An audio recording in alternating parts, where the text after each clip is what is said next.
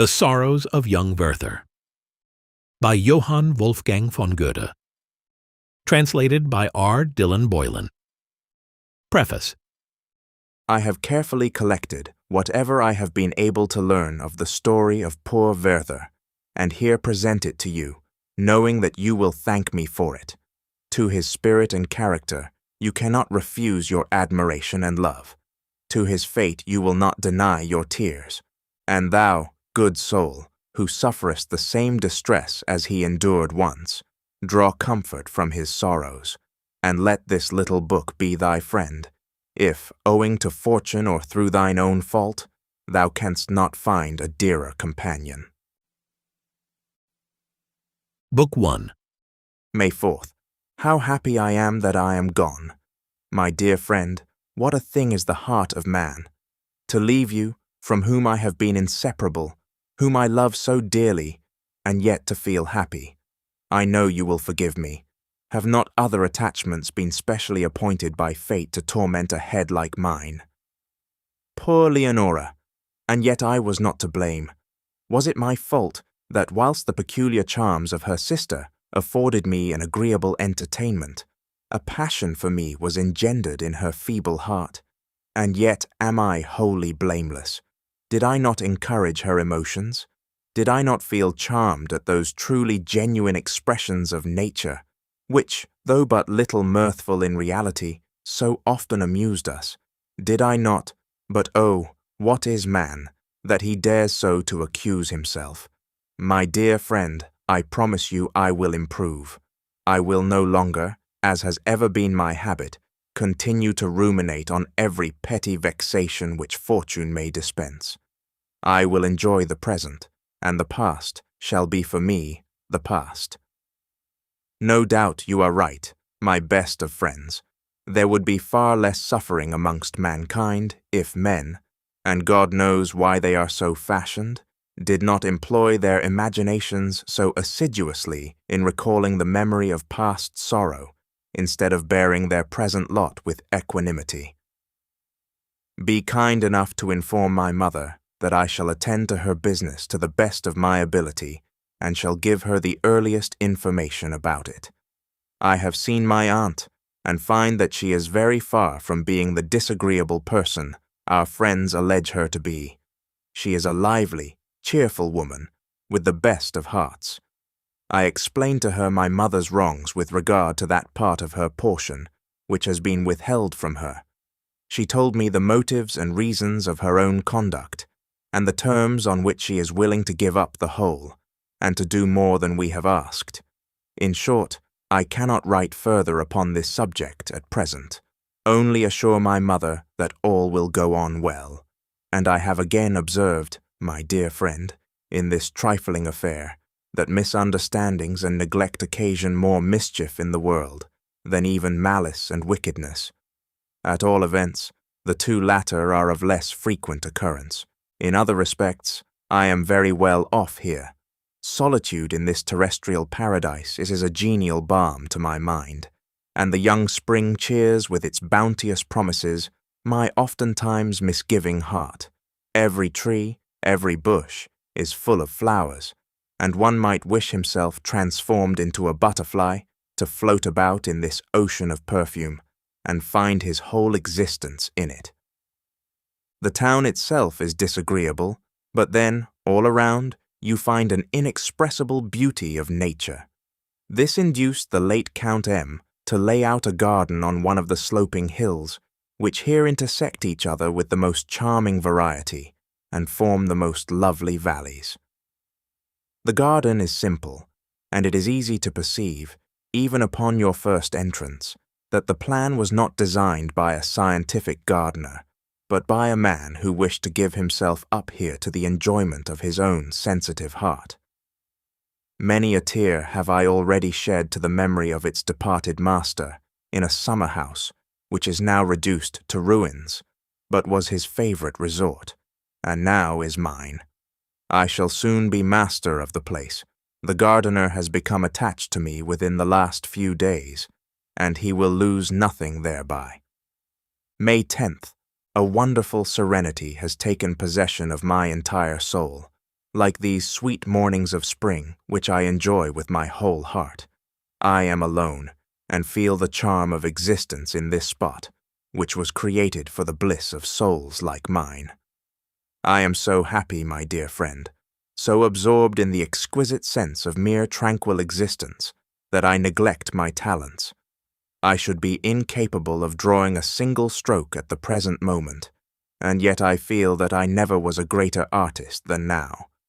When while the lovely valley teems with vapor around me, and the meridian sun strikes the upper surface of the impenetrable foliage of my trees, and but a few stray gleams steal into the inner sanctuary, I throw myself down among the tall grass by the trickling stream, and as I lie close to the earth, 1,000 unknown plants are noticed by me.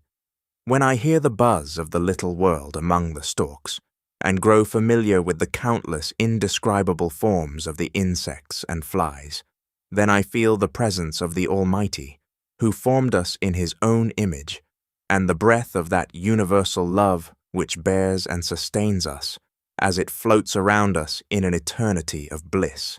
And then, my friend, when darkness overspreads my eyes, and heaven and earth seem to dwell in my soul and absorb its power, like the form of a beloved mistress, then I often think with longing, oh, would I could describe these conceptions, could impress upon paper all that is living so full and warm within me, that it might be the mirror of my soul, as my soul is the mirror of the infinite God. Oh, my friend, but it is too much for my strength. I sink under the weight of the splendor of these visions. May 12th. I know not whether some deceitful spirits haunt this spot, or whether it be the warm, celestial fancy in my own heart which makes everything around me seem like paradise. In front of the house is a fountain to which I am bound by a charm like Melusina and her sisters. Descending a gentle slope, you come to an arch, where, some 20 steps lower down, water of the clearest crystal gushes from the marble rock. The narrow wall which encloses it above, the tall trees which encircle the spot, and the coolness of the place itself, everything imparts a pleasant but sublime impression. Not a day passes on which I do not spend an hour there. The young maidens come from the town to fetch water, innocent and necessary employment, and formerly the occupation of the daughters of kings. As I take my rest there, the idea of the old patriarchal life is awakened around me. I see them, our old ancestors, how they formed their friendships and contracted alliances at the fountain side, and I feel how fountains and streams were guarded by beneficent spirits. He who is a stranger to these sensations has never really enjoyed cool repose at the side of a fountain after the fatigue of a weary summer day. May 13th. You ask if you shall send me books. My dear friend, I beseech you, for the love of God, relieve me from such a yoke. I need no more to be guided, agitated, heated. My heart ferments sufficiently of itself. I want strains to lull me, and I find them to perfection in my Homer. Often do I strive to allay the burning fever of my blood, and you have never witnessed anything so unsteady, so uncertain, as my heart. But need I confess this to you, my dear friend, who have so often endured the anguish of witnessing my sudden transitions from sorrow to immoderate joy, and from sweet melancholy to violent passions? I treat my poor heart like a sick child, and gratify its every fancy. Do not mention this again. There are people who would censure me for it. May 15th. The common people of the place know me already, and love me, particularly the children. When at first I associated with them, and inquired in a friendly tone about their various trifles, some fancied that I wished to ridicule them, and turned from me in exceeding ill humor. I did not allow that circumstance to grieve me. I only felt most keenly what I have often before observed. Persons who can claim a certain rank keep themselves coldly aloof from the common people, as though they feared to lose their importance by the contact, whilst wanton idlers and such as are prone to bad joking, affect to descend to their level, only to make the poor people feel their impertinence all the more keenly. I know very well that we are not all equal, nor can be so, but it is my opinion that he who avoids the common people in order not to lose their respect is as much to blame as a coward who hides himself from his enemy because he fears defeat. The other day I went to the fountain and found a young servant girl who had set her pitcher on the lowest step and looked around to see if one of her companions was approaching to place it on her head. I ran down and looked at her. "Shall I help you, pretty lass?" said I. She blushed deeply. "Oh, sir," she exclaimed. "No ceremony," I replied. She adjusted her headgear, and I helped her. She thanked me and ascended the steps. May 17th. I have made all sorts of acquaintances, but have as yet found no society. I know not what attraction I possess for the people. So many of them like me and attach themselves to me, and then I feel sorry when the road we pursue together goes only a short distance. If you inquire what the people are like here, I must answer, the same as everywhere. The human race is but a monotonous affair. Most of them labor the greater part of their time for mere subsistence, and the scanty portion of freedom which remains to them so troubles them that they use every exertion to get rid of it. Oh, the destiny of man! But they are a right good sort of people. If I occasionally forget myself, and take part in the innocent pleasures which are not yet forbidden to the peasantry, and enjoy myself, for instance, with genuine freedom and sincerity, round a well-covered table, or arrange an excursion or a dance opportunely, and so forth, all this produces a good effect upon my disposition. Only I must forget that there lie dormant within me so many other qualities which moulder uselessly, and which I am obliged to keep carefully concealed. Ah, this thought affects my spirits fearfully, and yet to be misunderstood is the fate of the like of us. Alas, that the friend of my youth is gone. Alas, that I ever knew her. I might say to myself, you are a dreamer to seek what is not to be found here below. But she has been mine. I have possessed that heart, that noble soul, in whose presence I seemed to be more than I really was, because I was all that I could be. Good heavens, did then a single power of my soul remain unexercised? In her presence could I not display, to its full extent, that mysterious feeling with which my heart embraces nature? Was not our intercourse a perpetual web of the finest emotions, of the keenest wit, the varieties of which, even in their very eccentricity, bore the stamp of genius? Alas, the few years by which she was my senior brought her to the grave before me. Never can I forget her firm mind or her heavenly patience. A few days ago I met a certain young V, a frank, open fellow, with a most pleasing countenance. He has just left the university, does not deem himself overwise, but believes he knows more than other people. He has worked hard, as I can perceive from many circumstances, and, in short, possesses a large stock of information. When he heard that I am drawing a good deal, and that I know Greek, two wonderful things for this part of the country, he came to see me, and displayed his whole store of learning, from Bateau to Wood, from De Piles to Winckelmann. He assured me he had read through the first part of Sulz's theory, and also possessed a manuscript of Heine's work on the study of the antique. I allowed it all to pass. I have become acquainted, also, with a very worthy person, the district judge, a frank and open-hearted man. I am told it is a most delightful thing to see him in the midst of his children, of whom he has 9. His eldest daughter especially is highly spoken of. He has invited me to go and see him, and I intend to do so on the first opportunity. He lives at one of the royal hunting lodges, which can be reached from here in an hour and a half by walking, and which he obtained leave to inhabit after the loss of his wife, as it is so painful to him to reside in town and at the court. There have also come in my way a few other originals of a questionable sort, who are in all respects undesirable and most intolerable in their demonstration of friendship. Goodbye. This letter will please you. It is quite historical. May 22nd. That the life of man is but a dream, many a man has surmised heretofore, and I, too, am everywhere pursued by this feeling. When I consider the narrow limits within which our active and inquiring faculties are confined, when I see how all our energies are wasted in providing for mere necessities, which again have no further end than to prolong a wretched existence, and then that all our satisfaction concerning certain subjects of investigation ends in nothing better than a passive resignation, whilst we amuse ourselves painting our prison walls with bright figures and brilliant landscapes. When I consider all this, Wilhelm, I am silent.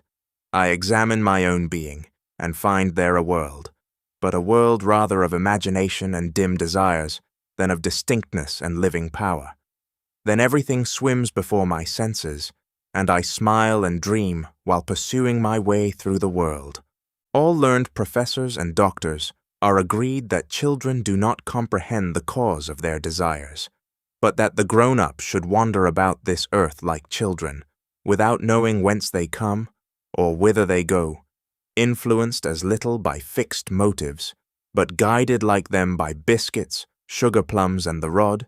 This is what nobody is willing to acknowledge, and yet I think it is palpable.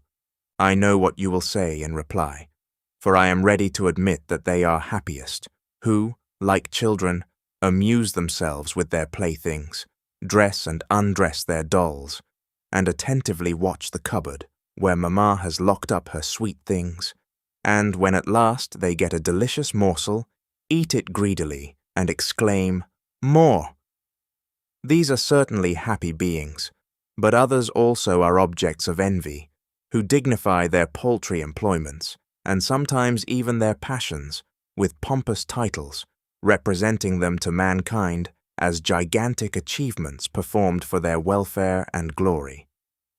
But the man who humbly acknowledges the vanity of all this, who observes with what pleasure the thriving citizen converts his little garden into a paradise, and how patiently even the poor man pursues his weary way under his burden, and how all wish equally to behold the light of the sun a little longer, yes, such a man is at peace, and creates his own world within himself, and he is also happy because he is a man. And then, however limited his sphere, he still preserves in his bosom the sweet feeling of liberty, and knows that he can quit his prison whenever he likes. May 26th. You know of old my ways of settling anywhere, of selecting a little cottage in some cozy spot, and of putting up in it with every inconvenience. Here, too, I have discovered such a snug, comfortable place, which possesses peculiar charms for me. About a league from the town is a place called Walheim. The reader need not take the trouble to look for the place thus designated. We have found it necessary to change the names given in the original. It is delightfully situated on the side of a hill, and by proceeding along one of the footpaths which lead out of the village, you can have a view of the whole valley. A good old woman lives there who keeps a small inn. She sells wine, beer, and coffee, and is cheerful and pleasant notwithstanding her age. The chief charm of this spot consists in 2 linden trees, spreading their enormous branches over the little green before the church, which is entirely surrounded by peasants' cottages, barns, and homesteads. I have seldom seen a place so retired and peaceable, and there often have my table and chair brought out from the little inn, and drink my coffee there, and read my Homer. Accident brought me to the spot one fine afternoon, and I found it perfectly deserted.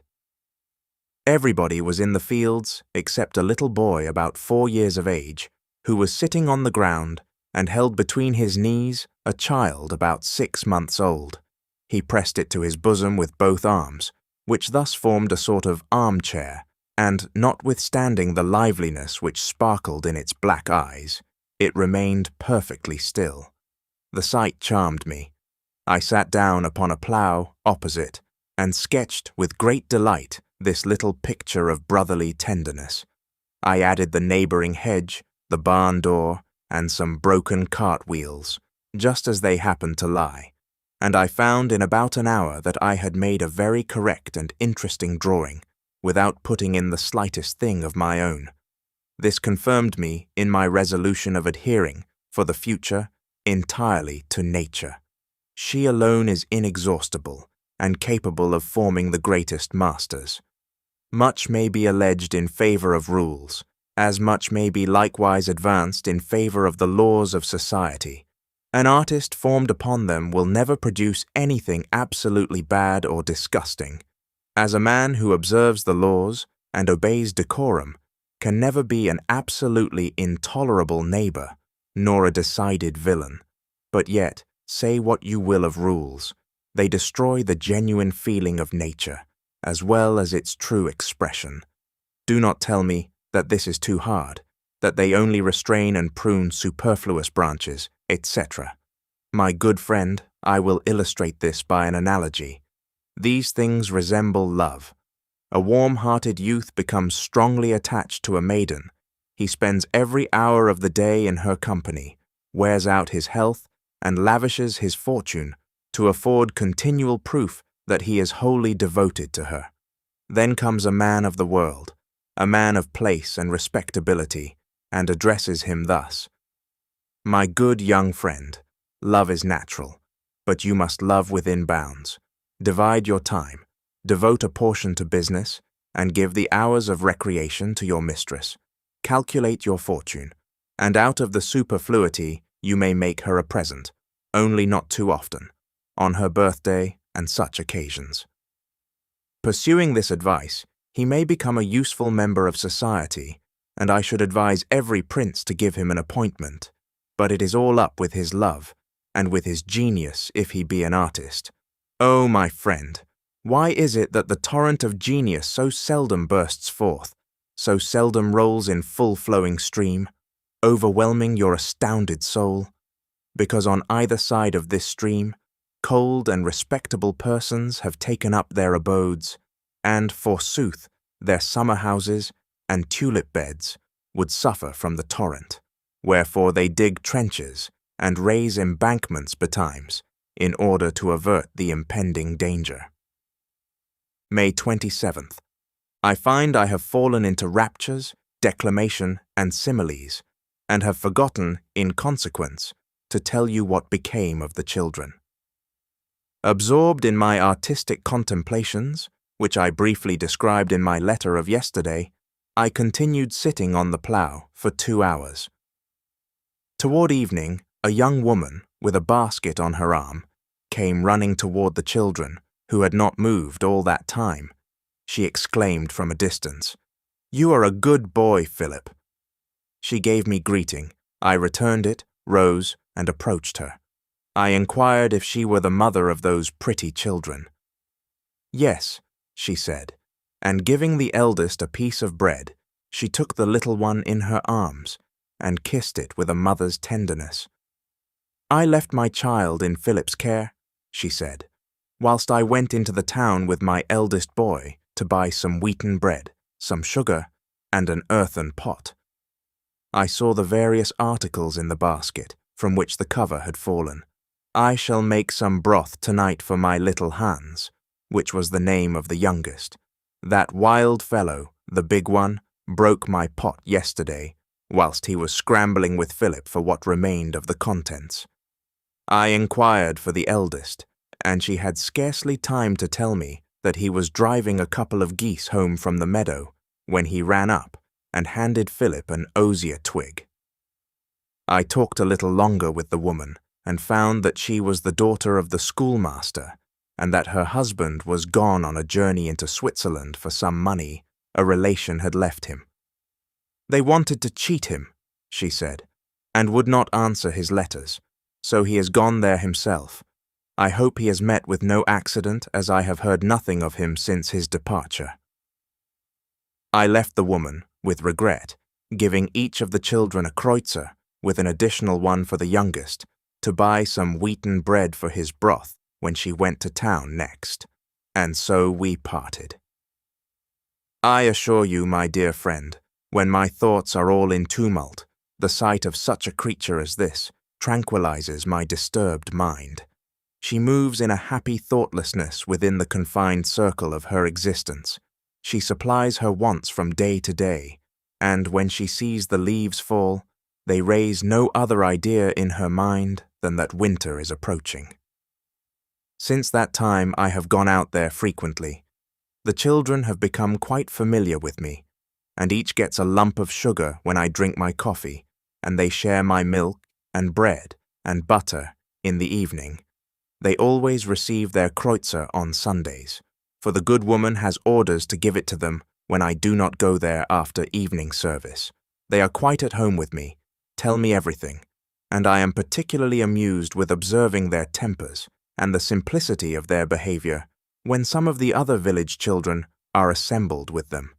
It has given me a deal of trouble to satisfy the anxiety of the mother, lest, as she says, they should inconvenience the gentleman.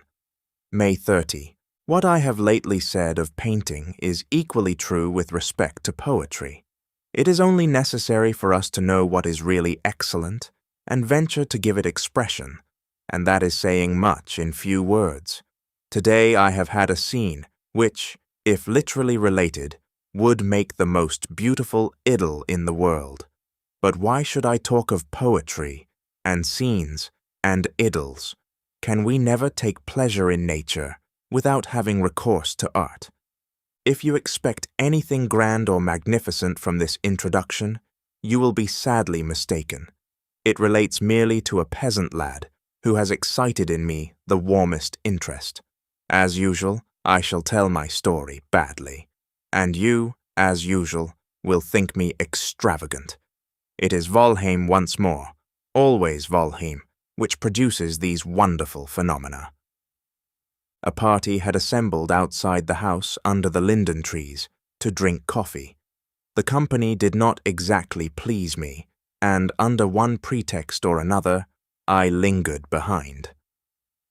A peasant came from an adjoining house and set to work arranging some part of the same plough which I had lately sketched.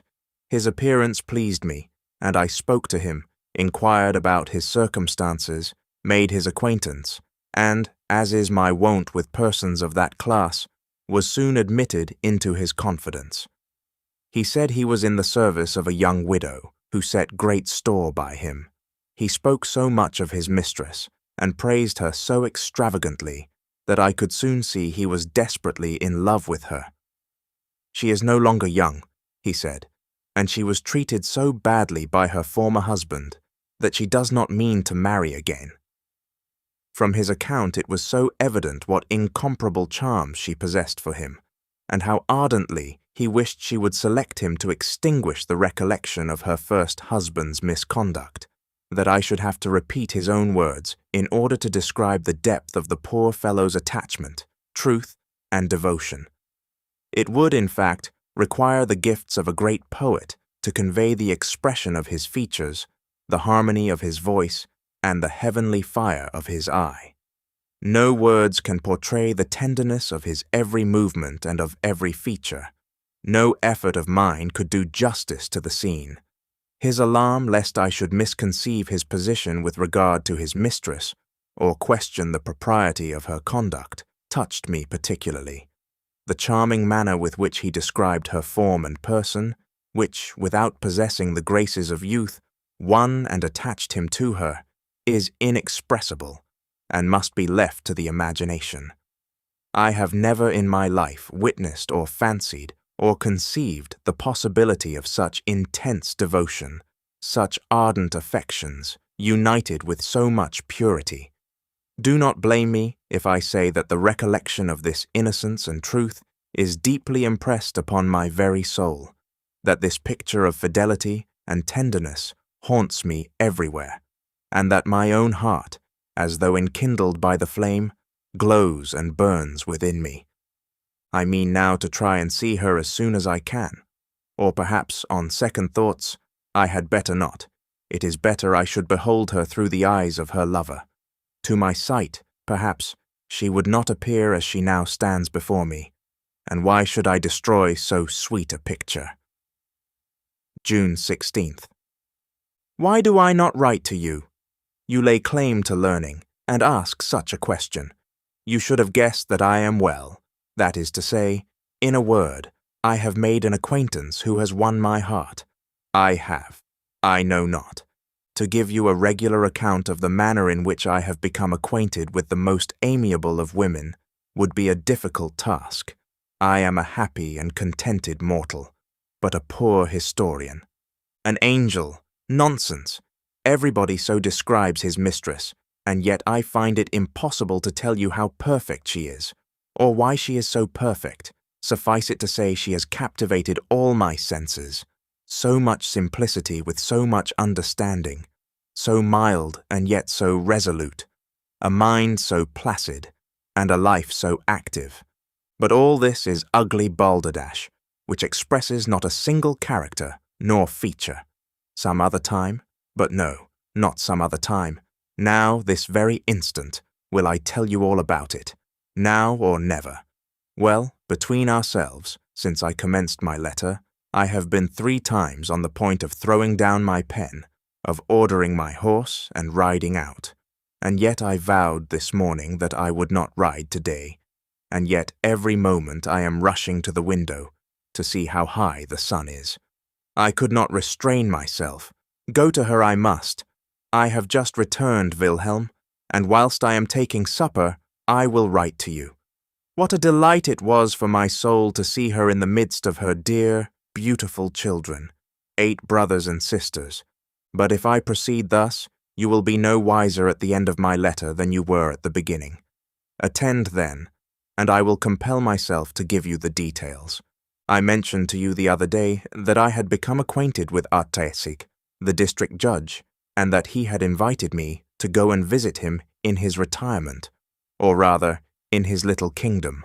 But I neglected going, and perhaps should never have gone, if chance had not discovered to me the treasure which lay concealed in that retired spot. Some of our young people had proposed giving a ball in the country, at which I consented to be present.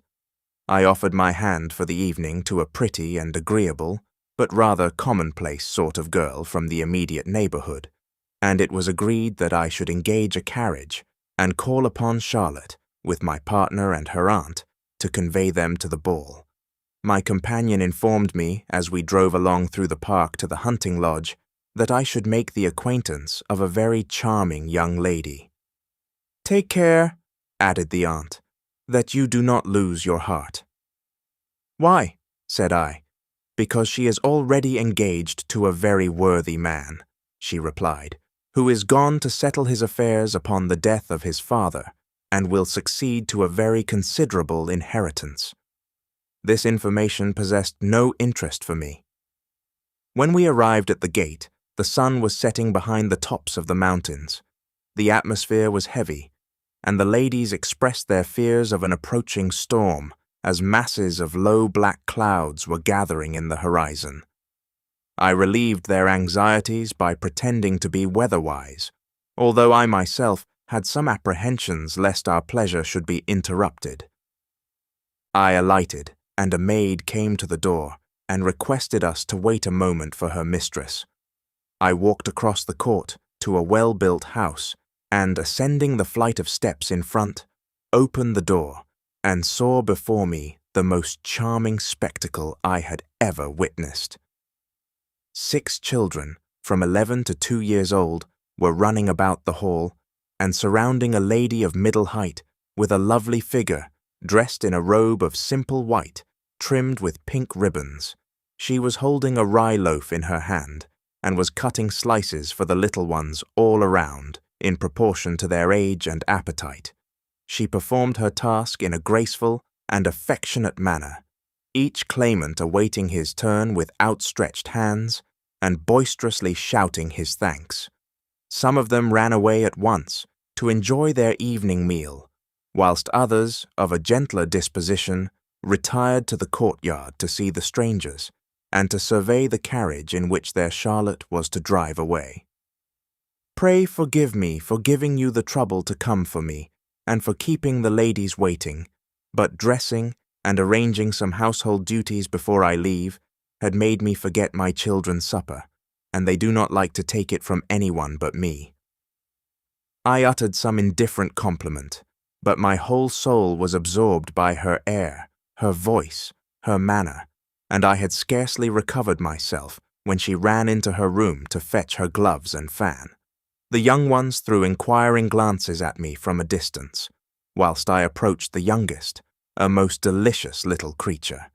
He drew back, and Charlotte, entering at the very moment, said, "Louis, shake hands with your cousin."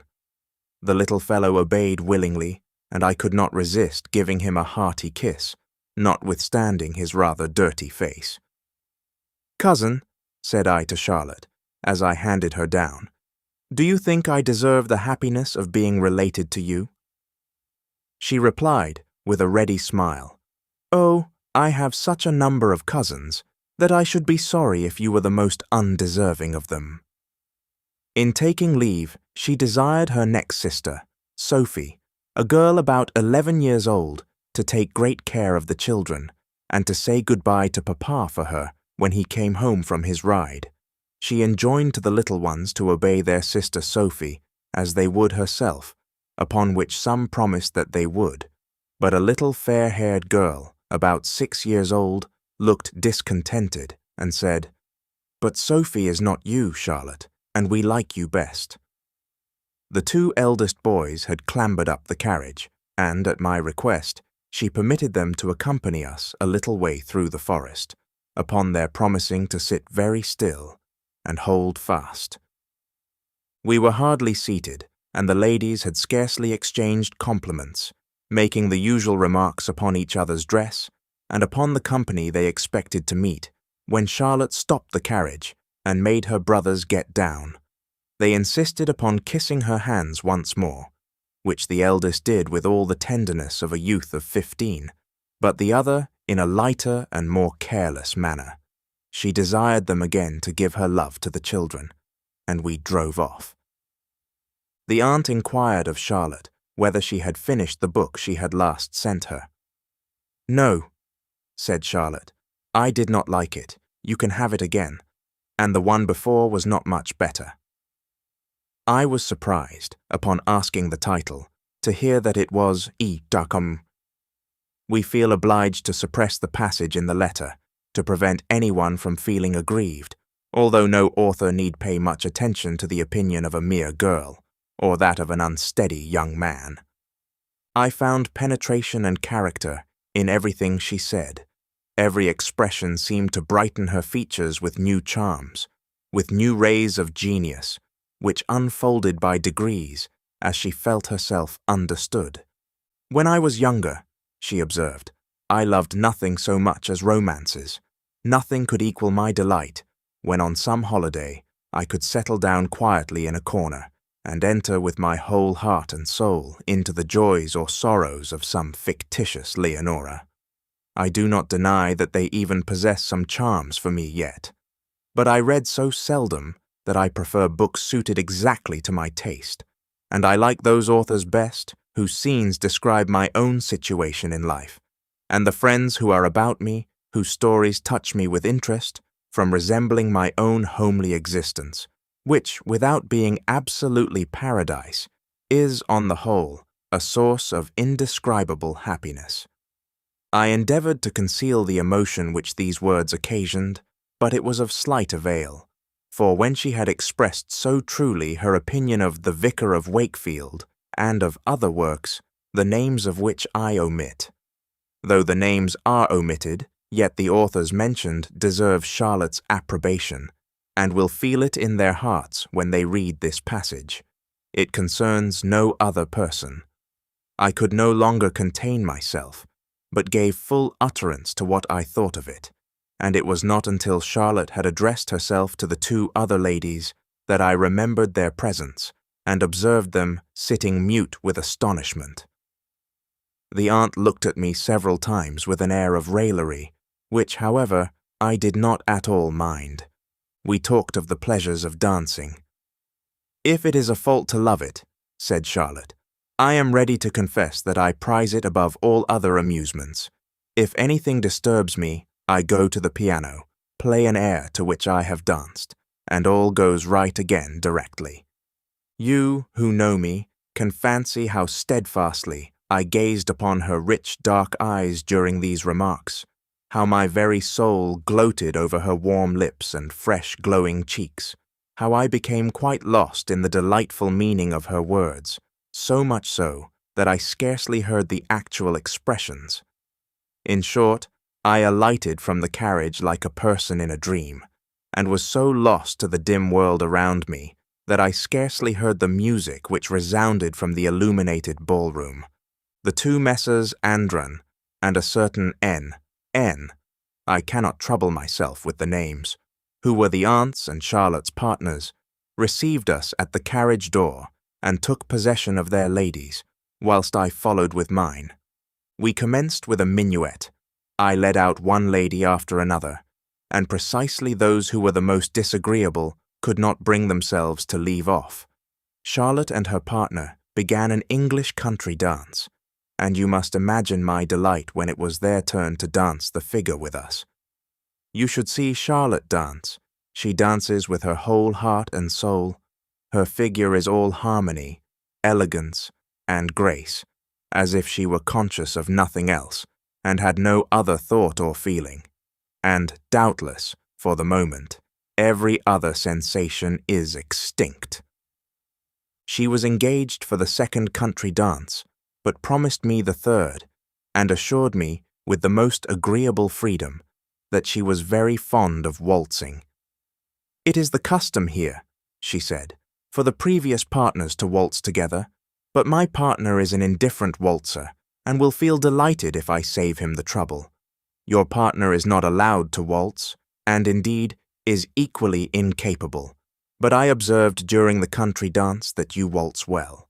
So, if you will waltz with me, I beg you would propose it to my partner, and I will propose it to yours." We agreed, and it was arranged that our partners should mutually entertain each other. We set off, and, at first, delighted ourselves with the usual graceful motions of the arms. With what grace, with what ease, she moved. When the waltz commenced, and the dancers whirled around each other in the giddy maze, there was some confusion, owing to the incapacity of some of the dancers. We judiciously remained still, allowing the others to weary themselves, and when the awkward dancers had withdrawn, we joined in, and kept it up famously, together with one other couple, Andran and his partner. Never did I dance more lightly. I felt myself more than mortal, holding this loveliest of creatures in my arms, flying with her as rapidly as the wind, till I lost sight of every other object, and, O Wilhelm, I vowed at that moment that a maiden whom I loved, or for whom I felt the slightest attachment, never, never should waltz with anyone else but with me, if I went to perdition for it. You will understand this. We took a few turns in the room to recover our breath. Charlotte sat down, and felt refreshed by partaking of some oranges which I had secured, the only ones that had been left, but at every slice which from politeness she offered to her neighbors, I felt as though a dagger went through my heart. We were the second couple in the third country dance. As we were going down, and heaven knows with what ecstasy I gazed at her arms and eyes, beaming with the sweetest feeling of pure and genuine enjoyment, we passed a lady whom I had noticed for her charming expression of countenance, although she was no longer young. She looked at Charlotte with a smile, then, holding up her finger in a threatening attitude, repeated twice in a very significant tone of voice the name of Albert. "Who is Albert?" said I to Charlotte, "if it is not impertinent to ask." She was about to answer when we were obliged to separate in order to execute a figure in the dance, and, as we crossed over again in front of each other, I perceived she looked somewhat pensive. "Why need I conceal it from you?" she said, as she gave me her hand for the promenade. "Albert is a worthy man to whom I am engaged." Now there was nothing new to me in this, for the girls had told me of it on the way, but it was so far new that I had not thought of it in connection with her, whom, in so short a time, I had learned to prize so highly. Enough I became confused, got out in the figure, and occasioned general confusion, so that it required all Charlotte's presence of mind to set me right by pulling and pushing me into my proper place. The dance was not yet finished when the lightning which had for some time been seen in the horizon, and which I had asserted to proceed entirely from heat, grew more violent, and the thunder was heard above the music. When any distress or terror surprises us in the midst of our amusements, it naturally makes a deeper impression than at other times, either because the contrast makes us more keenly susceptible, or rather perhaps because our senses are then more open to impressions, and the shock is consequently stronger. To this cause I must ascribe the fright and shrieks of the ladies. One sagaciously sat down in a corner with her back to the window, and held her fingers to her ears. A second knelt down before her, and hid her face in her lap. A third threw herself between them, and embraced her sister with 1,000 tears. Some insisted on going home. Others, unconscious of their actions, wanted sufficient presence of mind to repress the impertinence of their young partners, who sought to direct to themselves those sighs which the lips of our agitated beauties intended for heaven. Some of the gentlemen had gone downstairs to smoke a quiet cigar, and the rest of the company gladly embraced a happy suggestion of the hostess to retire into another room which was provided with shutters and curtains. We had hardly got there when Charlotte placed the chairs in a circle, and when the company had sat down in compliance with her request, she forthwith proposed a round game. I noticed some of the company prepare their mouths and draw themselves up at the prospect of some agreeable forfeit. "Let us play at counting," said Charlotte. "Now pay attention. I shall go round the circle from right to left, and each person is to count, one after the other, the number that comes to him, and must count fast. Whoever stops or mistakes is to have a box on the ear, and so on, till we have counted 1,000. It was delightful to see the fun. She went round the circle with upraised arm. 1, said the first, 2, the second, 3, the third, and so on, till Charlotte went faster and faster. One made a mistake, instantly a box on the ear, and amid the laughter that ensued came another box, and so on faster and faster. I myself came in for 2. I fancied they were harder than the rest, and felt quite delighted. A general laughter and confusion put an end to the game long before we had counted as far as 1,000. The party broke up into little separate knots. The storm had ceased, and I followed Charlotte into the ballroom. On the way, she said, "The game banished their fears of the storm." I could make no reply. "I myself," she continued, "was as much frightened as any of them, but by affecting courage, to keep up the spirits of the others, I forgot my apprehensions." We went to the window. It was still thundering at a distance. A soft rain was pouring down over the country, and filled the air around us with delicious odors. Charlotte leaned forward on her arm. Her eyes wandered over the scene. She raised them to the sky, and then turned them upon me. They were moistened with tears. She placed her hand on mine and said, "Klopstock." At once I remembered the magnificent ode which was in her thoughts. I felt oppressed with the weight of my sensations, and sank under them. It was more than I could bear. I bent over her hand, kissed it in a stream of delicious tears, and again looked up to her eyes. Divine Klopstock, why didst thou not see thy apotheosis in those eyes, and thy name so often profaned? Would that I never heard it repeated. June 19th. I no longer remember where I stopped in my narrative. I only know it was 2 in the morning when I went to bed, and if you had been with me, that I might have talked instead of writing to you, I should in all probability have kept you up till daylight. I think I have not yet related what happened as we rode home from the ball, nor have I time to tell you now. It was a most magnificent sunrise. The whole country was refreshed, and the rain fell drop by drop from the trees in the forest. Our companions were asleep. Charlotte asked me if I did not wish to sleep also, and begged of me not to make any ceremony on her account. Looking steadfastly at her, I answered, "As long as I see those eyes open, there is no fear of my falling asleep." We both continued awake till we reached her door. The maid opened it softly and assured her, in answer to her inquiries, that her father and the children were well and still sleeping. I left her asking permission to visit her in the course of the day. She consented, and I went, and since that time, sun, moon, and stars may pursue their course. I know not whether it is day or night. The whole world is nothing to me. June 21st. My days are as happy as those reserved by God for His elect, and whatever be my fate hereafter, I can never say that I have not tasted joy, the purest joy of life. You know Walheim. I am now completely settled there. In that spot, I am only half a league from Charlotte, and there I enjoy myself, and taste all the pleasure which can fall to the lot of man. Little did I imagine, when I selected Walheim for my pedestrian excursions, that all heaven lay so near it. How often in my wanderings from the hillside or from the meadows across the river have I beheld this hunting lodge, which now contains within it all the joy of my heart.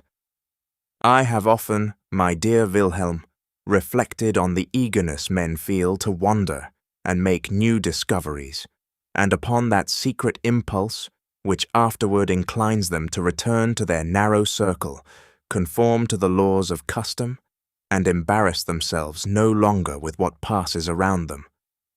It is so strange how, when I came here first, and gazed upon that lovely valley from the hillside, I felt charmed with the entire scene surrounding me. The little wood opposite, how delightful to sit under its shade, how fine the view from that point of rock, then that delightful chain of hills, and the exquisite valleys at their feet. Could I but wander and lose myself amongst them, I went and returned without finding what I wished. Distance, my friend, is like futurity. A dim vastness is spread before our souls. The perceptions of our mind are as obscure as those of our vision, and we desire earnestly to surrender up our whole being, that it may be filled with the complete and perfect bliss of one glorious emotion. But alas, when we have attained our object, when the distant there becomes the present here, all is changed. We are as poor and circumscribed as ever, and our souls still languish for unattainable happiness. So does the restless traveller pant for his native soil, and find in his own cottage, in the arms of his wife, in the affections of his children, and in the labour necessary for their support, that happiness which he had sought in vain through the wide world. When, in the morning at sunrise, I go out to Walheim, and with my own hands gather in the garden the peas which are to serve for my dinner, when I sit down to shell them, and read my Homer during the intervals, and then, selecting a saucepan from the kitchen, fetch my own butter, put my mess on the fire, cover it up, and sit down to stir it as occasion requires, I figure to myself the illustrious suitors of Penelope, killing, dressing, and preparing their own oxen and swine. Nothing fills me with a more pure and genuine sense of happiness than those traits of patriarchal life which, thank heaven, I can imitate without affectation. Happy is it, indeed, for me that my heart is capable of feeling the same simple and innocent pleasure as the peasant whose table is covered with food of his own rearing, and who not only enjoys his meal, but remembers with delight the happy days and sunny mornings when he planted it, the soft evenings when he watered it, and the pleasure he experienced in watching its daily growth. June 29th. The day before yesterday, The physician came from the town to pay a visit to the judge. He found me on the floor playing with Charlotte's children. Some of them were scrambling over me, and others romped with me, and as I caught and tickled them, they made a great noise. The doctor is a formal sort of personage. He adjusts the plaits of his ruffles, and continually settles his frill whilst he is talking to you, and he thought my conduct beneath the dignity of a sensible man. I could perceive this by his countenance, but I did not suffer myself to be disturbed. I allowed him to continue his wise conversation, whilst I rebuilt the children's card-houses for them as fast as they threw them down. He went about the town afterward, complaining that the judge's children were spoiled enough before, but that now Werther was completely ruining them. Yes, my dear Wilhelm, nothing on this earth affects my heart so much as children. When I look on at their doings, when I mark in the little creatures the seeds of all those virtues and qualities which they will one day find so indispensable, when I behold in the obstinate all the future firmness and constancy of a noble character, in the capricious that levity and gaiety of temper which will carry them lightly over the dangers and troubles of life, their whole nature simple and unpolluted, then I call to mind the golden words of the great teacher of mankind, unless ye become like one of these. And now, my friend, these children, who are our equals, whom we ought to consider as our models, we treat them as though they were our subjects. They are allowed no will of their own. And have we then none ourselves? Whence comes our exclusive right? Is it because we are older and more experienced? Great God, from the height of thy heaven, thou beholdest great children and little children, and no others, and thy Son has long since declared which afford thee greatest pleasure. But they believe in him, and hear him not. That too is an old story, and they train their children after their own image, etc. Adieu, Wilhelm. I will not further bewilder myself with this subject. July 1st. The consolation Charlotte can bring to an invalid I experience from my own heart, which suffers more from her absence than many a poor creature lingering on a bed of sickness. She is gone to spend a few days in the town with a very worthy woman who is given over by the physicians and wishes to have Charlotte near her in her last moments. I accompanied her last week on a visit to the vicar of S., a small village in the mountains, about a league hence. We arrived about 4 o'clock. Charlotte had taken her little sister with her. When we entered the vicarage court, we found the good old man sitting on a bench before the door, under the shade of 2 large walnut trees. At the sight of Charlotte, he seemed to gain new life, rose, forgot his stick, and ventured to walk toward her. She ran to him and made him sit down again. Then, placing herself by his side, she gave him a number of messages from her father, and then caught up his youngest child, a dirty, ugly little thing, the joy of his old age, and kissed it. I wish you could have witnessed her attention to this old man, how she raised her voice on account of his deafness, how she told him of healthy young people who had been carried off when it was least expected, praised the virtues of Carlsbad, and commended his determination to spend the ensuing summer there, and assured him that he looked better and stronger than he did when she saw him last. I, in the meantime, paid attention to his good lady. The old man seemed quite in spirits, and as I could not help admiring the beauty of the walnut trees, which formed such an agreeable shade over our heads, he began, though with some little difficulty, to tell us their history. As to the oldest, said he, we do not know who planted it. Some say one clergyman and some another, but the younger one, there behind us, is exactly the age of my wife, 50 years old next October. Her father planted it in the morning, and in the evening she came into the world. My wife's father was my predecessor here, and I cannot tell you how fond he was of that tree, and it is fully as dear to me. Under the shade of that very tree, upon a log of wood, My wife was seated knitting, when I, a poor student, came into this court for the first time, just 27 years ago. Charlotte inquired for his daughter. He said she was gone with Herr Schmidt to the meadows, and was with the haymakers. The old man then resumed his story, and told us how his predecessor had taken a fancy to him, as had his daughter likewise, and how he had become first his curate, and subsequently his successor. He had scarcely finished his story when his daughter returned through the garden, accompanied by the above-mentioned Herr Schmidt. She welcomed Charlotte affectionately, and I confess I was much taken with her appearance. She was a lively-looking, good-humoured brunette, quite competent to amuse one for a short time in the country.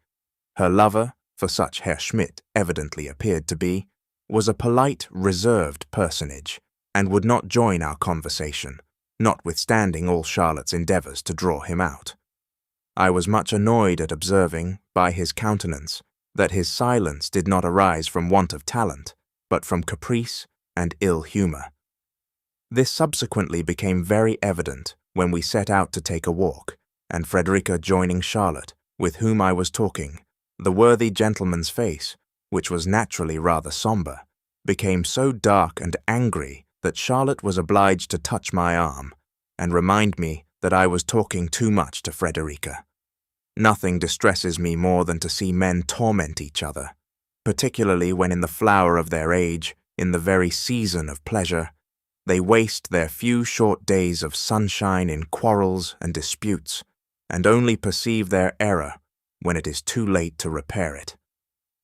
This thought dwelt upon my mind, and in the evening, when we returned to the vicar's, and were sitting round the table with our bread and milk, the conversation turned on the joys and sorrows of the world. I could not resist the temptation to inveigh bitterly against ill humour. "We are apt," said I, "to complain, but with very little cause, that our happy days are few, and our evil days many. If our hearts were always disposed to receive the benefits heaven sends us, we should acquire strength to support evil when it comes." "But," observed the vicar's wife, "we cannot always command our tempers. So much depends upon the constitution. When the body suffers, the mind is ill at ease." "I acknowledge that," I continued, "but we must consider such a disposition in the light of a disease, and inquire whether there is no remedy for it." "I should be glad to hear one," said Charlotte. "At least, I think very much depends upon ourselves. I know it is so with me. When anything annoys me and disturbs my temper, I hasten into the garden, hum a couple of country dances, and it is all right with me directly." "That is what I meant," I replied. "Ill humour resembles indolence. It is natural to us, but if once we have courage to exert ourselves, we find our work run fresh from our hands, and we experience in the activity from which we shrank a real enjoyment." Frederica listened very attentively, and the young man objected that we were not masters of ourselves, and still less so of our feelings. "The question is about a disagreeable feeling," I added, "from which everyone would willingly escape, but none know their own power without trial.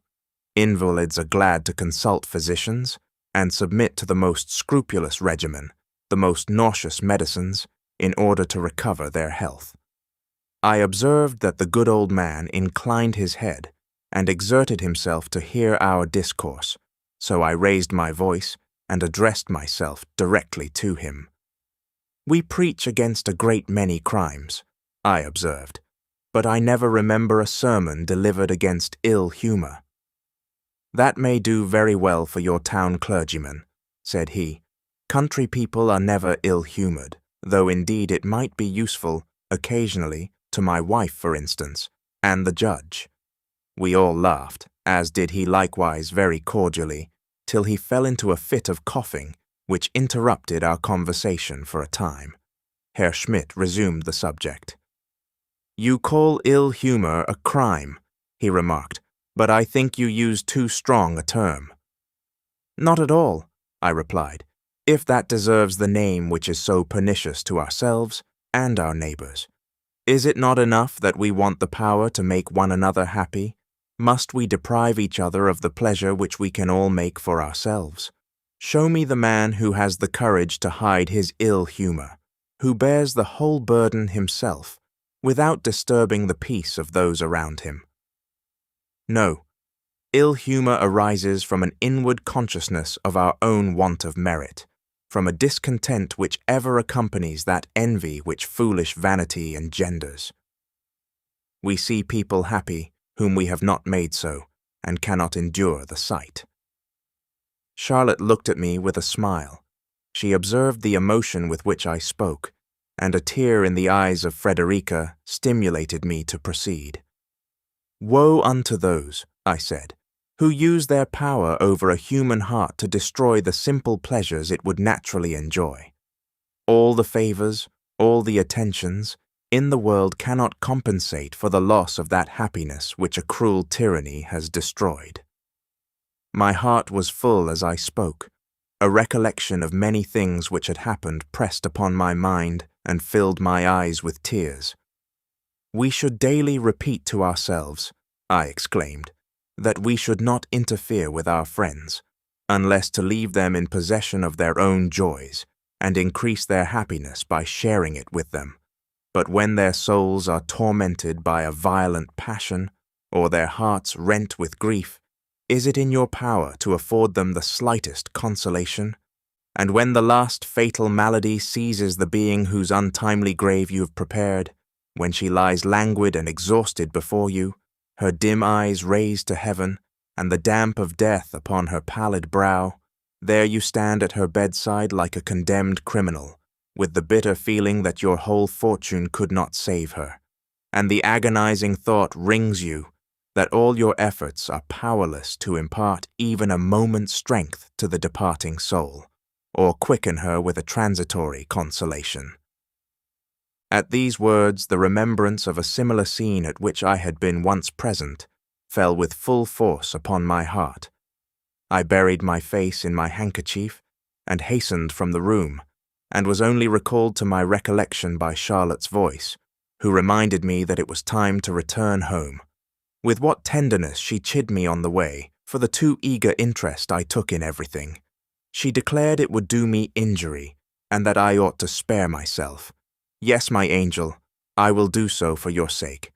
Junie Cues, she is still with her dying friend, and is still the same bright, beautiful creature whose presence softens pain and sheds happiness around whichever way she turns.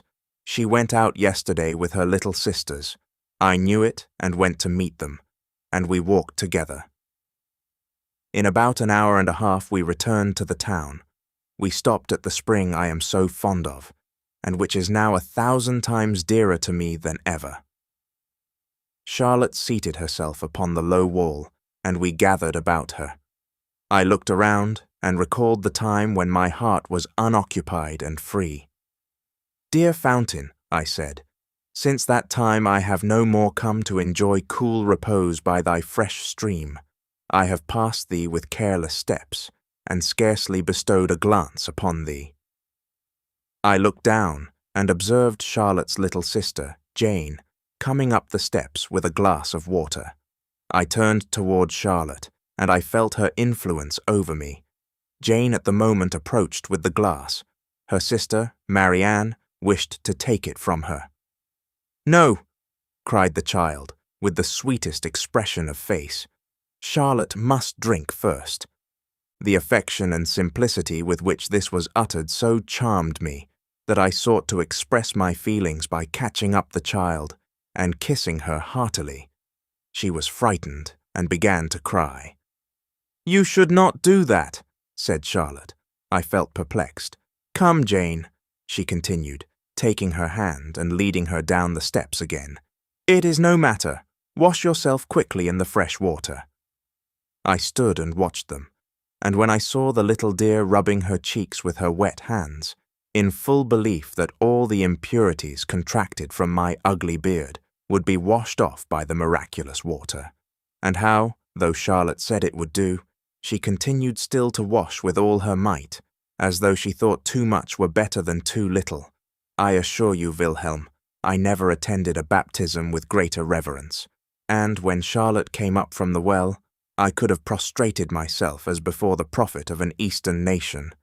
In the evening I would not resist telling the story to a person who, I thought, possessed some natural feeling, because he was a man of understanding. But what a mistake I made. He maintained it was very wrong of Charlotte, that we should not deceive children, that such things occasioned countless mistakes and superstitions, from which we were bound to protect the young. It occurred to me then that this very man had been baptized only a week before, so I said nothing further, but maintained the justice of my own convictions.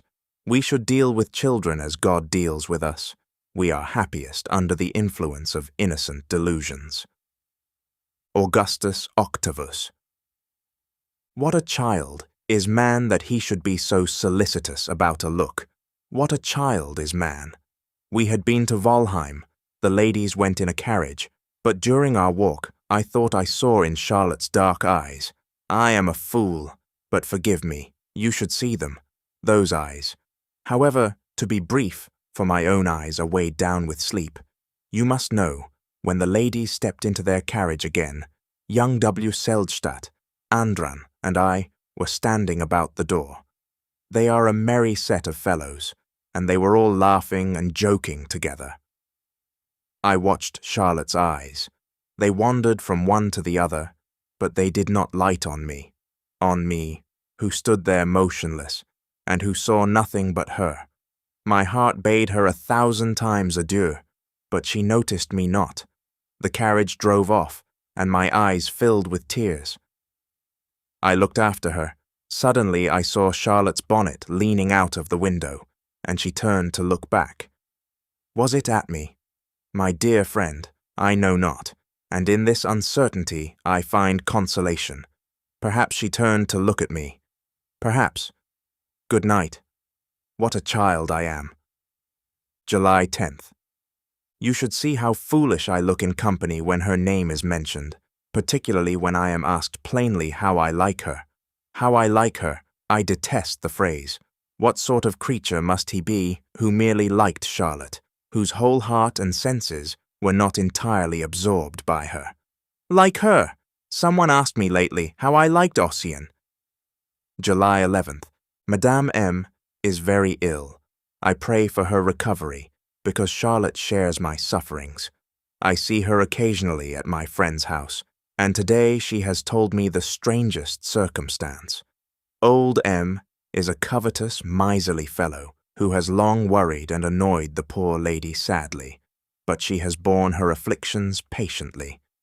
A few days ago, when the physician informed us that her recovery was hopeless, she sent for her husband, Charlotte was present, and addressed him thus: I have something to confess, which, after my decease, may occasion trouble and confusion.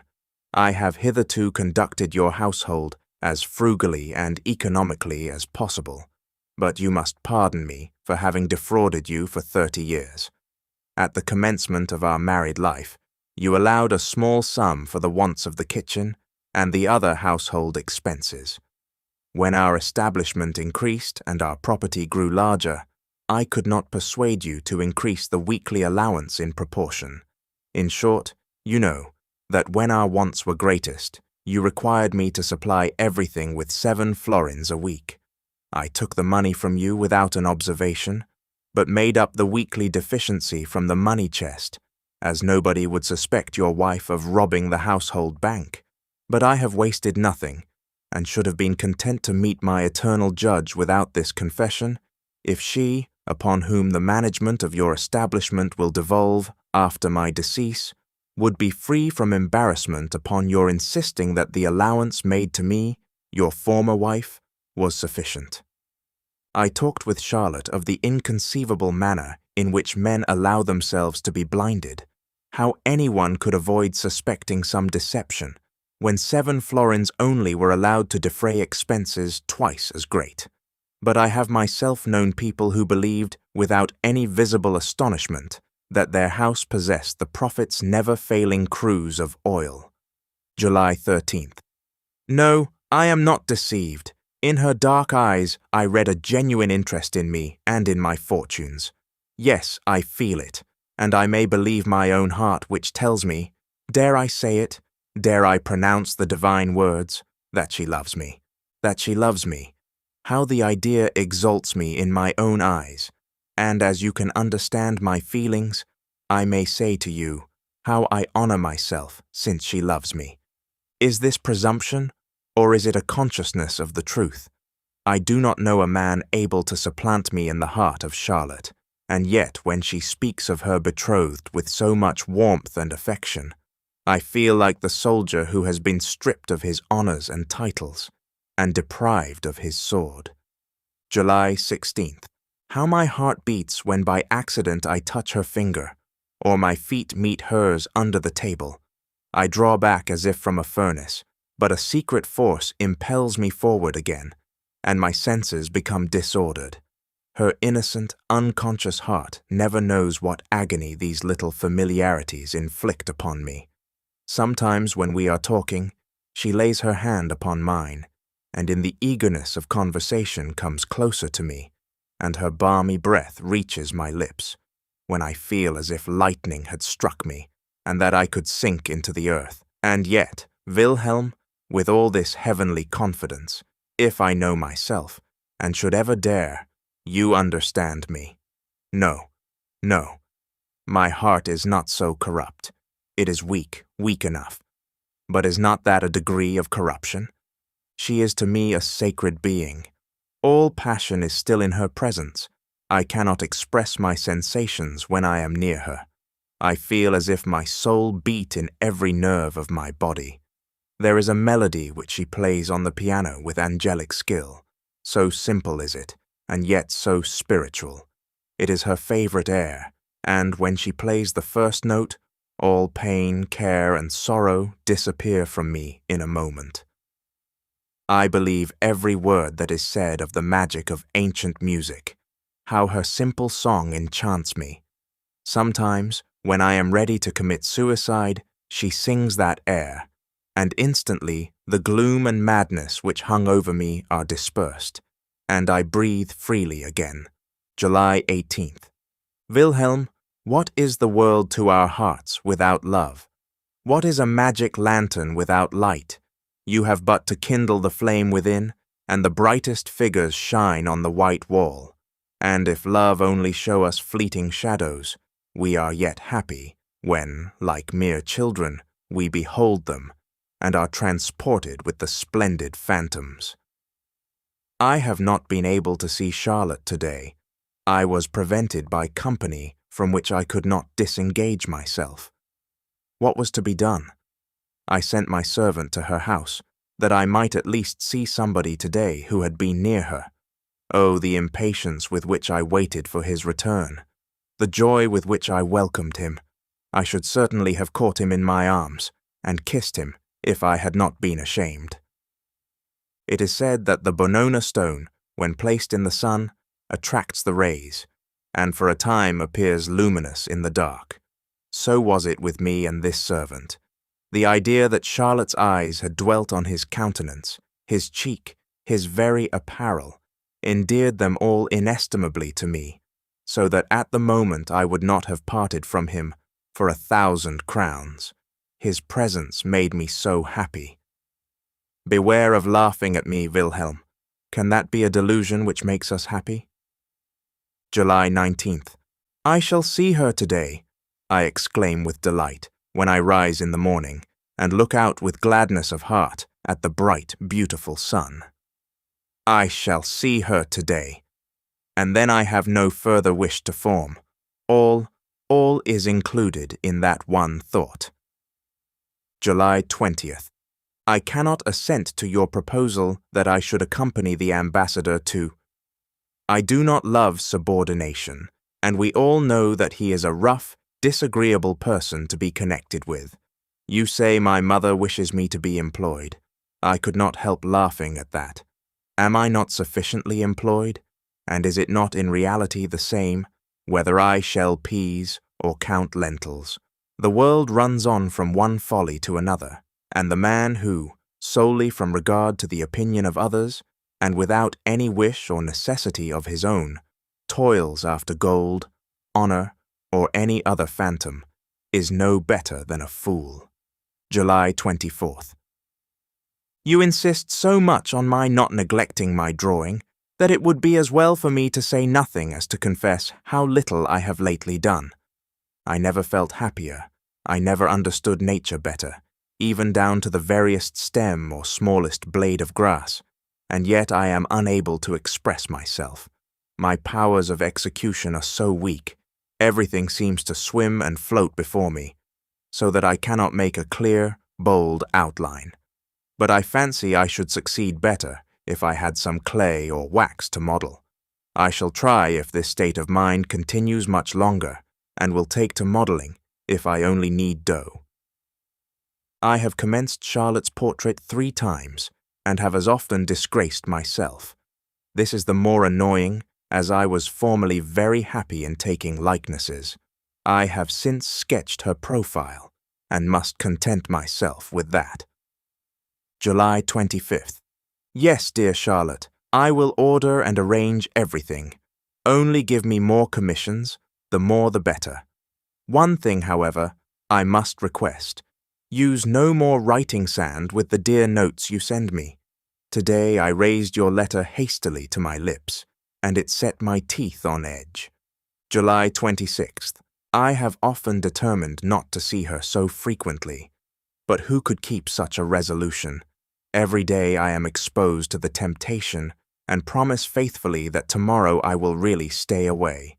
But when tomorrow comes, I find some irresistible reason for seeing her, and before I can account for it, I am with her again. Either she has said on the previous evening, "You will be sure to call tomorrow," and who could stay away then?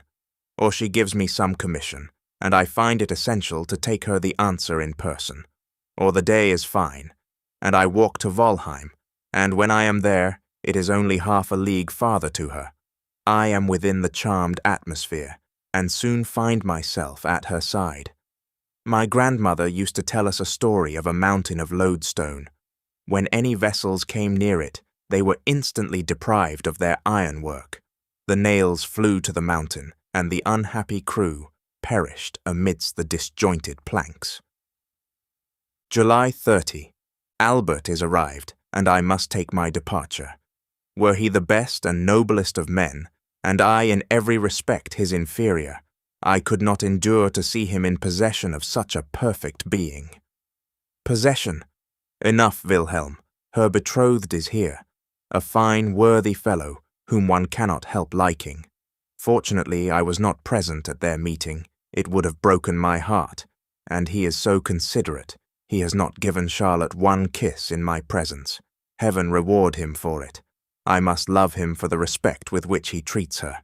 He shows a regard for me, but for this I suspect I am more indebted to Charlotte than to his own fancy for me. Women have a delicate tact in such matters, and it should be so. They cannot always succeed in keeping 2 rivals on terms with each other, but when they do, they are the only gainers. I cannot help esteeming Albert. The coolness of his temper contrasts strongly with the impetuosity of mine, which I cannot conceal. He has a great deal of feeling, and is fully sensible of the treasure he possesses in Charlotte. He is free from ill humor, which you know is the fault I detest most. He regards me as a man of sense, and my attachment to Charlotte, and the interest I take in all that concerns her, augment his triumph and his love. I shall not inquire whether he may not at times tease her with some little jealousies, as I know that were I in his place, I should not be entirely free from such sensations. But be that as it may, my pleasure with Charlotte is over. Call it folly or infatuation, what signifies a name? The thing speaks for itself. Before Albert came, I knew all that I know now. I knew I could make no pretensions to her, nor did I offer any, that is, as far as it was possible, in the presence of so much loveliness, not to pant for its enjoyment. And now, behold me like a silly fellow, staring with astonishment when another comes in and deprives me of my love. I bite my lips, and feel infinite scorn for those who tell me to be resigned, because there is no help for it. Let me escape from the yoke of such silly subterfuges. I ramble through the woods, and when I return to Charlotte and find Albert sitting by her side in the summer house in the garden, I am unable to bear it, behave like a fool, and commit 1,000 extravagances. "For heaven's sake," said Charlotte today, "let us have no more scenes like those of last night. You terrify me when you are so violent. Between ourselves, I am always away now when he visits her, and I feel delighted when I find her alone. August the 8th. Believe me, dear Wilhelm, I did not allude to you when I spoke so severely of those who advise resignation to inevitable fate.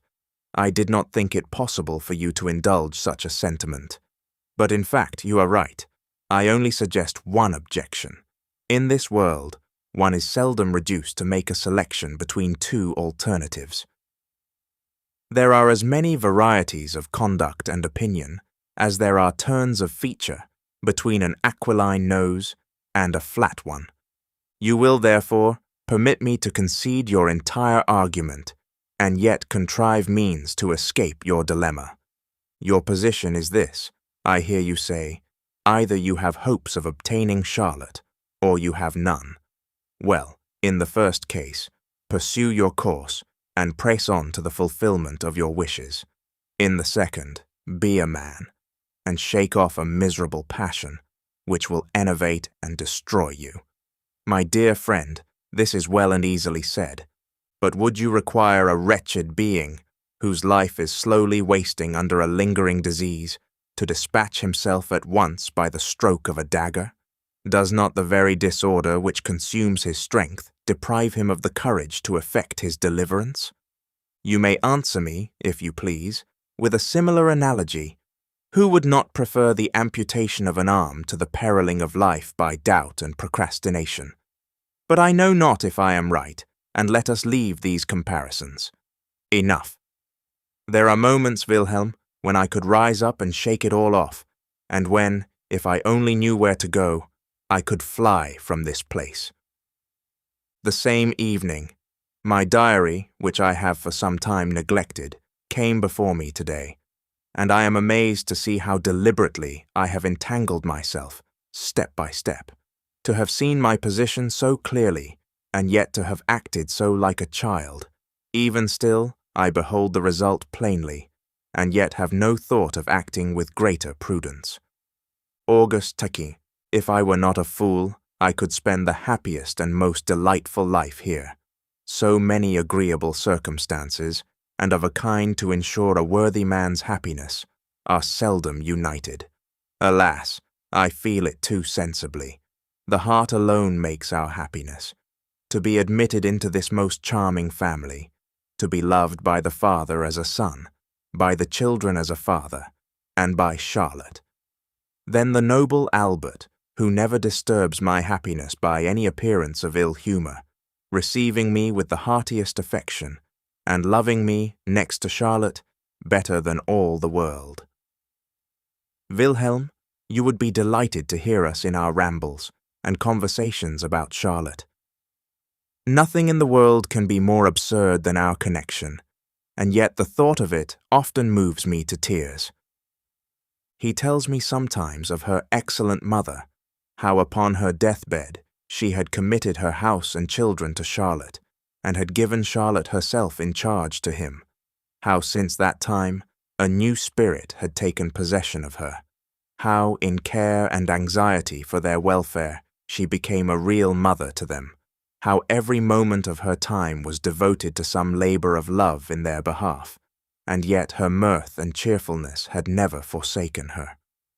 I walk by his side, pluck flowers by the way, arrange them carefully into a nosegay, then fling them into the first stream I pass, and watch them as they float gently away. I forget whether I told you that Albert is to remain here. He has received a government appointment with a very good salary, and I understand he is in high favor at court. I have met few persons so punctual and methodical in business. August 12th. Certainly Albert is the best fellow in the world. I had a strange scene with him yesterday. I went to take leave of him, for I took it into my head to spend a few days in these mountains, from where I now write to you. As I was walking up and down his room, my eye fell upon his pistols. "Lend me those pistols," said I, "for my journey." "By all means," he replied, "if you will take the trouble to load them, for they only hang there for form." I took down one of them, and he continued, "Ever since I was near suffering for my extreme caution, I will have nothing to do with such things." I was curious to hear the story. "I was staying," said he, "some 3 months ago, at a friend's house in the country. I had a brace of pistols with me, unloaded, and I slept without any anxiety. One rainy afternoon, I was sitting by myself, doing nothing, when it occurred to me I do not know how that the house might be attacked, that we might require the pistols, that we might, in short, you know how we go on fancying, when we have nothing better to do. I gave the pistols to the servant, to clean and load.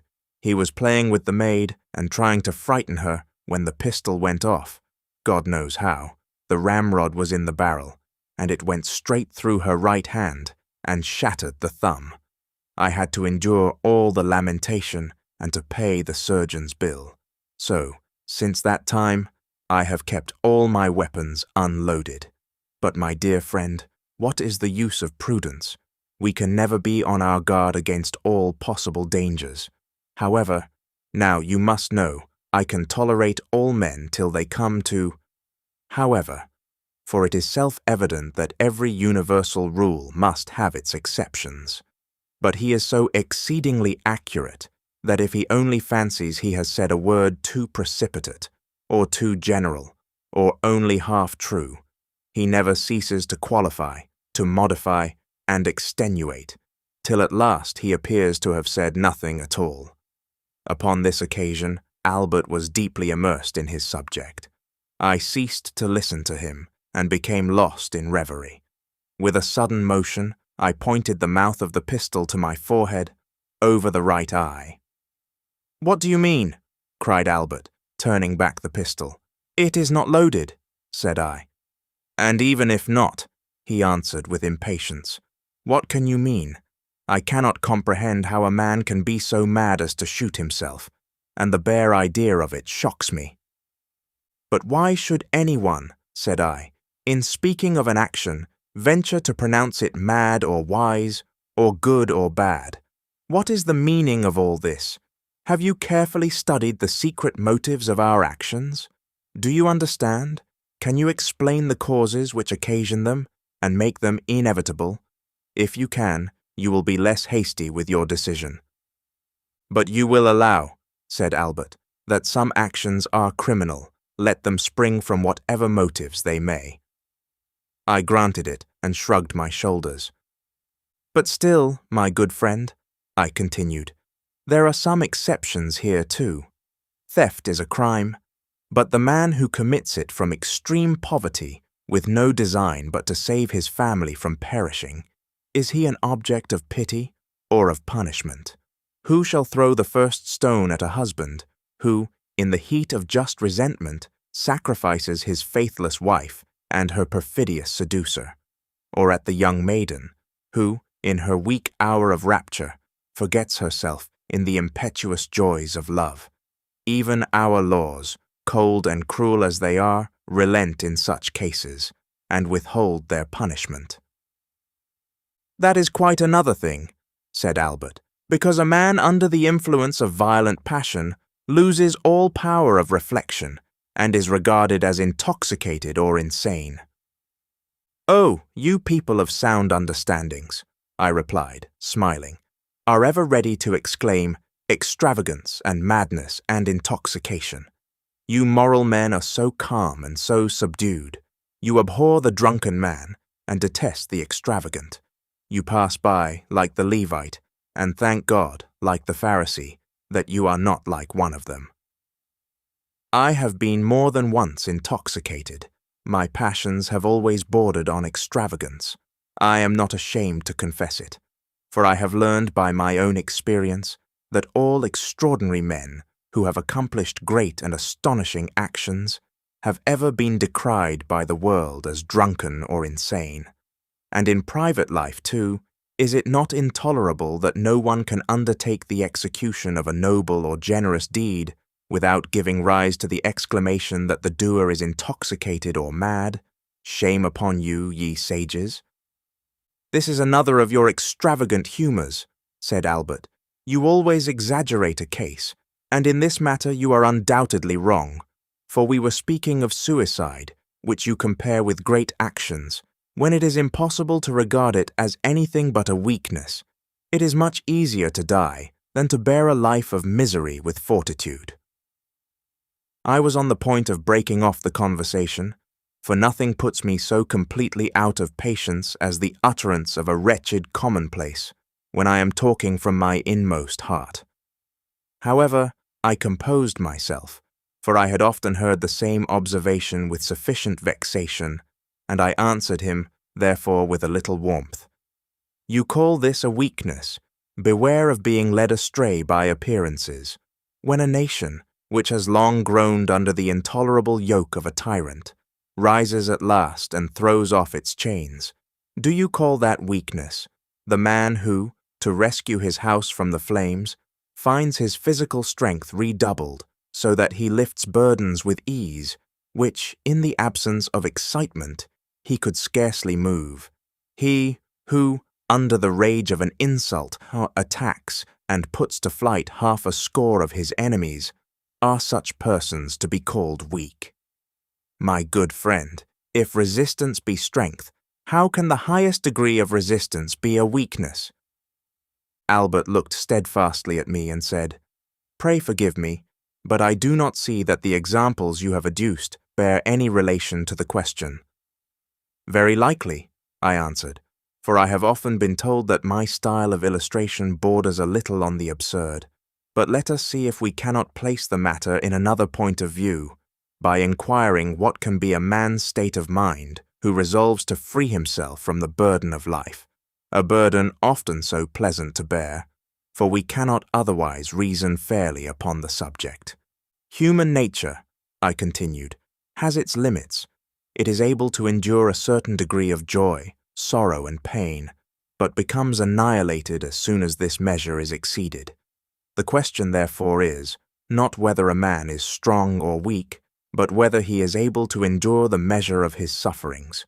The suffering may be moral or physical, and in my opinion, it is just as absurd to call a man a coward who destroys himself, as to call a man a coward who dies of a malignant fever. Paradox, all paradox, exclaimed Albert.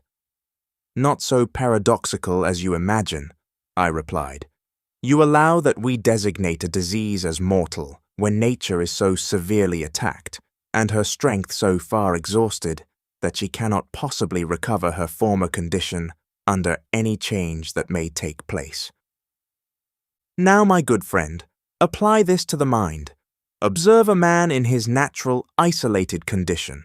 Consider how ideas work, and how impressions fasten on him, till at length a violent passion seizes him, destroying all his powers of calm reflection and utterly ruining him.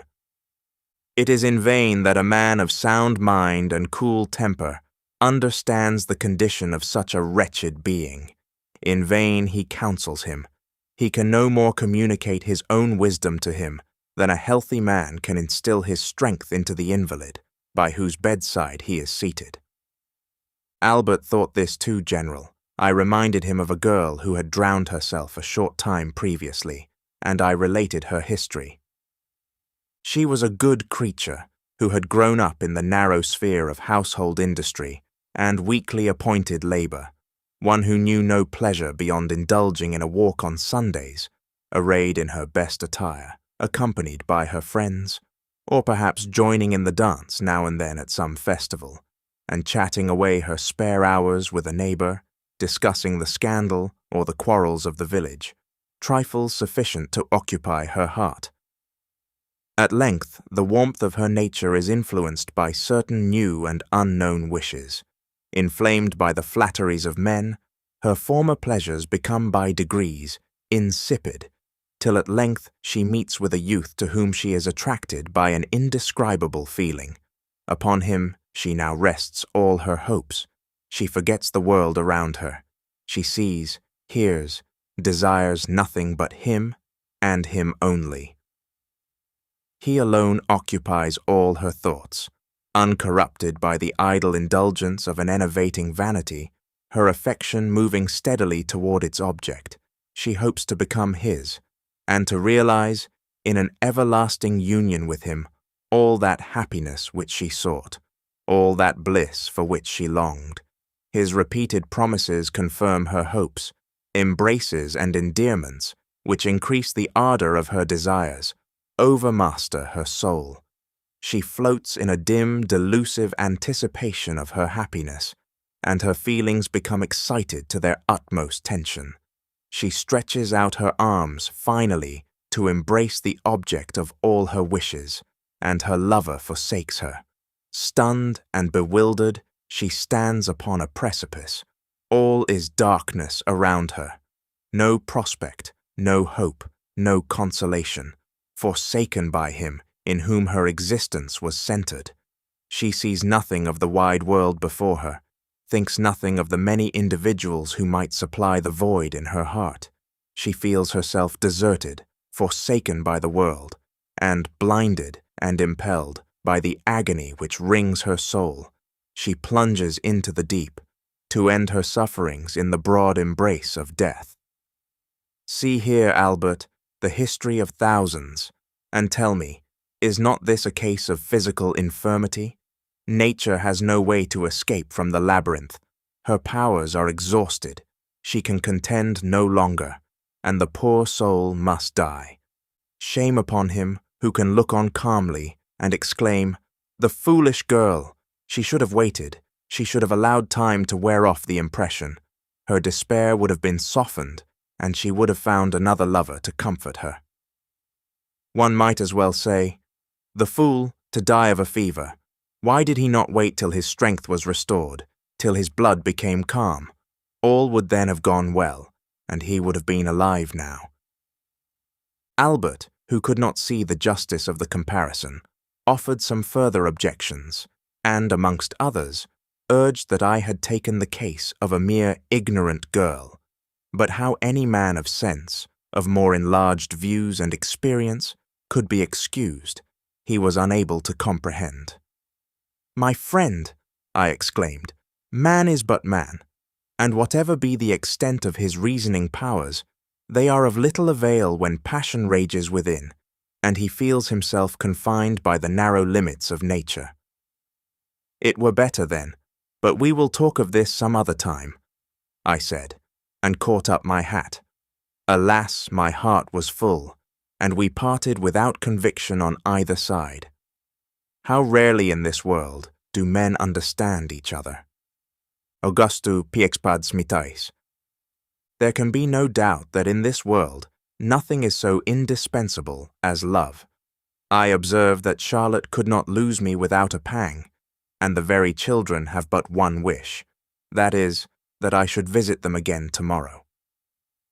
I went this afternoon to tune Charlotte's piano, but I could not do it, for the little ones insisted on my telling them a story, and Charlotte herself urged me to satisfy them.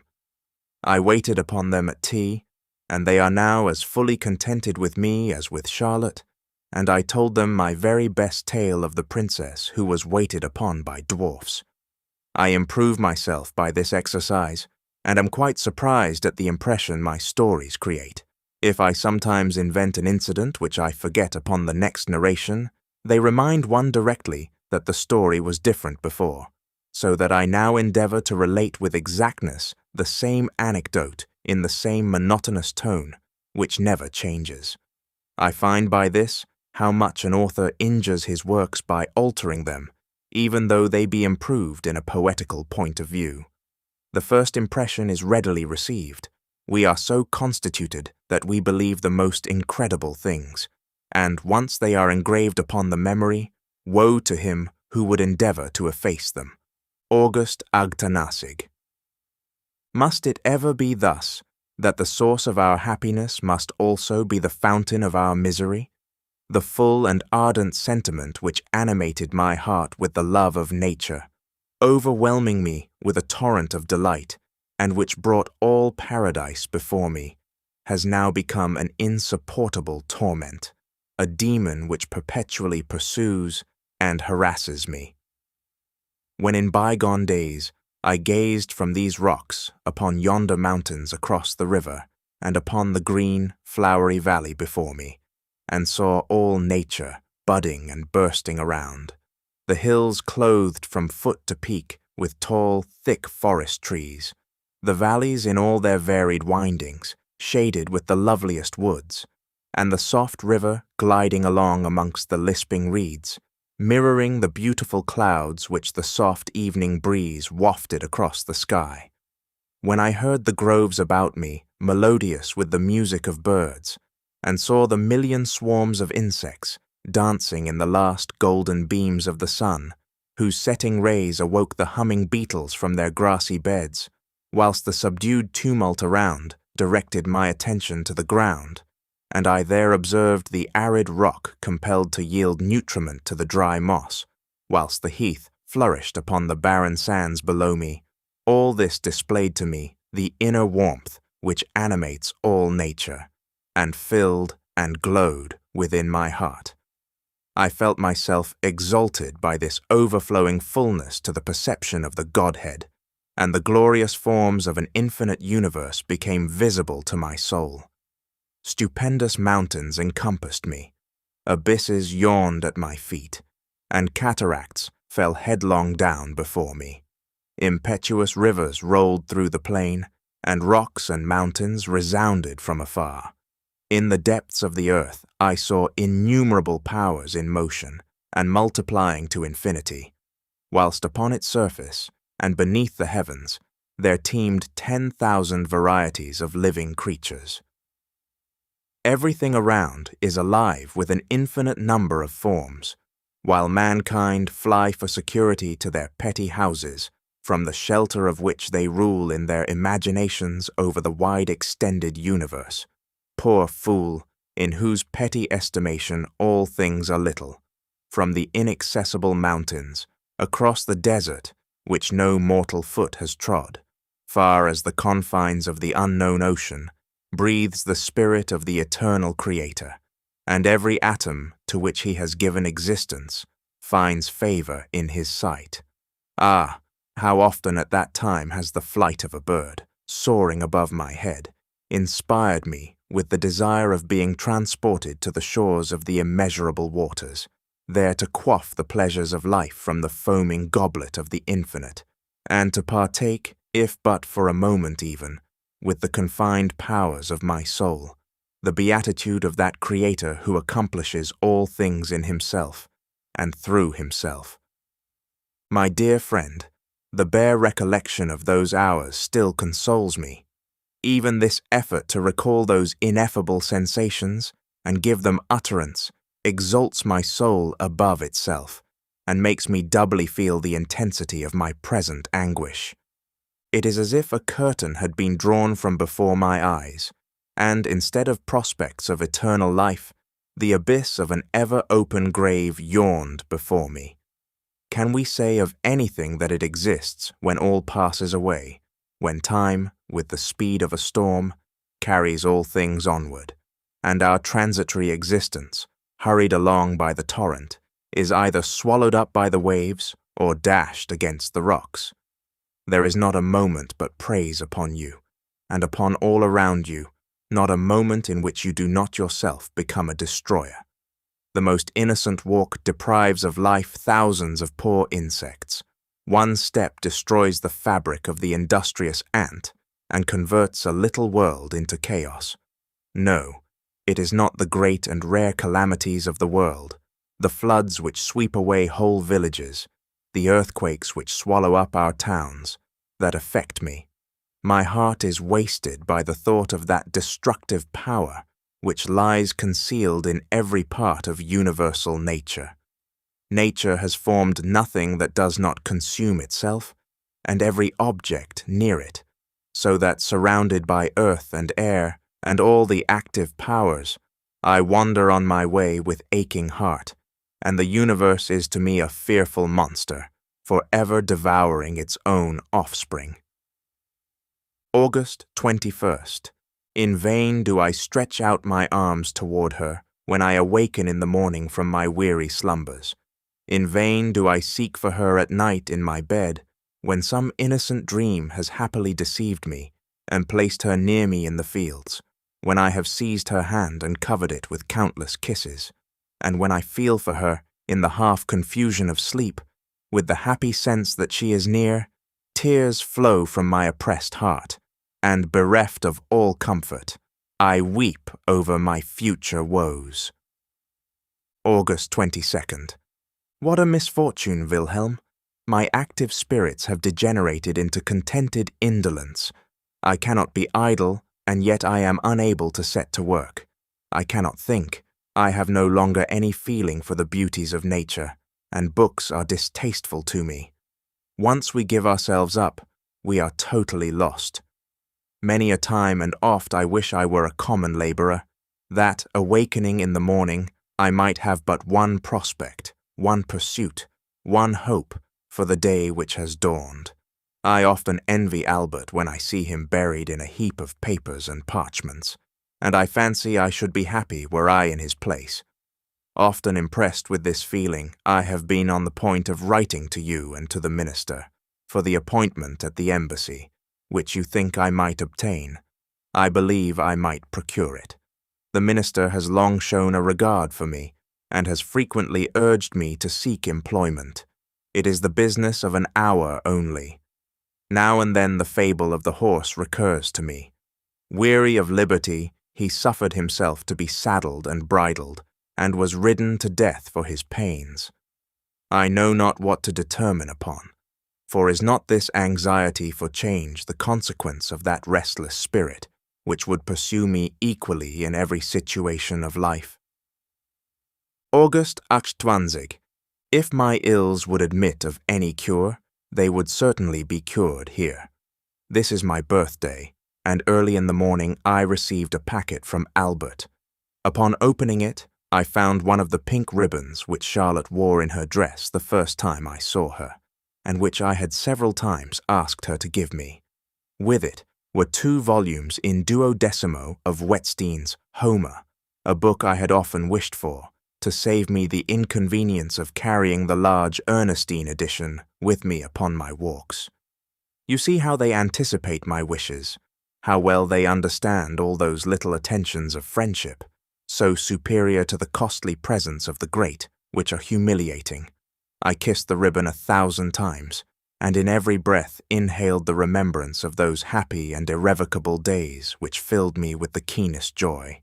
Such, Wilhelm, is our fate. I do not murmur at it. The flowers of life are but visionary. How many pass away and leave no trace behind? How few yield any fruit, and the fruit itself, how rarely does it ripen? And yet there are flowers enough. And is it not strange, my friend, that we should suffer the little that does really ripen to rot, decay, and perish unenjoyed? Farewell. This is a glorious summer. I often climb into the trees in Charlotte's orchard and shake down the pears that hang on the highest branches. She stands below and catches them as they fall. August Drittig. Unhappy being that I am. Why do I thus deceive myself? What is to come of all this wild, aimless, endless passion? I cannot pray except to her. My imagination sees nothing but her. All surrounding objects are of no account, except as they relate to her. In this dreamy state, I enjoy many happy hours, till at length I feel compelled to tear myself away from her. Ah, Wilhelm, to what does not my heart often compel me? When I have spent several hours in her company, till I feel completely absorbed by her figure, her grace, the divine expression of her thoughts, my mind becomes gradually excited to the highest excess. My sight grows dim, my hearing confused, my breathing oppressed, as if by the hand of a murderer, and my beating heart seeks to obtain relief for my aching senses. I am sometimes unconscious whether I really exist, if in such moments I find no sympathy, and Charlotte does not allow me to enjoy the melancholy consolation of bathing her hand with my tears. I feel compelled to tear myself from her, when I either wander through the country, climb some precipitous cliff, or force a path through the trackless thicket, where I am lacerated and torn by thorns and briars, and thence I find relief. Sometimes I lie stretched on the ground, overcome with fatigue, and dying with thirst. Sometimes, late in the night, when the moon shines above me, I recline against an aged tree in some sequestered forest, to rest my weary limbs, when, exhausted and worn, I sleep till break of day.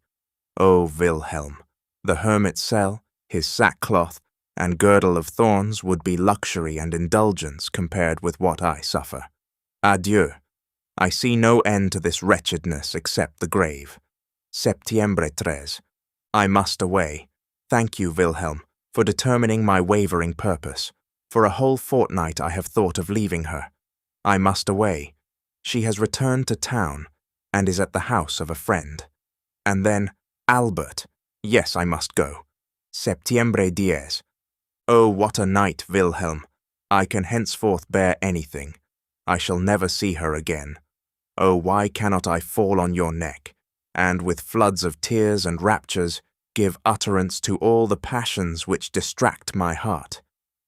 Here I sit gasping for breath and struggling to compose myself. I wait for day, and at sunrise the horses are to be at the door, and she is sleeping calmly, little suspecting that she has seen me for the last time. I am free. I have had the courage, in an interview of 2 hours' duration, not to betray my intention. And oh, Wilhelm, what a conversation it was. Albert had promised to come to Charlotte in the garden immediately after supper. I was upon the terrace under the tall chestnut trees, and watched the setting sun. I saw him sink for the last time beneath this delightful valley and silent stream. I had often visited the same spot with Charlotte, and witnessed that glorious sight. And now I was walking up and down the very avenue which was so dear to me. A secret sympathy had frequently drawn me thither before I knew Charlotte, and we were delighted when, in our early acquaintance, we discovered that we each loved the same spot, which is indeed as romantic as any that ever captivated the fancy of an artist.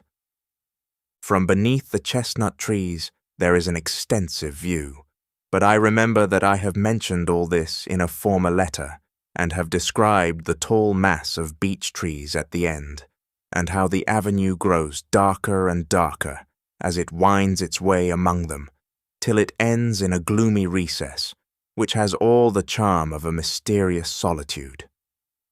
I still remember the strange feeling of melancholy which came over me the first time I entered that dark retreat, at bright midday. I felt some secret foreboding that it would, one day, be to me the scene of some happiness or misery. I had spent half an hour struggling between the contending thoughts of going and returning, when I heard them coming up the terrace. I ran to meet them. I trembled as I took her hand, and kissed it. As we reached the top of the terrace, the moon rose from behind the wooded hill. We conversed on many subjects, and, without perceiving it, approached the gloomy recess. Charlotte entered and sat down. Albert seated himself beside her. I did the same, but my agitation did not suffer me to remain long seated. I got up and stood before her, then walked backward and forward, and sat down again. I was restless and miserable. Charlotte drew our attention to the beautiful effect of the moonlight, which threw a silver hue over the terrace in front of us, beyond the beech trees.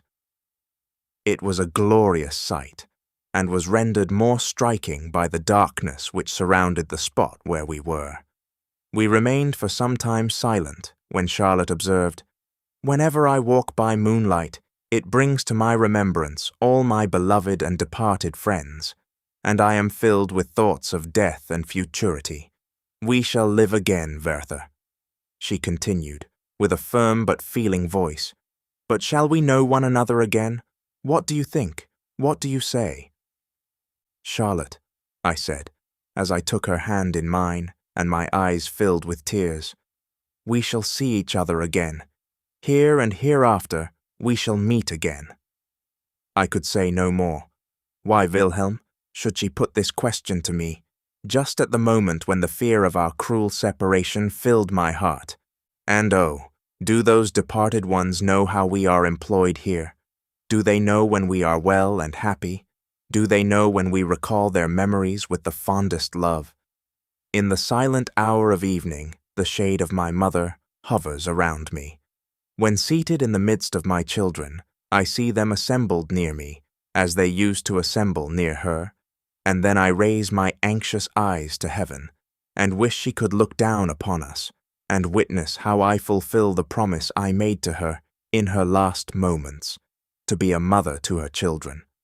With what emotion do I then exclaim, "Pardon, dearest of mothers, pardon me if I do not adequately supply your place. Alas, I do my utmost. They are clothed and fed, and still better, they are loved and educated. Could you but see, sweet saint, the peace and harmony that dwells amongst us, you would glorify God with the warmest feelings of gratitude, to whom, in your last hour, you addressed such fervent prayers for our happiness." Thus did she express herself. But O Wilhelm, who can do justice to her language? How can cold and passionless words convey the heavenly expressions of the spirit? Albert interrupted her gently. "This affects you too deeply, my dear Charlotte. I know your soul dwells on such recollections with intense delight. But I implore—" "Oh, Albert," she continued, "I am sure you do not forget the evenings when we three used to sit at the little round table, when Papa was absent and the little ones had retired. You often had a good book with you, but seldom read it. The conversation of that noble being was preferable to everything. That beautiful, bright, gentle, and yet ever toiling woman. God alone knows how I have supplicated with tears on my nightly couch that I might be like her." I threw myself at her feet, and seizing her hand, bedewed it with 1,000 tears. "Charlotte," I exclaimed, "God's blessing and your mother's spirit are upon you." "Oh, that you had known her," she said, with a warm pressure of the hand. "She was worthy of being known to you." I thought I should have fainted. Never had I received praise so flattering. She continued, "And yet she was doomed to die in the flower of her youth, when her youngest child was scarcely 6 months old. Her illness was but short, but she was calm and resigned, and it was only for her children, especially the youngest, that she felt unhappy. When her end drew nigh, she bade me bring them to her. I obeyed. The younger ones knew nothing of their approaching loss, while the elder ones were quite overcome with grief. They stood around the bed, and she raised her feeble hands to heaven and prayed over them. Then, kissing them in turn, she dismissed them and said to me, "Be you a mother to them." I gave her my hand. "You are promising much, my child," she said, "a mother's fondness and a mother's care. I have often witnessed, by your tears of gratitude, that you know what is a mother's tenderness. Show it to your brothers and sisters, and be dutiful and faithful to your father as a wife. You will be his comfort." She inquired for him. He had retired to conceal his intolerable anguish. He was heartbroken. "Albert, you were in the room." She heard someone moving. She inquired who it was, and desired you to approach.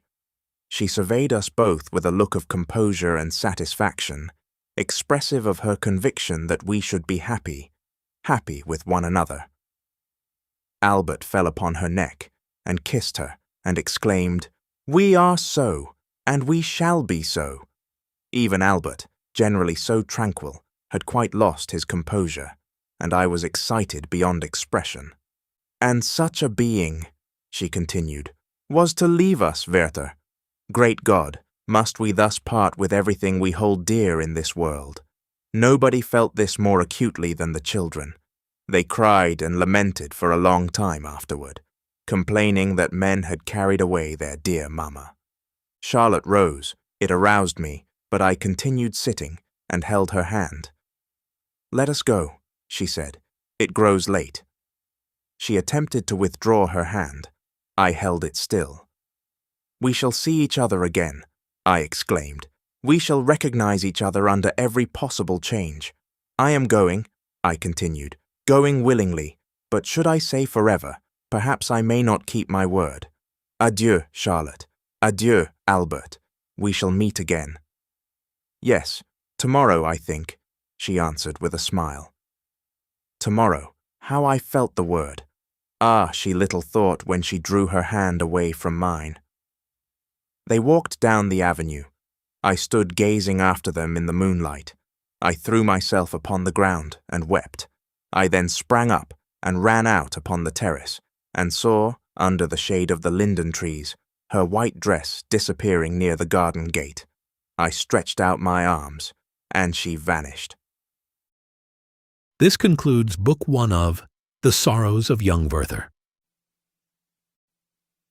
Book 2. October 20th. We arrived here yesterday. The ambassador is indisposed and will not go out for some days. If he were less peevish and morose, all would be well. I see but too plainly that heaven has destined me to severe trials. But courage, a light heart may bear anything. A light heart, I smile to find such a word proceeding from my pen. A little more light-heartedness would render me the happiest being under the sun. But must I despair of my talents and faculties, whilst others of far inferior abilities parade before me with the utmost self-satisfaction?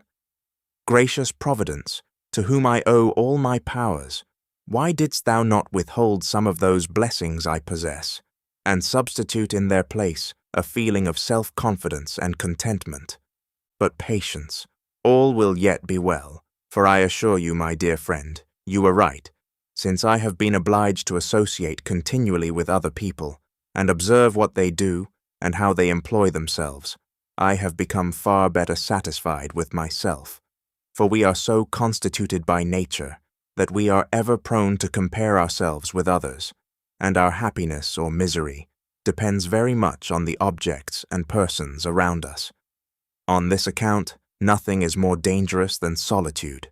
There our imagination, always disposed to rise, taking a new flight on the wings of fancy, pictures to us a chain of beings of whom we seem the most inferior. All things appear greater than they really are, and all seem superior to us. This operation of the mind is quite natural. We so continually feel our own imperfections, and fancy we perceive in others the qualities we do not possess, attributing to them also all that we enjoy ourselves, that by this process we form the idea of a perfect, happy man. A man, however, who only exists in our own imagination. But when, in spite of weakness and disappointments, we set to work in earnest and persevere steadily, we often find that though obliged continually to tack, we make more way than others who have the assistance of wind and tide. And in truth, there can be no greater satisfaction than to keep pace with others or outstrip them in the race. November 26th. I begin to find my situation here more tolerable, considering all circumstances. I find a great advantage in being much occupied, and the number of persons I meet and their different pursuits create a varied entertainment for me. I have formed the acquaintance of the Count C., and I esteem him more and more every day. He is a man of strong understanding and great discernment, but though he sees farther than other people, he is not on that account cold in his manner, but capable of inspiring and returning the warmest affection. He appeared interested in me on one occasion, when I had to transact some business with him. He perceived, at the first word, that we understood each other, and that he could converse with me in a different tone from what he used with others. I cannot sufficiently esteem his frank and open kindness to me. It is the greatest and most genuine of pleasures to observe a great mind in sympathy with our own. December 24th. As I anticipated, the ambassador occasions me infinite annoyance. He is the most punctilious blockhead under heaven. He does everything step by step, with the trifling minuteness of an old woman, and he is a man whom it is impossible to please because he is never pleased with himself. I like to do business regularly and cheerfully, and when it is finished, to leave it. But he constantly returns my papers to me saying, "They will do," but recommending me to look over them again, as one may always improve by using a better word or a more appropriate particle. I then lose all patience and wish myself at the devil's. Not a conjunction, not an adverb, must be omitted.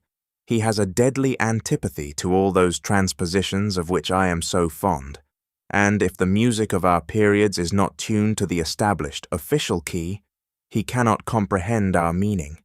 It is deplorable to be connected with such a fellow. My acquaintance with the Count C. is the only compensation for such an evil. He told me frankly, the other day, that he was much displeased with the difficulties and delays of the ambassador, that people like him are obstacles, both to themselves and to others. But, added he, one must submit, like a traveler who has to ascend a mountain. If the mountain was not there, the road would be both shorter and pleasanter. But there it is, and he must get over it. The old man perceives the Count's partiality for me. This annoys him, and he seizes every opportunity to depreciate the Count in my hearing. I naturally defend him, and that only makes matters worse. Yesterday he made me indignant, for he also alluded to me. The Count, he said, is a man of the world, and a good man of business. His style is good, and he writes with facility, but like other geniuses, he has no solid learning. He looked at me with an expression that seemed to ask if I felt the blow, but it did not produce the desired effect. I despise a man who can think and act in such a manner. However, I made a stand, and answered with not a little warmth. The Count, I said, was a man entitled to respect, alike for his character and his acquirements. I had never met a person whose mind was stored with more useful and extensive knowledge, who had in fact mastered such an infinite variety of subjects, and who yet retained all his activity for the details of ordinary business. This was altogether beyond his comprehension, and I took my leave, lest my anger should be too highly excited by some new absurdity of his. And you are to blame for all this, you who persuaded me to bend my neck to this yoke by preaching a life of activity to me. If the man who plants vegetables and carries his corn to town on market days is not more usefully employed than I am, then let me work 10 years longer at the galleys to which I am now chained. Oh, the brilliant wretchedness, the weariness, that one is doomed to witness among the silly people whom we meet in society here. The ambition of rank, how they watch, how they toil, to gain precedence. What poor and contemptible passions are displayed in their utter nakedness. We have a woman here, for example, who never ceases to entertain the company with accounts of her family and her estates. Any stranger would consider her a silly being, whose head was turned by her pretensions to rank and property. But she is in reality even more ridiculous, the daughter of a mere magistrate's clerk from this neighborhood. I cannot understand how human beings can so debase themselves. Every day I observe more and more the folly of judging of others by ourselves, and I have so much trouble with myself, and my own heart is in such constant agitation that I am well content to let others pursue their own course, if they only allow me the same privilege. What provokes me most is the unhappy extent to which distinctions of rank are carried. I know perfectly well how necessary are inequalities of condition, and I am sensible of the advantages I myself derive therefrom. But I would not have these institutions prove a barrier to the small chance of happiness which I may enjoy on this earth. I have lately become acquainted with a Miss B, a very agreeable girl, who has retained her natural manners in the midst of artificial life. Our first conversation pleased us both equally, and at taking leave, I requested permission to visit her. She consented in so obliging a manner that I waited with impatience for the arrival of the happy moment. She is not a native of this place, but resides here with her aunt. The countenance of the old lady is not prepossessing. I paid her much attention, addressing the greater part of my conversation to her, and in less than half an hour I discovered what her niece subsequently acknowledged to me, that her aged aunt, having but a small fortune and a still smaller share of understanding, enjoys no satisfaction except in the pedigree of her ancestors, no protection save in her noble birth, and no enjoyment but in looking from her castle over the heads of the humble citizens. She was, no doubt, handsome in her youth, and in her early years probably trifled away her time in rendering many a poor youth the sport of her caprice. In her riper years, she has submitted to the yoke of a veteran officer, who, in return for her person and her small independence, has spent with her what we may designate her age of brass. He is dead, and she is now a widow, and deserted. She spends her iron age alone, and would not be approached, except for the loveliness of her niece. Janvier 8, 1772.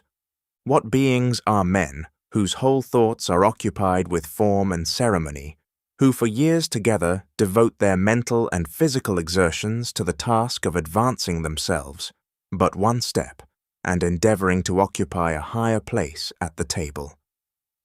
Not that such persons would otherwise want employment. On the contrary, they give themselves much trouble by neglecting important business for such petty trifles. Last week, a question of precedence arose at a sledging party, and all our amusement was spoiled. The silly creatures cannot see that it is not place which constitutes real greatness, since the man who occupies the first place but seldom plays the principal part. How many kings are governed by their ministers? How many ministers by their secretaries? Who, in such cases, is really the chief?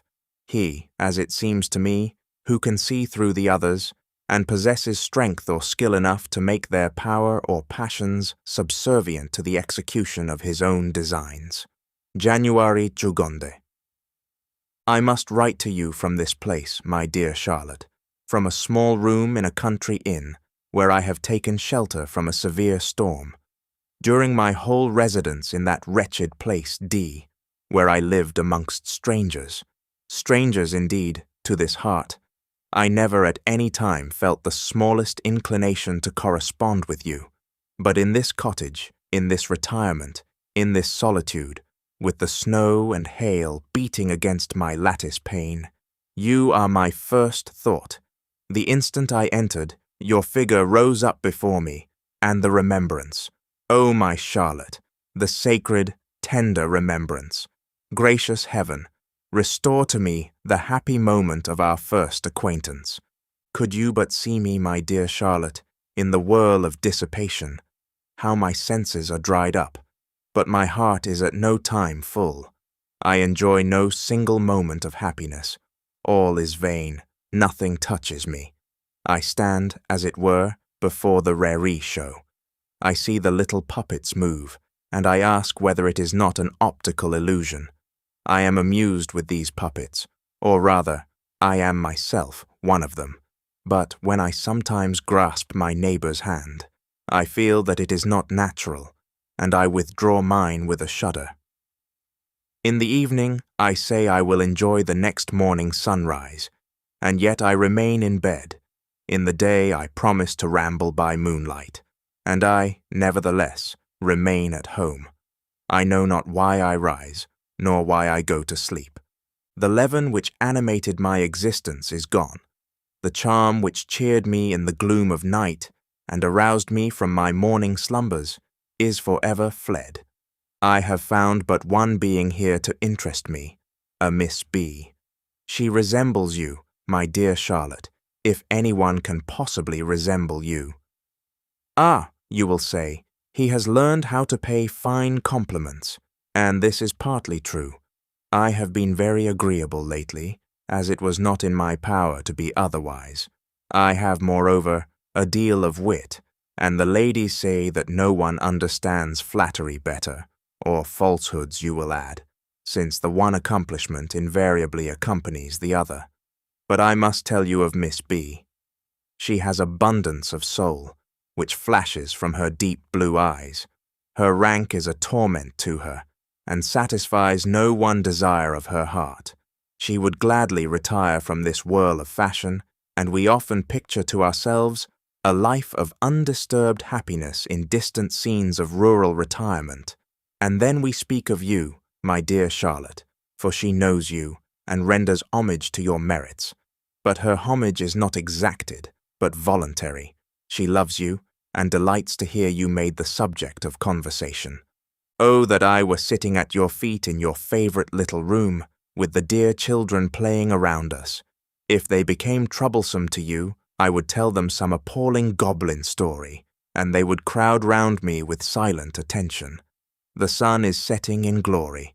His last rays are shining on the snow, which covers the face of the country. The storm is over, and I must return to my dungeon. Adieu. Is Albert with you? And what is he to you? God forgive the question. February 8th. For a week past we have had the most wretched weather. But this to me is a blessing, for during my residence here, not a single fine day has beamed from the heavens, but has been lost to me by the intrusion of somebody. During the severity of rain, sleet, frost, and storm, I congratulate myself that it cannot be worse indoors than abroad, nor worse abroad than it is within doors, and so I become reconciled. When the sun rises bright in the morning and promises a glorious day, I never omit to exclaim, "There now, they have another blessing from heaven, which they will be sure to destroy. They spoil everything, health, fame, happiness, amusement, and they do this generally through folly, ignorance, or imbecility, and always, according to their own account, with the best intentions. I could often beseech them, on my bended knees, to be less resolved upon their own destruction." February 17th. I fear that my ambassador and I shall not continue much longer together. He is really growing past endurance.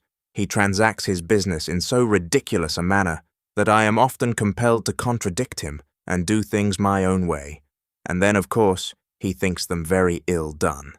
He complained of me lately on this account at court, and the minister gave me a reprimand. A gentle one, it is true, but still a reprimand. In consequence of this, I was about to tender my resignation, when I received a letter, to which I submitted with great respect, on account of the high, noble, and generous spirit which dictated it.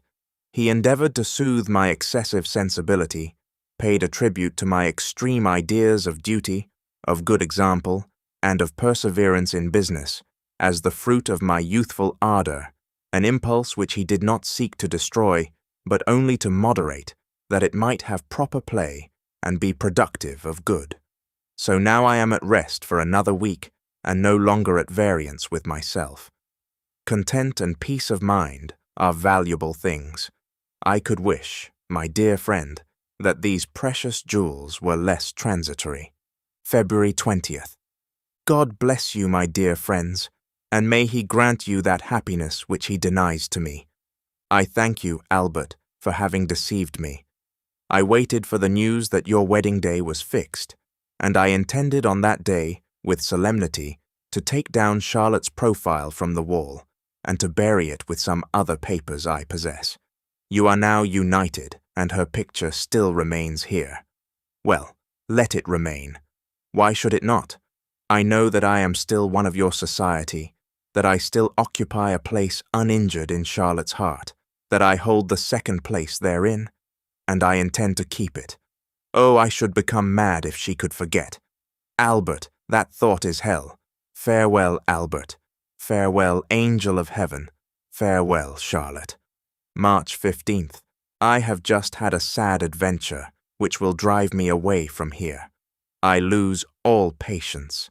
Death, it is not to be remedied, and you alone are to blame, for you urged and impelled me to fill a post for which I was by no means suited. I have now reason to be satisfied, and so have you. But that you may not again attribute this fatality to my impetuous temper, I send you, my dear sir, a plain and simple narration of the affair, as a mere chronicler of facts would describe it. The Count of O likes and distinguishes me. It is well known, and I have mentioned this to you 100 times. Yesterday I dined with him. It is the day on which the nobility are accustomed to assemble at his house in the evening. I never once thought of the assembly, nor that we subalterns did not belong to such society. Well, I dined with the Count, and after dinner we adjourned to the large hall. We walked up and down together, and I conversed with him and with Colonel B, who joined us, and in this manner the hour for the assembly approached. God knows I was thinking of nothing, when who should enter but the honourable lady, accompanied by her noble husband and their silly, scheming daughter, with her small waist and flat neck, and with disdainful looks and a haughty air they passed me by. As I heartily detest the whole race, I determined upon going away, and only waited till the Count had disengaged himself from their impertinent prattle to take leave, when the agreeable Miss B came in. As I never meet her without experiencing a heartfelt pleasure, I stayed and talked to her, leaning over the back of her chair, and did not perceive, till after some time, that she seemed a little confused, and ceased to answer me with her usual ease of manner. I was struck with it. Heavens, I said to myself, can she too be like the rest? I felt annoyed and was about to withdraw, but I remained notwithstanding, forming excuses for her conduct, fancying she did not mean it, and still hoping to receive some friendly recognition. The rest of the company now arrived. There was the Baron F, in an entire suit that dated from the coronation of Francis I, the Chancellor N, with his deaf wife, the shabbily dressed I, whose old-fashioned coat bore evidence of modern repairs. This crowned the whole. I conversed with some of my acquaintances, but they answered me laconically. I was engaged in observing Miss B, and did not notice that the women were whispering at the end of the room, that the murmur extended by degrees to the men, that Madame S addressed the Count with much warmth. This was all related to me subsequently by Miss B, till at length the Count came up to me and took me to the window. "You know our ridiculous customs," he said. "I perceive the company is rather displeased at your being here. I would not on any account—" "I beg your Excellency's pardon," I exclaimed. "I ought to have thought of this before, but I know you will forgive this little inattention. I was going," I added, "some time ago, but my evil genius detained me." And I smiled and bowed to take my leave. He shook me by the hand in a manner which expressed everything. I hastened at once from the illustrious assembly, sprang into a carriage, and drove to I contemplated the setting sun from the top of the hill, and read that beautiful passage in Homer where Ulysses is entertained by the hospitable herdsman. This was indeed delightful. I returned home to supper in the evening, but few persons were assembled in the room. They had turned up a corner of the tablecloth and were playing at dice. The good-natured A came in. He laid down his hat when he saw me, approached me, and said in a low tone, "You have met with a disagreeable adventure." "Aye," I exclaimed. "The Count obliged you to withdraw from the assembly." "Deuce take the assembly," said I. I was very glad to be gone. "I am delighted," he added, "that you take it so lightly. I am only sorry that it is already so much spoken of." The circumstance then began to pain me. I fancied that everyone who sat down, and even looked at me, was thinking of this incident, and my heart became embittered, and now I could plunge a dagger into my bosom when I hear myself everywhere pitied, and observe the triumph of my enemies, who say that this is always the case with vain persons, whose heads are turned with conceit, who affect to despise forms and such petty, idle nonsense. Say what you will of fortitude, but show me the man who can patiently endure the laughter of fools when they have obtained an advantage over him. 'Tis only when their nonsense is without foundation that one can suffer it without complaint. March 16th. Everything conspires against me. I met Miss B. walking today. I could not help joining her, and when we were at a little distance from her companions, I expressed my sense of her altered manner toward me. "Oh, Werther," she said, in a tone of emotion, "you, who know my heart, how could you so ill interpret my distress? What did I not suffer for you from the moment you entered the room? I foresaw it all. 100 times was I on the point of mentioning it to you. I knew that the Acs S and T S, with their husbands, would quit the room rather than remain in your company. I knew that the Count would not break with them, and now so much is said about it." "How?"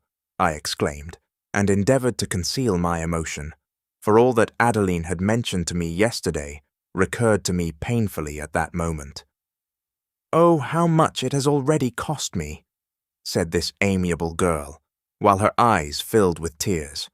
I could scarcely contain myself, and was ready to throw myself at her feet. "Explain yourself!" I cried.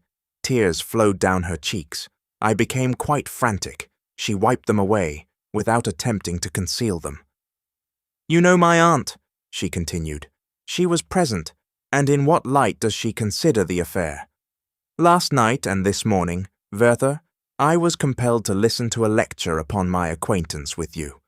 I have been obliged to hear you condemned and depreciated, and I dared not, say much in your defense." Every word she uttered was a dagger to my heart. She did not feel what a mercy it would have been to conceal everything from me. She told me, in addition, all the impertinence that would be further circulated, and how the malicious would triumph, how they would rejoice over the punishment of my pride, over my humiliation for that want of esteem for others with which I had often been reproached. To hear all this, Wilhelm, uttered by her in a voice of the most sincere sympathy, awakened all my passions, and I am still in a state of extreme excitement. I wish I could find a man to jeer me about this event. I would sacrifice him to my resentment. The sight of his blood might possibly be a relief to my fury. 100 times have I seized a dagger to give ease to this oppressed heart.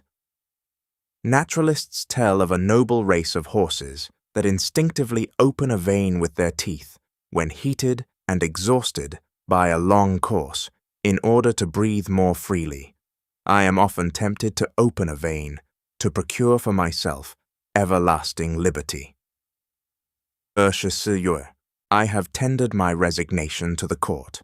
I hope it will be accepted, and you will forgive me for not having previously consulted you. It is necessary I should leave this place. I know all you will urge me to stay, and therefore I beg you will soften this news to my mother. I am unable to do anything for myself. How then should I be competent to assist others? It will afflict her that I should have interrupted that career, which would have made me first a privy councillor, and then minister, and that I should look behind me in place of advancing. Argue as you will, combine all the reasons which should have induced me to remain. I am going. That is sufficient. But that you may not be ignorant of my destination, I may mention that the Prince of Zahm is here. He is much pleased with my company, and having heard of my intention to resign, he has invited me to his country house to pass the spring months with him. I shall be left completely my own master, and as we agree on all subjects, but one, I shall try my fortune and accompany him. April 19th. Thanks for both your letters. I delayed my reply and withheld this letter till I should obtain an answer from the court.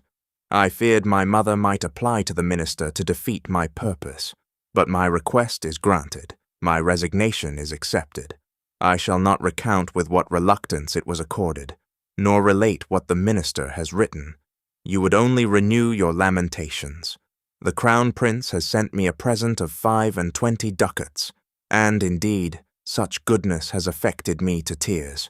For this reason, I shall not require from my mother the money for which I lately applied. May 5th. I leave this place tomorrow, and as my native place is only 6 miles from the high road, I intend to visit it once more and recall the happy dreams of my childhood. I shall enter at the same gate through which I came with my mother when, after my father's death, she left that delightful retreat to immure herself in your melancholy town. Adieu, my dear friend. You shall hear of my future career. May 9th. I have paid my visit to my native place with all the devotion of a pilgrim and have experienced many unexpected emotions. Near the great elm tree, which is 1/4 of a league from the village, I got out of the carriage and sent it on before that alone, and on foot I might enjoy vividly and heartily all the pleasure of my recollections. I stood there under that same elm which was formerly the term and object of my walks. How things have since changed! Then, in happy ignorance, I sighed for a world I did not know, where I hoped to find every pleasure and enjoyment which my heart could desire. And now, on my return from that wide world, oh, my friend, how many disappointed hopes and unsuccessful plans have I brought back. As I contemplated the mountains which lay stretched out before me, I thought how often they had been the object of my dearest desires. Here used I to sit for hours together, with my eyes bent upon them, ardently longing to wander in the shade of those woods, to lose myself in those valleys, which form so delightful an object in the distance. With what reluctance did I leave this charming spot, when my hour of recreation was over, and my leave of absence expired. I drew near to the village. All the well-known old summer-houses and gardens were recognized again.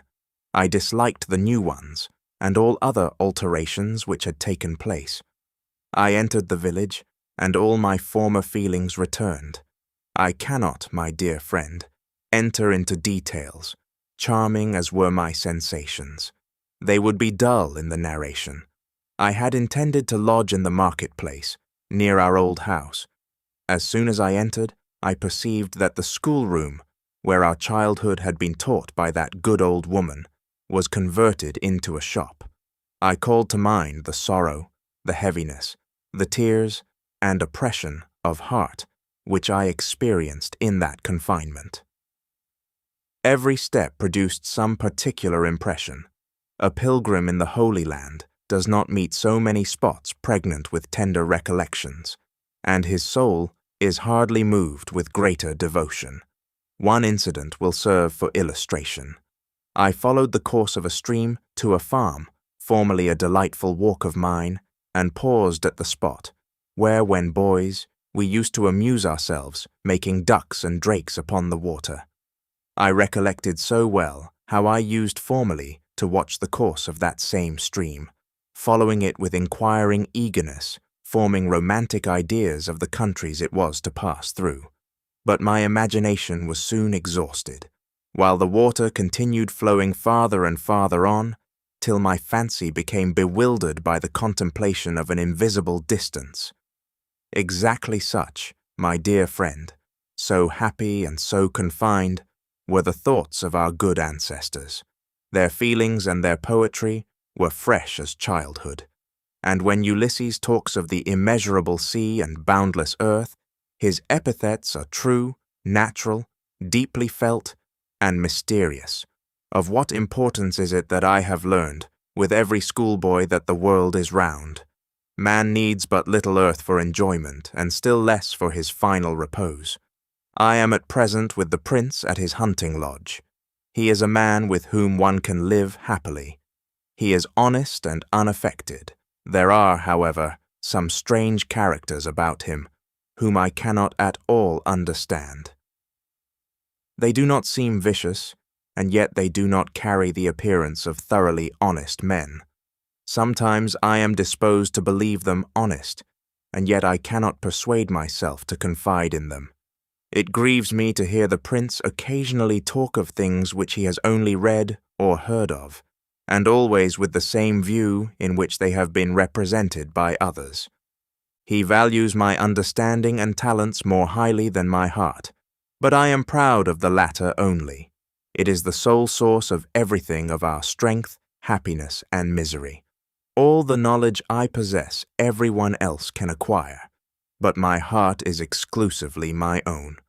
May 25th. I have had a plan in my head, of which I did not intend to speak to you until it was accomplished. Now that it has failed, I may as well mention it. I wished to enter the army, and had long been desirous of taking the step. This indeed was the chief reason for my coming here with the prince, as he is a general in the service. I communicated my design to him during one of our walks together. He disapproved of it, and it would have been actual madness not to have listened to his reasons. June 11th. Say what you will, I can remain here no longer. Why should I remain? Time hangs heavy upon my hands. The prince is as gracious to me as anyone could be, and yet I am not at my ease. There is indeed nothing in common between us. He is a man of understanding, but quite of the ordinary kind. His conversation affords me no more amusement than I should derive from the perusal of a well-written book. I shall remain here a week longer, and then start again on my travels. My drawings are the best things I have done since I came here. The prince has a taste for the arts, and would improve if his mind were not fettered by cold rules and mere technical ideas. I often lose patience when, with a glowing imagination, I am giving expression to art and nature. He interferes with learned suggestions and uses at random the technical phraseology of artists. July 16th.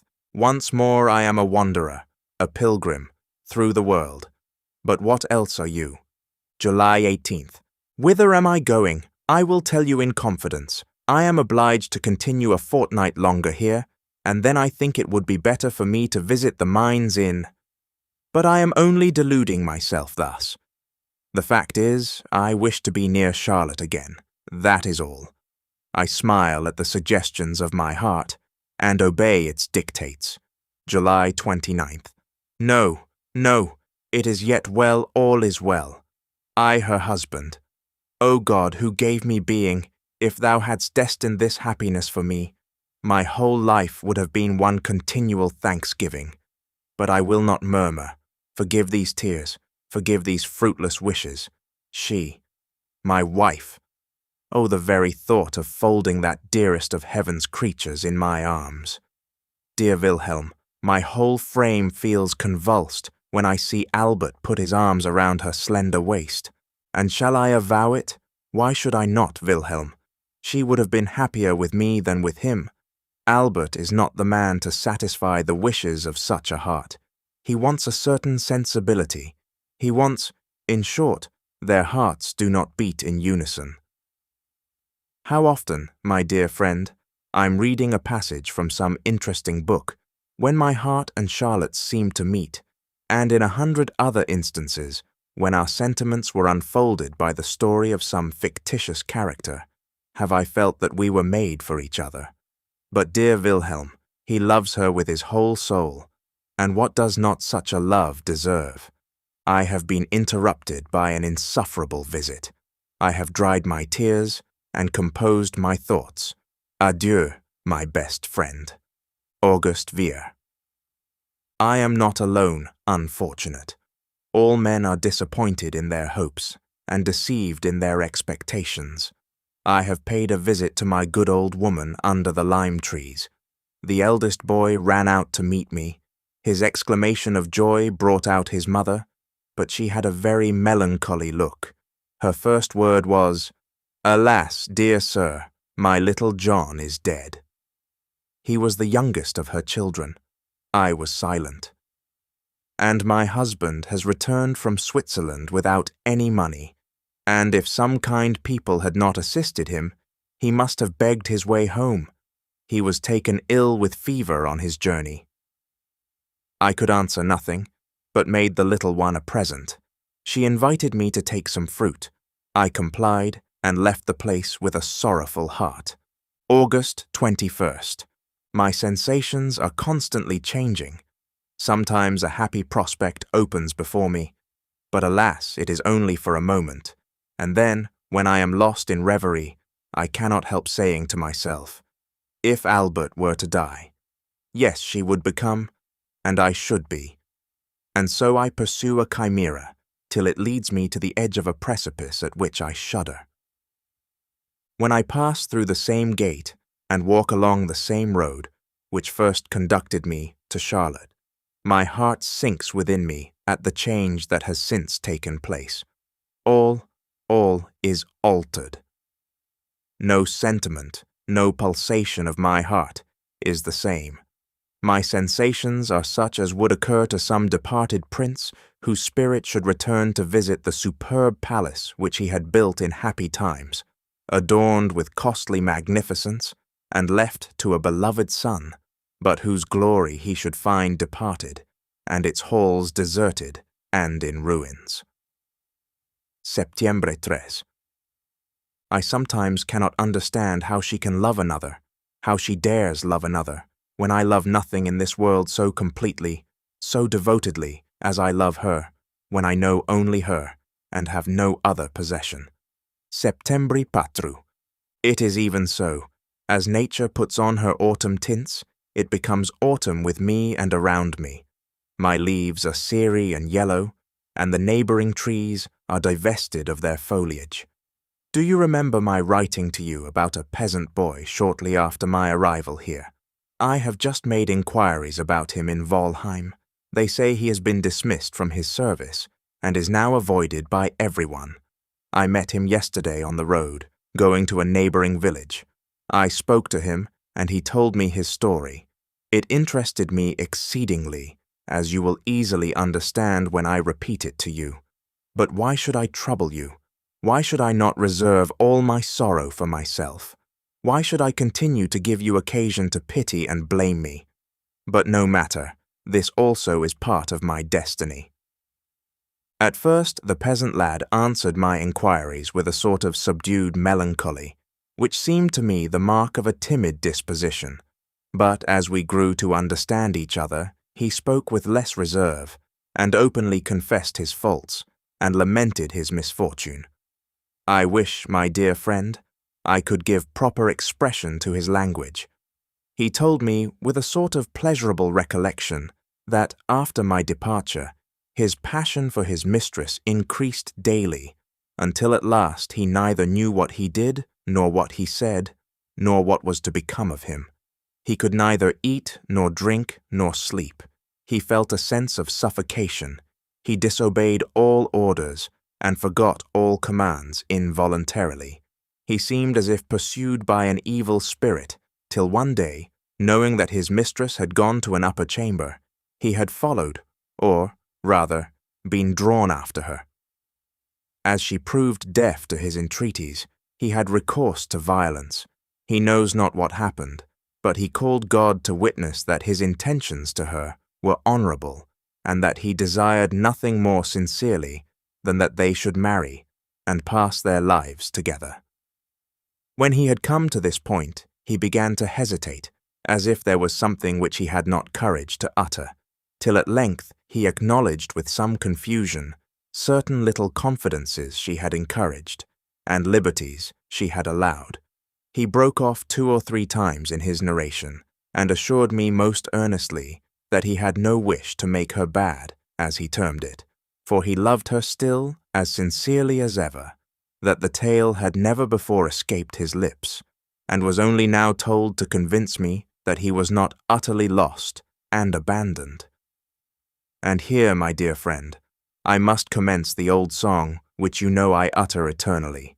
If I could only represent the man as he stood and stands now before me, could I only give his true expressions, you would feel compelled to sympathize in his fate. But enough, you who know my misfortune and my disposition can easily comprehend the attraction which draws me toward every unfortunate being, but particularly toward him whose story I have recounted. On perusing this letter a second time, I find I have omitted the conclusion of my tale, but it is easily supplied. She became reserved toward him at the instigation of her brother, who had long hated him, and desired his expulsion from the house, fearing that his sister's second marriage might deprive his children of the handsome fortune they expected from her. As she's childless, he was dismissed at length, and the whole affair occasioned so much scandal that the mistress dared not take him back, even if she had wished it. She has since hired another servant, with whom, they say, her brother is equally displeased, and whom she is likely to marry, but my informant assures me that he himself is determined not to survive such a catastrophe. This story is neither exaggerated nor embellished. Indeed, I have weakened and impaired it in the narration by the necessity of using the more refined expressions of society. This love, then, this constancy, this passion, is no poetical fiction. It is actual and dwells in its greatest purity amongst that class of mankind whom we term rude, uneducated. We are the educated, not the perverted. But read this story with attention, I implore you. I am tranquil today, for I have been employed upon this narration. You see by my writing that I am not so agitated as usual. I read and reread this tale, Wilhelm. It is the history of your friend. My fortune has been and will be similar, and I am neither half so brave nor half so determined as the poor wretch with whom I hesitate to compare myself. September the 5th. Charlotte had written a letter to her husband in the country, where he was detained by business. It commenced, "My dearest love, return as soon as possible. I await you with 1,000 raptures." A friend who arrived brought word that, for certain reasons, he could not return immediately. Charlotte's letter was not forwarded, and the same evening it fell into my hands. I read it and smiled. She asked the reason. "What a heavenly treasure is imagination!" I exclaimed. "I fancied for a moment that this was written to me." She paused and seemed displeased. I was silent. September the 6th. It cost me much to part with the blue coat which I wore the first time I danced with Charlotte, but I could not possibly wear it any longer. But I have ordered a new one, precisely similar, even to the collar and sleeves, as well as a new waistcoat and pantaloons. But it does not produce the same effect upon me. I know not how it is, but I hope in time I shall like it better. September 12th. She has been absent for some days. She went to meet Albert. Today I visited her. She rose to receive me, and I kissed her hand most tenderly. A canary at the moment flew from a mirror and settled upon her shoulder. "Here is a new friend," she observed, while she made him perch upon her hand. "He is a present for the children. What a dear he is! Look at him. When I feed him, he flutters with his wings and pecks so nicely. He kisses me too. Only look." She held the bird to her mouth, and he pressed her sweet lips with so much fervor that he seemed to feel the excess of bliss which he enjoyed. "He shall kiss you too," she added, and then she held the bird toward me. His little beak moved from her mouth to mine, and the delightful sensation seemed like the forerunner of the sweetest bliss. "A kiss," I observed, "does not seem to satisfy him. He wishes for food, and seems disappointed by these unsatisfactory endearments." "But he eats out of my mouth," she continued, and extended her lips to him, containing seed, and she smiled with all the charm of a being who has allowed an innocent participation of her love. I turned my face away. She should not act thus. She ought not to excite my imagination with such displays of heavenly innocence and happiness, nor awaken my heart from its slumbers, in which it dreams of the worthlessness of life. And why not? Because she knows how much I love her. September 15th. It makes me wretched, Wilhelm, to think that there should be men incapable of appreciating the few things which possess a real value in life. You remember the walnut trees at S, under which I used to sit with Charlotte during my visits to the worthy old vicar. Those glorious trees, the very sight of which has so often filled my heart with joy. How they adorned and refreshed the parsonage yard with their wide extended branches, and how pleasing was our remembrance of the good old pastor, by whose hands they were planted so many years ago. The schoolmaster has frequently mentioned his name. He had it from his grandfather. He must have been a most excellent man, and under the shade of those old trees, his memory was ever venerated by me. The schoolmaster informed us yesterday, with tears in his eyes, that those trees had been felled. Yes, cut to the ground. I could, in my wrath, have slain the monster who struck the first stroke, and I must endure this. I, who, if I had had 2 such trees in my own court, and one had died from old age, should have wept with real affliction. But there is some comfort left. Such a thing is sentiment. The whole village murmurs at the misfortune, and I hope the vicar's wife will soon find, by the cessation of the villagers' presence, how much she has wounded the feelings of the neighborhood. It was she who did it, the wife of the present incumbent. Our good old man is dead, a tall, sickly creature who is so far right to disregard the world, as the world totally disregards her. The silly being affects to be learned, pretends to examine the canonical books, lends her aid toward the new-fashioned reformation of Christendom, moral and critical, and shrugs up her shoulders at the mention of Lavater's enthusiasm. Her health is destroyed, on account of which she is prevented from having any enjoyment here below. Only such a creature could have cut down my walnut trees. I can never pardon it. Hear her reasons. The falling leaves made the court wet and dirty. The branches obstructed the light. Boys threw stones at the nuts when they were ripe, and the noise affected her nerves, and disturbed her profound meditations when she was weighing the difficulties of Kennicott, Semler, and Michaelis. Finding that all the parish, particularly the old people, were displeased, I asked why they allowed it. "Ah, sir," they replied, "when the steward orders, what can we poor peasants do?" But one thing has happened well. The steward and the vicar, who, for once, thought to reap some advantage from the caprices of his wife, intended to divide the trees between them. The revenue office, being informed of it, revived an old claim to the ground where the trees had stood, and sold them to the best bidder. There they still lie on the ground. If I were the sovereign, I should know how to deal with them all. Vicar, steward, and revenue office. Sovereign, did I say? I should, in that case, care little about the trees that grew in the country.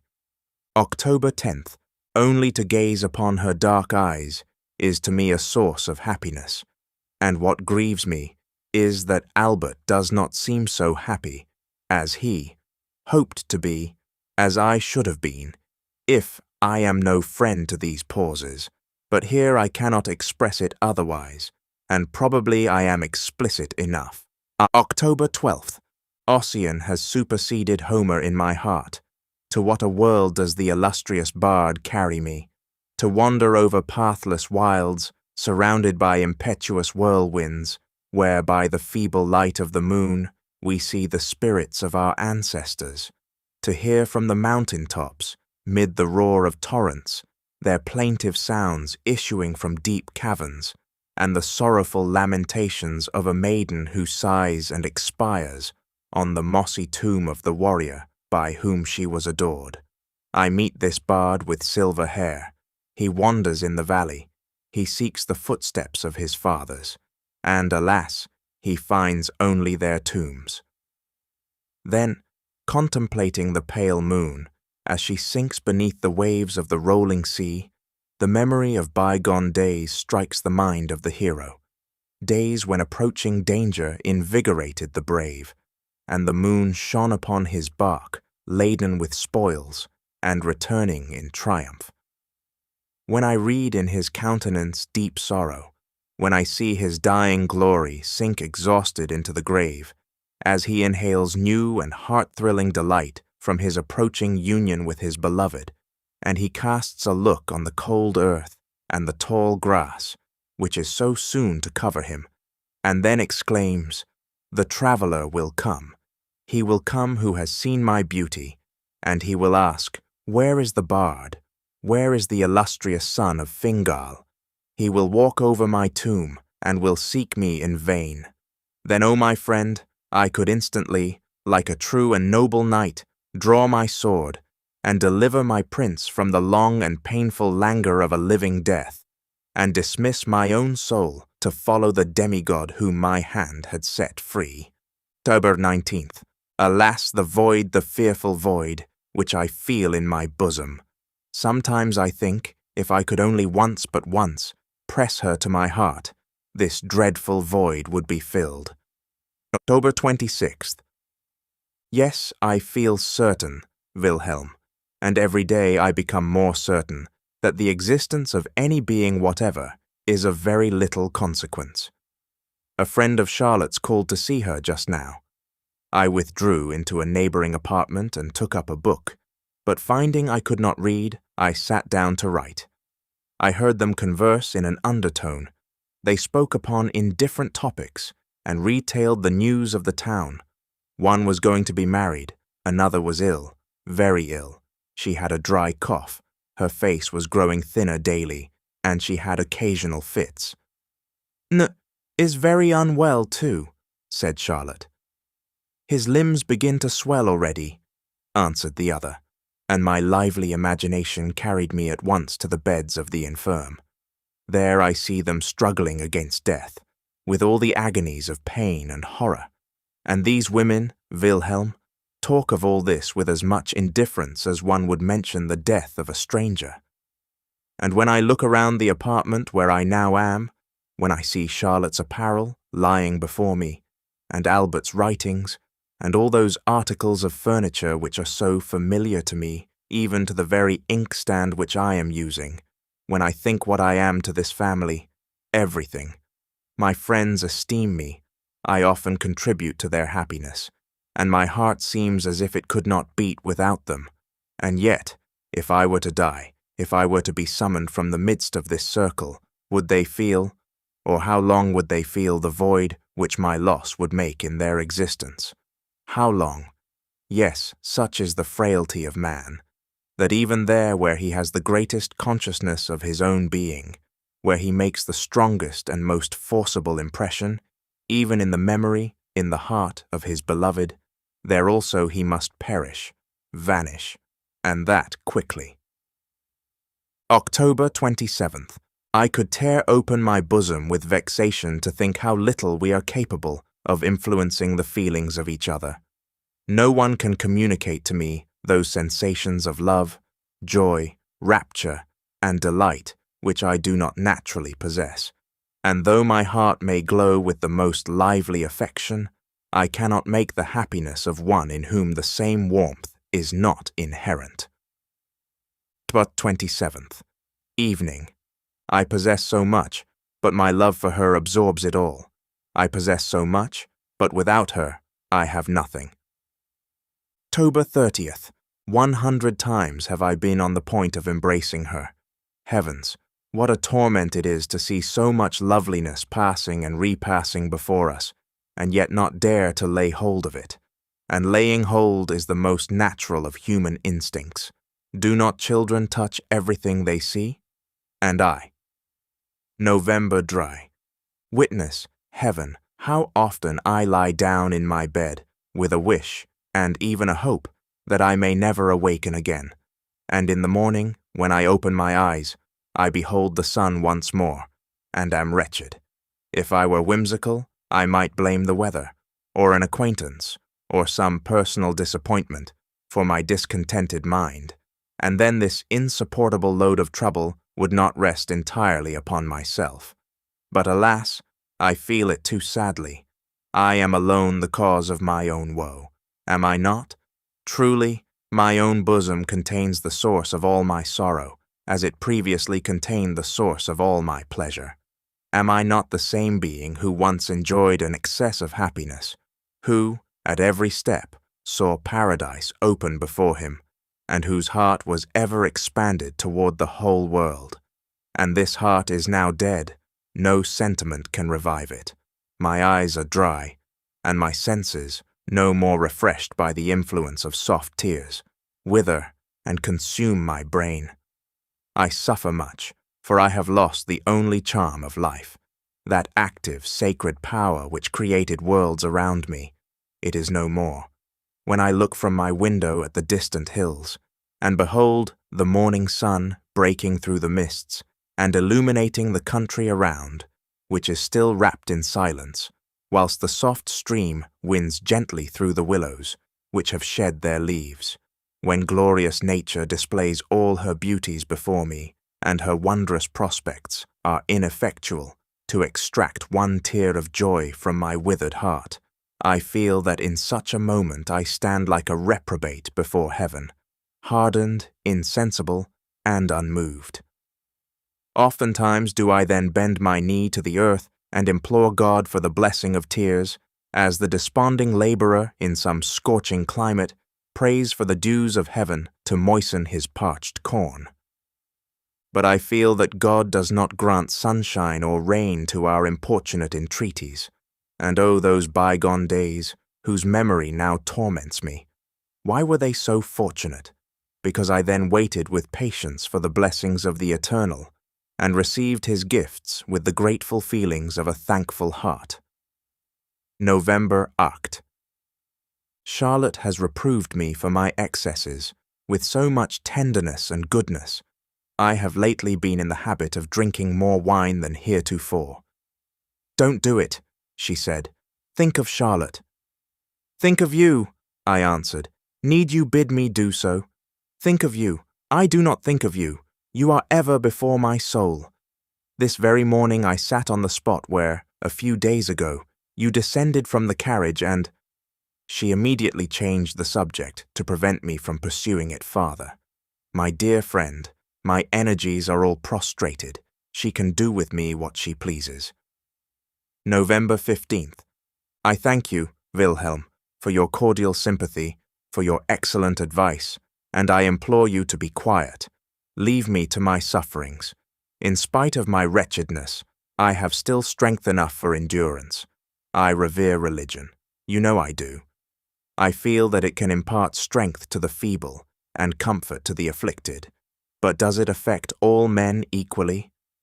Consider this vast universe. You will see thousands for whom it has never existed, thousands for whom it will never exist, whether it be preached to them or not. And must it, then, necessarily exist for me? Does not the Son of God himself say that they are his, whom the Father has given to him? Have I been given to him? What if the Father will retain me for himself, as my heart sometimes suggests? I pray you, do not misinterpret this. Do not extract derision from my harmless words.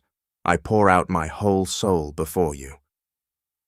Silence were otherwise preferable to me, but I need not shrink from a subject of which few know more than I do myself. What is the destiny of man but to fill up the measure of his sufferings and to drink his allotted cup of bitterness? And if that same cup proved bitter to the God of heaven under a human form, why should I affect a foolish pride and call it sweet? Why should I be ashamed of shrinking at that fearful moment, when my whole being will tremble between existence and annihilation, when a remembrance of the past, like a flash of lightning, will illuminate the dark gulf of futurity, when everything shall dissolve around me and the whole world vanish away? Is not this the voice of a creature oppressed beyond all resource, self-deficient, about to plunge into inevitable destruction, and groaning deeply at its inadequate strength? My God, why hast thou forsaken me? And should I feel ashamed to utter the same expression? Should I not shudder at a prospect which had its fears, even for him who folds up the heavens like a garment? November 21st. She does not feel, she does not know, that she is preparing a poison which will destroy us both, and I drink deeply of the draught which is to prove my destruction. What mean those looks of kindness with which she often, no, not often, but sometimes, regards me, that complacency with which she hears the involuntary sentiments which frequently escape me, and the tender pity for my sufferings which appears in her countenance? Yesterday, when I took leave, she seized me by the hand and said, "Adieu, dear Werther." Dear Werther, it was the first time she ever called me dear. The sound sunk deep into my heart. I have repeated it 100 times, and last night, on going to bed and talking to myself of various things, I suddenly said, "Good night, dear Werther," and then could not but laugh at myself. November 22. I cannot pray, leave her to me, and yet she often seems to belong to me. I cannot pray, give her to me, for she is another's. In this way I affect mirth over my troubles, and if I had time, I could compose a whole litany of antitheses. November 24. She is sensible of my sufferings. This morning her look pierced my very soul. I found her alone, and she was silent. She steadfastly surveyed me. I no longer saw in her face the charms of beauty or the fire of genius.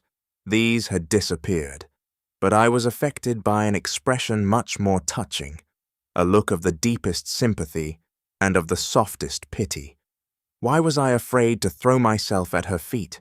Why did I not dare to take her in my arms and answer her by 1,000 kisses? She had recourse to her piano for relief, and in a low and sweet voice accompanied the music with delicious sounds. Her lips never appeared so lovely. They seemed but just to open, that they might imbibe the sweet tones which issued from the instrument, and return the heavenly vibration from her lovely mouth. Oh, who can express my sensations? I was quite overcome, and, bending down, pronounced this vow: "Beautiful lips, which the angels guard, never will I seek to profane your purity with a kiss. And yet, my friend, oh, I wish, but my heart is darkened by doubt and indecision. Could I but taste felicity, and then die to expiate the sin. What sin? November sexag tredive. Oftentimes I say to myself, thou alone art wretched. All other mortals are happy. None are distressed like thee. Then I read a passage in an ancient poet, and I seem to understand my own heart. I have so much to endure. Have men before me ever been so wretched? November 30. I shall never be myself again. Wherever I go, some fatality occurs to distract me. Even today, alas, for our destiny, alas for human nature. About dinner time I went to walk by the riverside, for I had no appetite. Everything around seemed gloomy. A cold and damp easterly wind blew from the mountains, and black heavy clouds spread over the plain. I observed at a distance a man in a tattered coat. He was wandering among the rocks, and seemed to be looking for plants.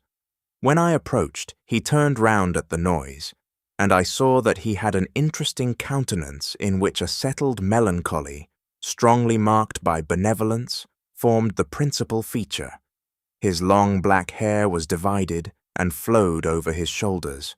As his garb betokened a person of the lower order, I thought he would not take it ill if I inquired about his business, and I therefore asked what he was seeking.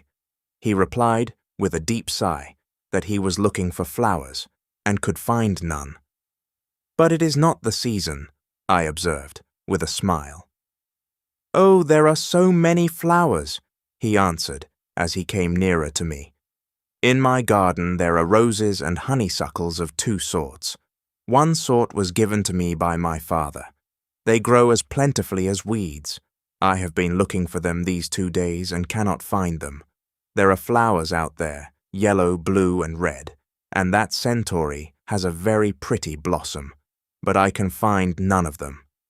I observed his peculiarity, and therefore asked him with an air of indifference, what he intended to do with his flowers.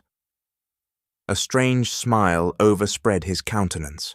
Holding his finger to his mouth, he expressed a hope that I would not betray him, and he then informed me that he had promised to gather a nosegay for his mistress. "That is right," said I. "Oh," he replied, "she possesses many other things as well. She is very rich." "And yet," I continued, "she likes your nosegays." "Oh, she has jewels and crowns," he exclaimed. I asked who she was. "If the States General would but pay me," he added, "I should be quite another man. Alas, there was a time when I was so happy, but that is past, and I am now—" He raised his swimming eyes to heaven. "And you were happy once?" I observed. "Ah, would I were so still," was his reply. "I was then as gay and contented as a man can be." An old woman who was coming toward us now called out, "Henry, Henry, where are you? We have been looking for you everywhere. Come to dinner." "Is he your son?" I inquired as I went toward her. "Yes," she said, "he is my poor, unfortunate son. The Lord has sent me a heavy affliction." I asked whether he had been long in this state. She answered, "He has been as calm as he is at present for about 6 months. I thank heaven that he has so far recovered. He was for 1 whole year quite raving, and chained down in a madhouse. Now he injures no one, but talks of nothing else than kings and queens. He used to be a very good, quiet youth, and helped to maintain me. He wrote a very fine hand, but all at once he became melancholy, was seized with a violent fever, grew distracted, and is now, as you see. If I were only to tell you, sir—" I interrupted her by asking what period it was in which he boasted of having been so happy. "Poor boy," she exclaimed, with a smile of compassion. "He means the time when he was completely deranged, a time he never ceases to regret, when he was in the madhouse and unconscious of everything." I was thunderstruck. I placed a piece of money in her hand and hastened away.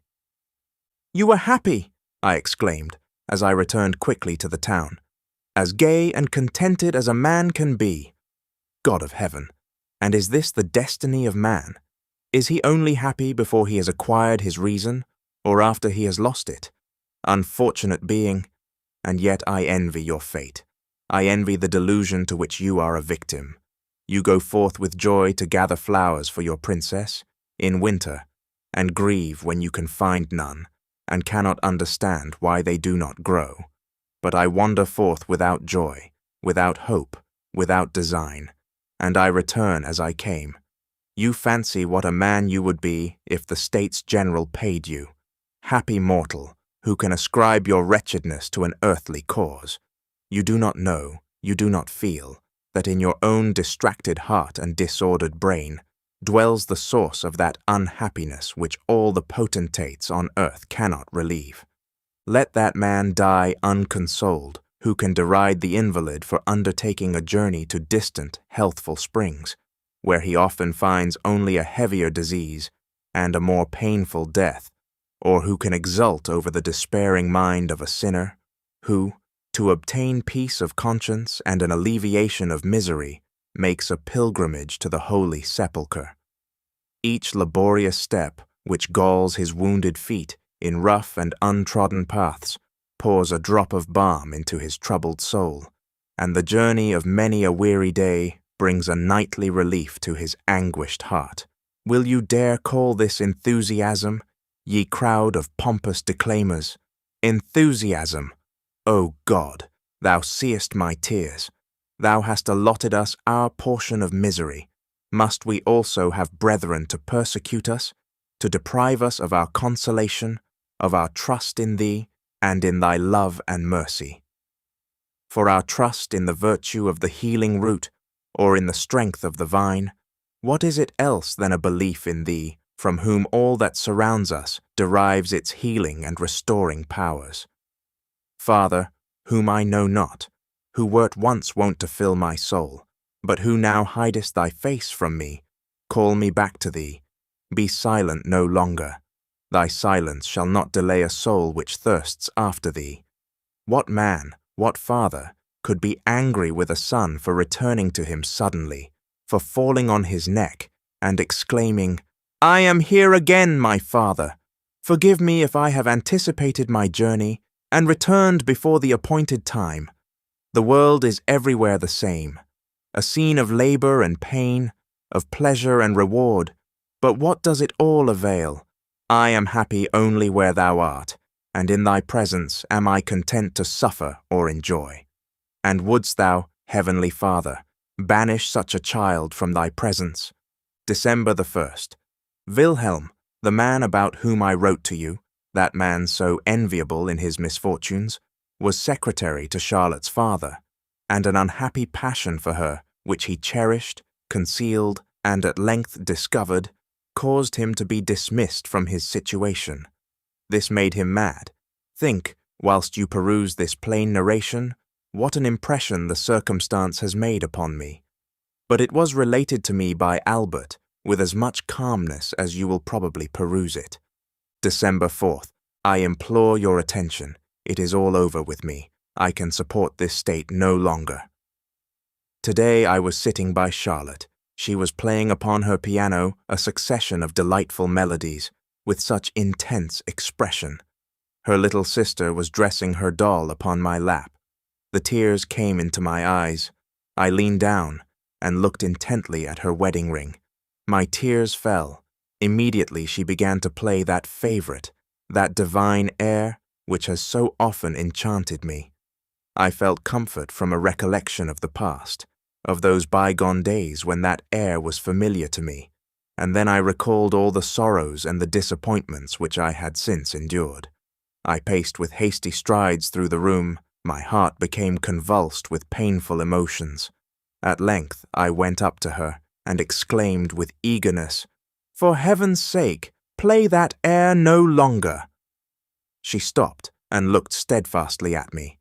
She then said, with a smile which sunk deep into my heart, "Werther, you are ill. Your dearest food is distasteful to you. But go, I entreat you, and endeavor to compose yourself."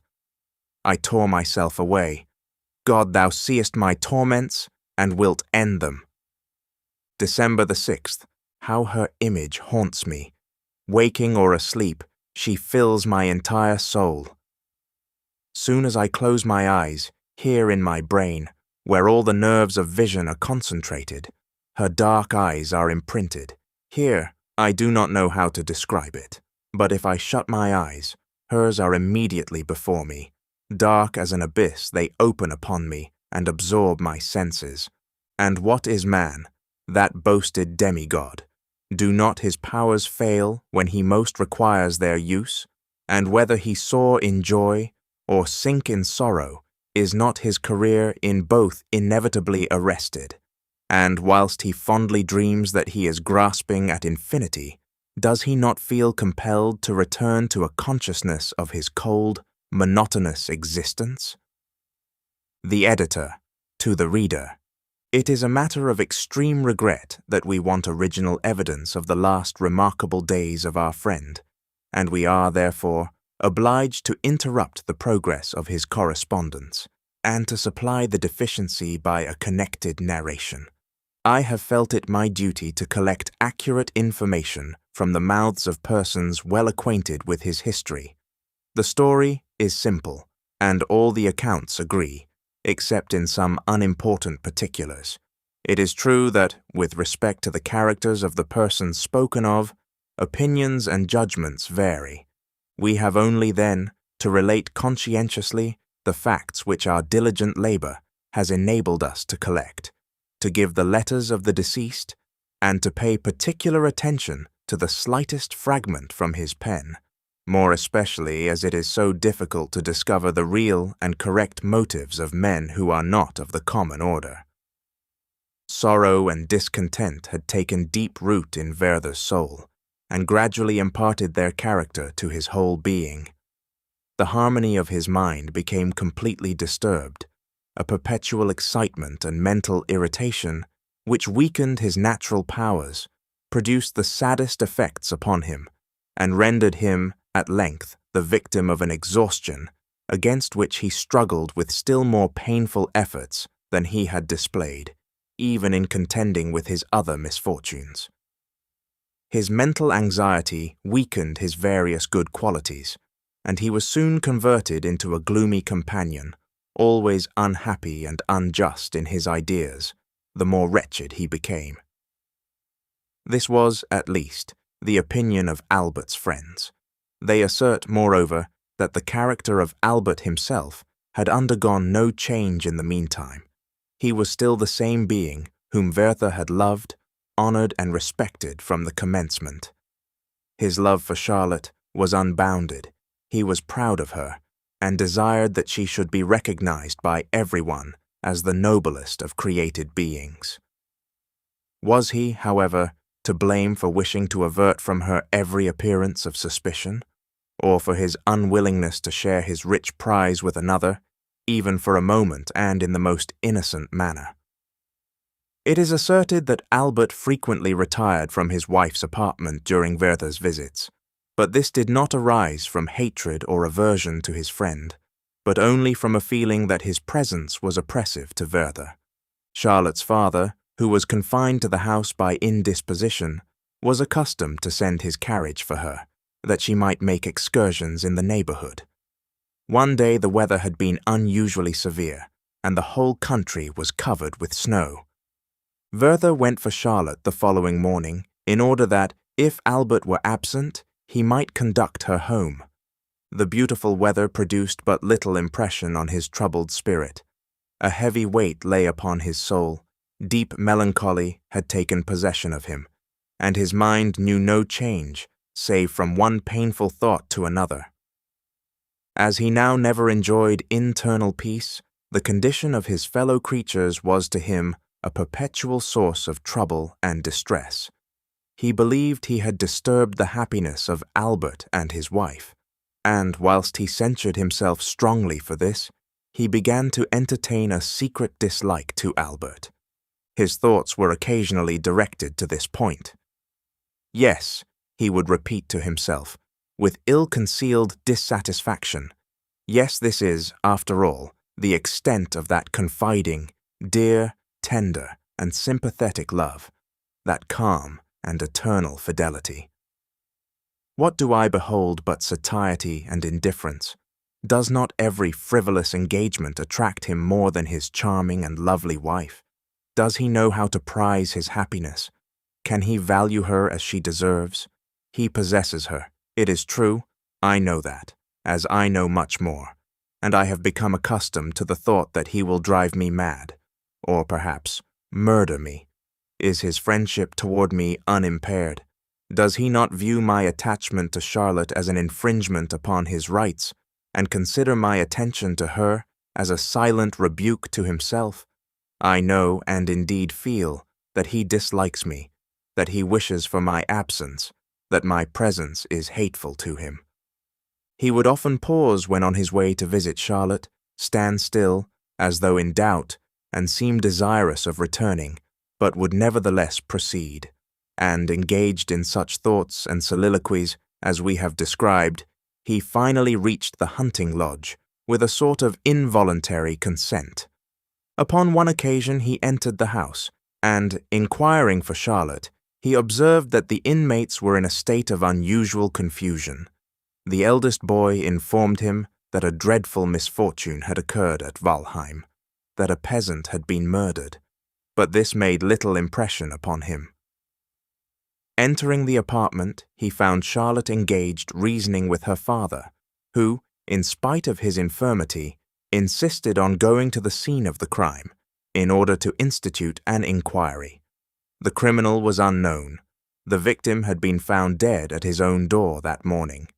Suspicions were excited.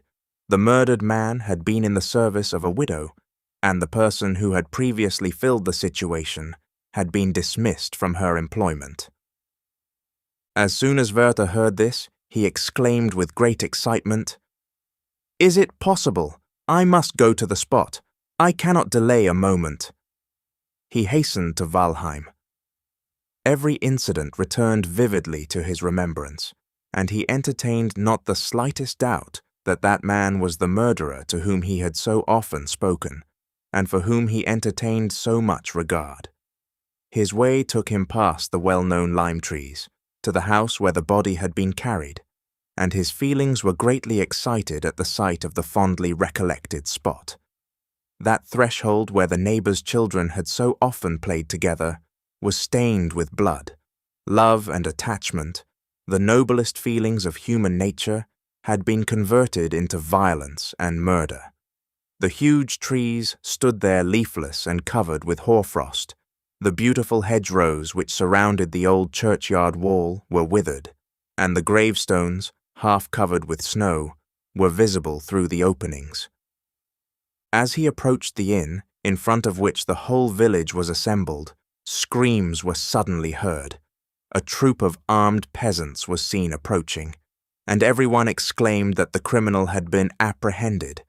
Werther looked, and was not long in doubt. The prisoner was no other than the servant, who had been formerly so attached to the widow, and whom he had met prowling about, with that suppressed anger and ill-concealed despair, which we have before described. "What have you done, unfortunate man?" inquired Werther, as he advanced toward the prisoner. The latter turned his eyes upon him in silence, and then replied with perfect composure, "No one will now marry her, and she will marry no one." The prisoner was taken into the inn, and Werther left the place. The mind of Werther was fearfully excited by this shocking occurrence.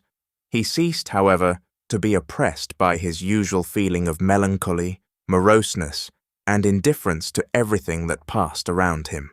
He entertained a strong degree of pity for the prisoner, and was seized with an indescribable anxiety to save him from his impending fate.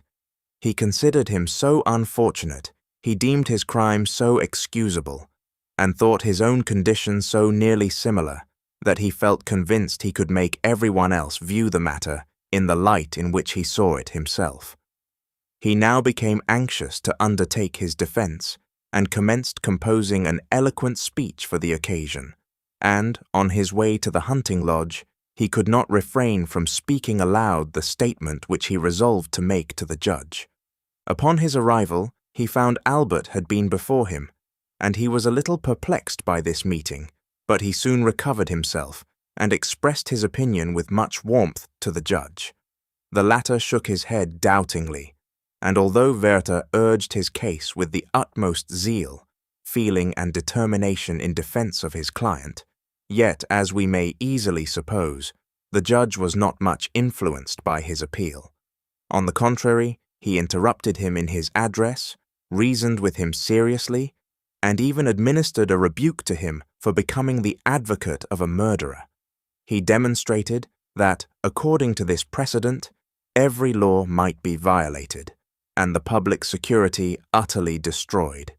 He added, moreover, that in such a case he could himself do nothing, without incurring the greatest responsibility, that everything must follow in the usual course and pursue the ordinary channel.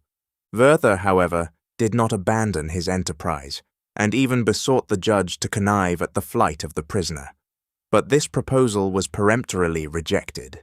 Albert, who had taken some part in the discussion, coincided in opinion with the judge. At this, Werther became enraged and took his leave in great anger, after the judge had more than once assured him that the prisoner could not be saved. The excess of his grief at this assurance may be inferred from a note we have found amongst his papers, and which was doubtless written upon this very occasion. "You cannot be saved, unfortunate man. I see clearly that we cannot be saved." Werther was highly incensed at the observations which Albert had made to the judge in this matter of the prisoner. He thought he could detect therein a little bitterness toward himself personally, and although, upon reflection, it could not escape his sound judgment that their view of the matter was correct, he felt the greatest possible reluctance to make such an admission. A memorandum of Werther's upon this point, expressive of his general feelings toward Albert, has been found amongst his papers. What is the use of my continually repeating that he is a good and estimable man? He is an inward torment to me, and I am incapable of being just toward him. One fine evening in winter, when the weather seemed inclined to thaw, Charlotte and Albert were returning home together. The former looked from time to time about her, as if she missed Werther's company. Albert began to speak of him and censured him for his prejudices. He alluded to his unfortunate attachment and wished it were possible to discontinue his acquaintance. "I desire it on our own account," he added, "and I request you will compel him to alter his deportment toward you and to visit you less frequently. The world is censorious, and I know that here and there we are spoken of." Charlotte made no reply, and Albert seemed to feel her silence. At least, from that time he never again spoke of Werther, and when she introduced the subject, he allowed the conversation to die away, or else he directed the discourse into another channel. The vain attempt Werther had made to save the unhappy murderer was the last feeble glimmering of a flame about to be extinguished. He sank almost immediately afterward into a state of gloom and inactivity, until he was at length brought to perfect distraction by learning that he was to be summoned as a witness against the prisoner, who asserted his complete innocence. His mind now became oppressed by the recollection of every misfortune of his past life. The mortification he had suffered at the ambassador's and his subsequent troubles were revived in his memory. He became utterly inactive.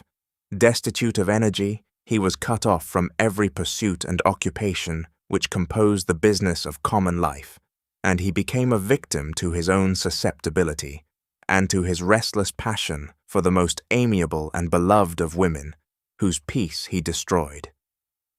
In this unvarying monotony of existence, his days were consumed, and his powers became exhausted without aim or design, until they brought him to a sorrowful end.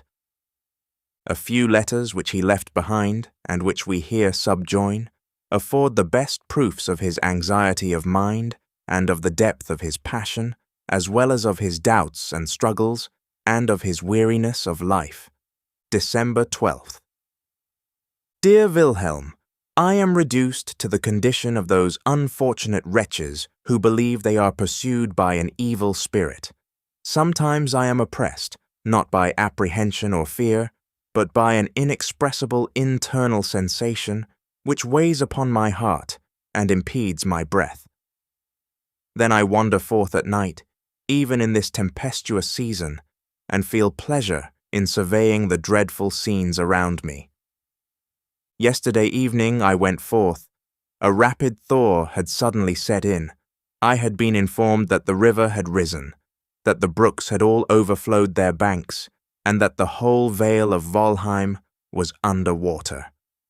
Upon the stroke of 12, I hastened forth. I beheld a fearful sight. The foaming torrents rolled from the mountains in the moonlight. Fields and meadows, trees and hedges were confounded together, and the entire valley was converted into a deep lake, which was agitated by the roaring wind. And when the moon shone forth, and tinged the black clouds with silver, and the impetuous torrent at my feet foamed and resounded with awful and grand impetuosity, I was overcome by a mingled sensation of apprehension and delight. With extended arms I looked down into the yawning abyss, and cried, "Plunge!" For a moment my senses forsook me in the intense delight of ending my sorrows and my sufferings by a plunge into that gulf. And then I felt as if I were rooted to the earth, and incapable of seeking an end to my woes. But my hour is not yet come. I feel it is not. O Wilhelm, how willingly could I abandon my existence to ride the whirlwind, or to embrace the torrent, and then might not rapture perchance be the portion of this liberated soul? I turned my sorrowful eyes toward a favorite spot, where I was accustomed to sit with Charlotte beneath a willow after a fatiguing walk. Alas, it was covered with water, and with difficulty I found even the meadow, and the fields around the hunting lodge, thought I. has our dear bower been destroyed by this unpitying storm, and a beam of past happiness streamed upon me, as the mind of a captive is illumined by dreams of flocks and herds and bygone joys of home. But I am free from blame. I have courage to die. Perhaps I have, but I still sit here, like a wretched pauper who collects faggots and begs her bread from door to door, that she may prolong for a few days a miserable existence, which she is unwilling to resign. December 15th. What is the matter with me, dear Wilhelm? I am afraid of myself. Is not my love for her of the purest, most holy, and most brotherly nature? Has my soul ever been sullied by a single sensual desire? But I will make no protestations. And now, ye nightly visions, how truly have those mortals understood you, who ascribe your various contradictory effects to some invincible power. This night I tremble at the avowal. I held her in my arms, locked in a close embrace. I pressed her to my bosom, and covered with countless kisses those dear lips which murmured in reply soft protestations of love. My sight became confused by the delicious intoxication of her eyes. Heavens, is it sinful to revel again in such happiness, to recall once more those rapturous moments with intense delight? Charlotte, Charlotte, I am lost. My senses are bewildered, my recollection is confused, mine eyes are bathed in tears. I am ill, and yet I am well. I wish for nothing. I have no desires. It were better I were gone. Under the circumstances narrated above, a determination to quit this world had now taken fixed possession of Werther's soul. Since Charlotte's return, this thought had been the final object of all his hopes and wishes. But he had resolved that such a step should not be taken with precipitation, but with calmness and tranquillity, and with the most perfect deliberation. His troubles and internal struggles may be understood from the following fragment, which was found, without any date, amongst his papers, and appears to have formed the beginning of a letter to Wilhelm. Her presence, her fate, her sympathy for me, have power still to extract tears from my withered brain. One lifts up the curtain and passes to the other side. That is all. And why all these doubts and delays? Because we know not what is behind, because there is no returning, and because our mind infers that all is darkness and confusion, where we have nothing but uncertainty. His appearance at length became quite altered by the effect of his melancholy thoughts, and his resolution was now finally and irrevocably taken, of which the following ambiguous letter, which he addressed to his friend, may appear to afford some proof. December 20th. I am grateful to your love, Wilhelm, for having repeated your advice so seasonably. Yes, you are right. It is undoubtedly better that I should depart. But I do not entirely approve your scheme of returning at once to your neighborhood. At least, I should like to make a little excursion on the way, particularly as we may now expect a continued frost, and consequently good roads. I am much pleased with your intention of coming to fetch me.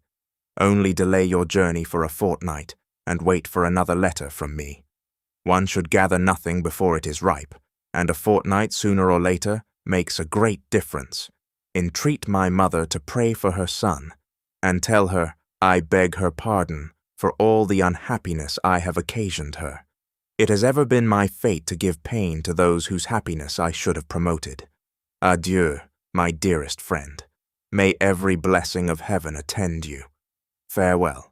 We find it difficult to express the emotions with which Charlotte's soul was agitated during the whole of this time, whether in relation to her husband or to her unfortunate friend, although we are enabled, by our knowledge of her character, to understand their nature.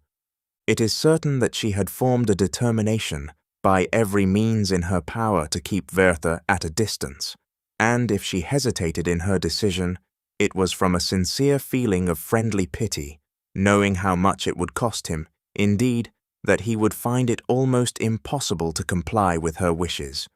but various causes now urged her to be firm.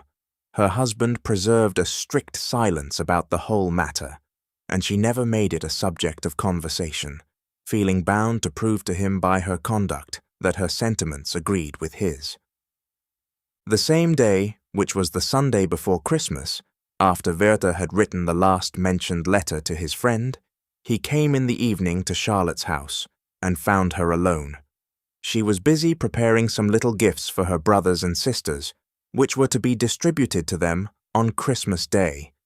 He began talking of the delight of the children, and of that age when the sudden appearance of the Christmas tree, decorated with fruit and sweetmeats, and lighted up with wax candles, causes such transports of joy. "You shall have a gift too, if you behave well," said Charlotte, hiding her embarrassment under sweet smile. "And what do you call behaving well? What should I do? What can I do, my dear Charlotte?" said he. "Thursday night," she answered, "is Christmas Eve. The children are all to be here, and my father too. There is a present for each. Do you come likewise, but do not come before that time." Werther started. "I desire you will not. It must be so," she continued. "I ask it of you as a favor, for my own peace and tranquillity. We cannot go on in this manner any longer." He turned away his face, walked hastily up and down the room, muttering indistinctly, "We cannot go on in this manner any longer." Charlotte, seeing the violent agitation into which these words had thrown him, endeavored to divert his thoughts by different questions, but in vain. "No, Charlotte," he exclaimed, "I will never see you any more." "And why so?" she answered. We must see each other again.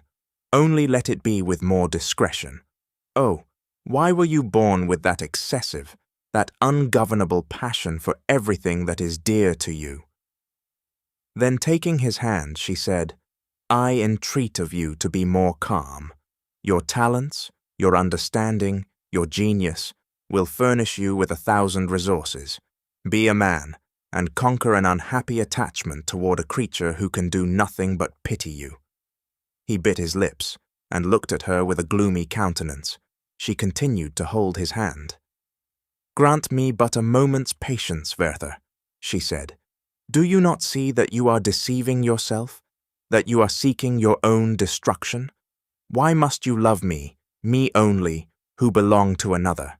I much fear, that it is only the impossibility of possessing me which makes your desire for me so strong." He drew back his hand, whilst he surveyed her with a wild and angry look. "'Tis well," he exclaimed, "'tis very well.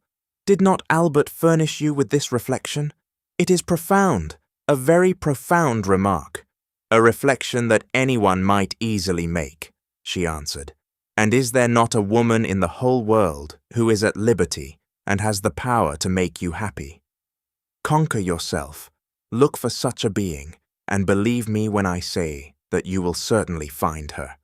I have long felt for you, and for us all. You have confined yourself too long within the limits of too narrow a circle. Conquer yourself, make an effort. A short journey will be of service to you. Seek and find an object worthy of your love, then return hither, and let us enjoy together all the happiness of the most perfect friendship." "This speech," replied Werther with a cold smile, "this speech should be printed for the benefit of all teachers. My dear Charlotte, allow me but a short time longer, and all will be well. But however, Werther," she added, "do not come again before Christmas." He was about to make some answer when Albert came in. They saluted each other coldly, and with mutual embarrassment paced up and down the room. Werther made some common remarks, Albert did the same, and their conversation soon dropped. Albert asked his wife about some household matters, and finding that his commissions were not executed, he used some expressions which, to Werther's ear, savoured of extreme harshness.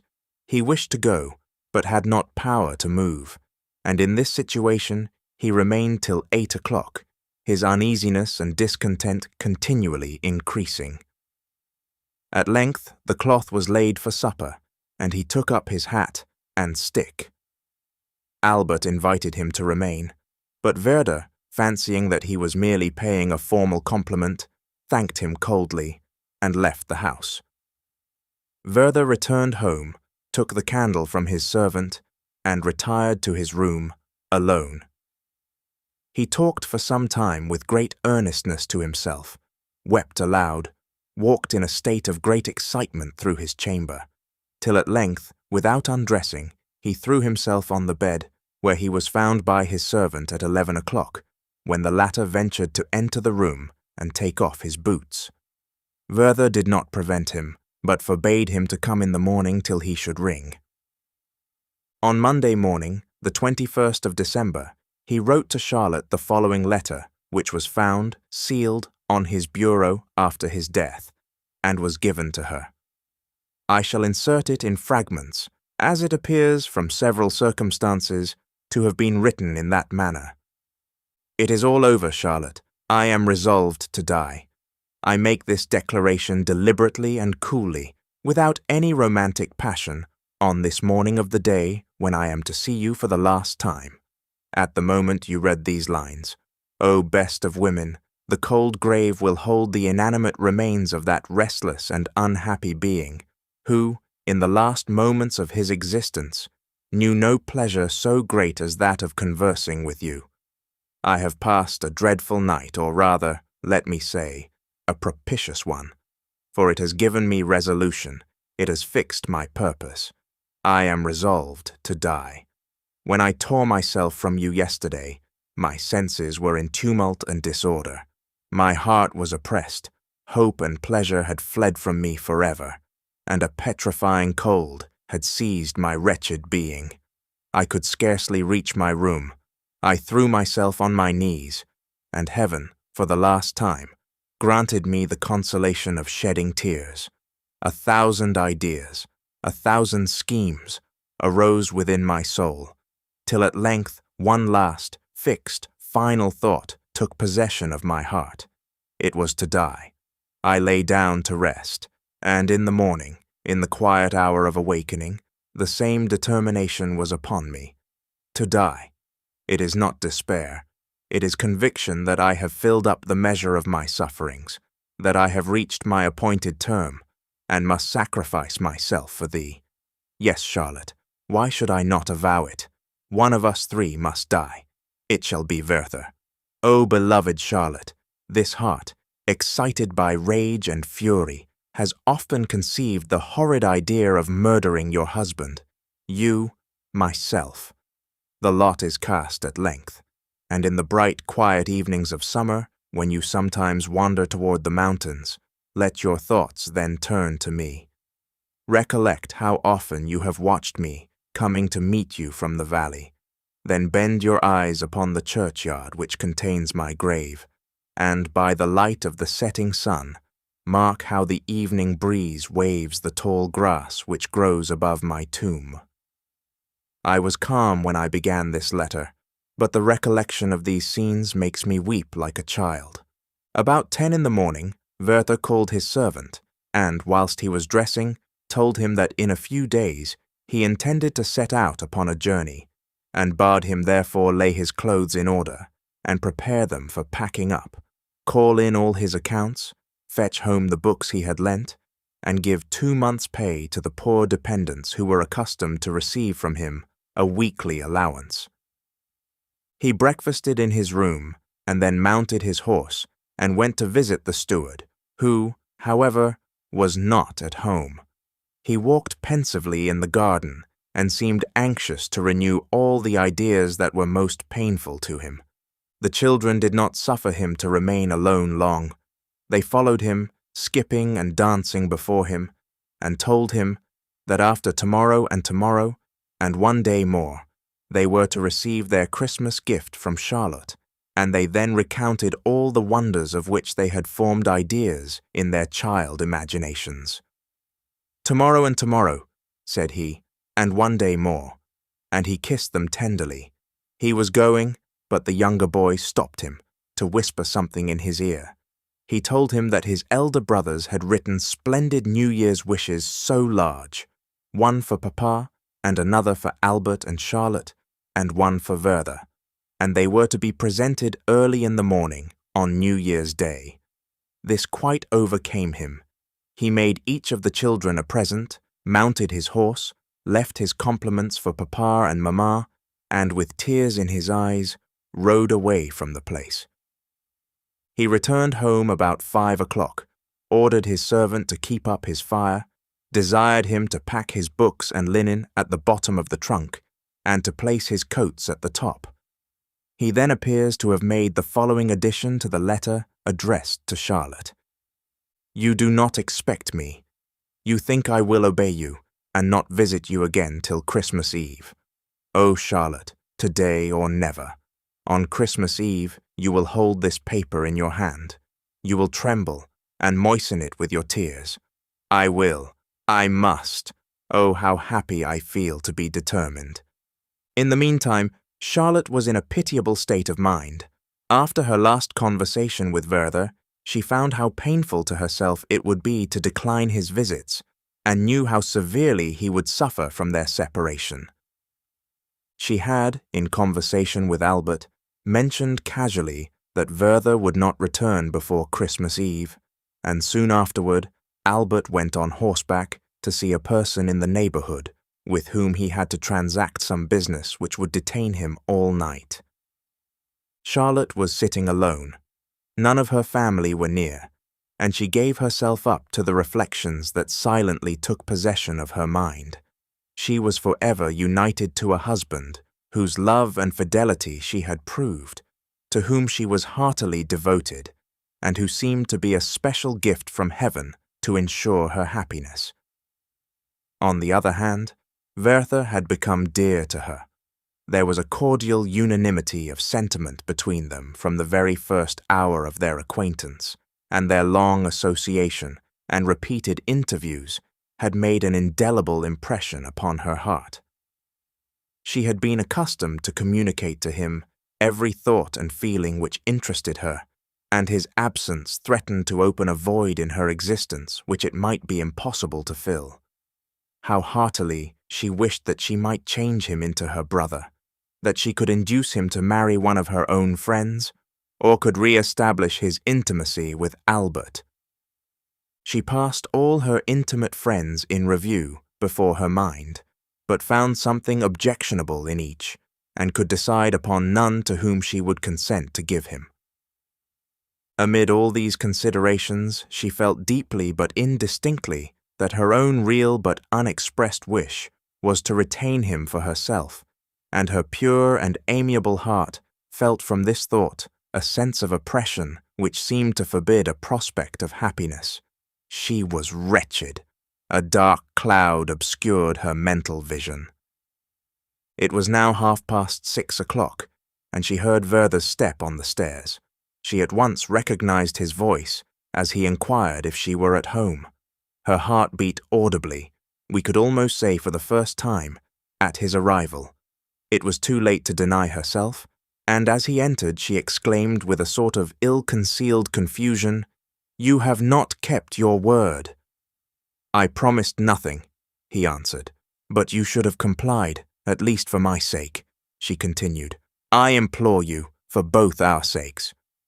She scarcely knew what she said or did, and sent for some friends who, by their presence, might prevent her being left alone with Werther. He put down some books he had brought with him, then made inquiries about some others, until she began to hope that her friends might arrive shortly, entertaining at the same time a desire that they might stay away.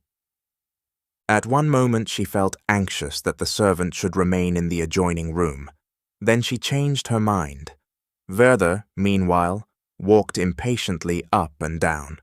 She went to the piano and determined not to retire. She then collected her thoughts and sat down quietly at Werther's side, who had taken his usual place on the sofa. "Have you brought nothing to read?" she inquired. He had nothing. "There in my drawer," she continued, "you will find your own translation of some of the songs of Ossian. I have not yet read them, as I have still hoped to hear you recite them, but for some time past I have not been able to accomplish such a wish." He smiled and went for the manuscript, which he took with a shudder. He sat down, and with eyes full of tears, he began to read. "Star of descending night, fair is thy light in the west. Thou liftest thy unshorn head from thy cloud. Thy steps are stately on thy hill. What dost thou behold in the plain? The stormy winds are laid. The murmur of the torrent comes from afar. Roaring waves climb the distant rock. The flies of evening are on their feeble wings. The hum of their course is on the field. What dost thou behold, fair light? But thou dost smile and depart. The waves come with joy around thee. They bathe thy lovely hair. Farewell, thou silent beam. Let the light of Ossian's soul arise. And it does arise in its strength. I behold my departed friends. Their gathering is on Laura, as in the days of other years. Fingal comes like a watery column of mist. His heroes are around.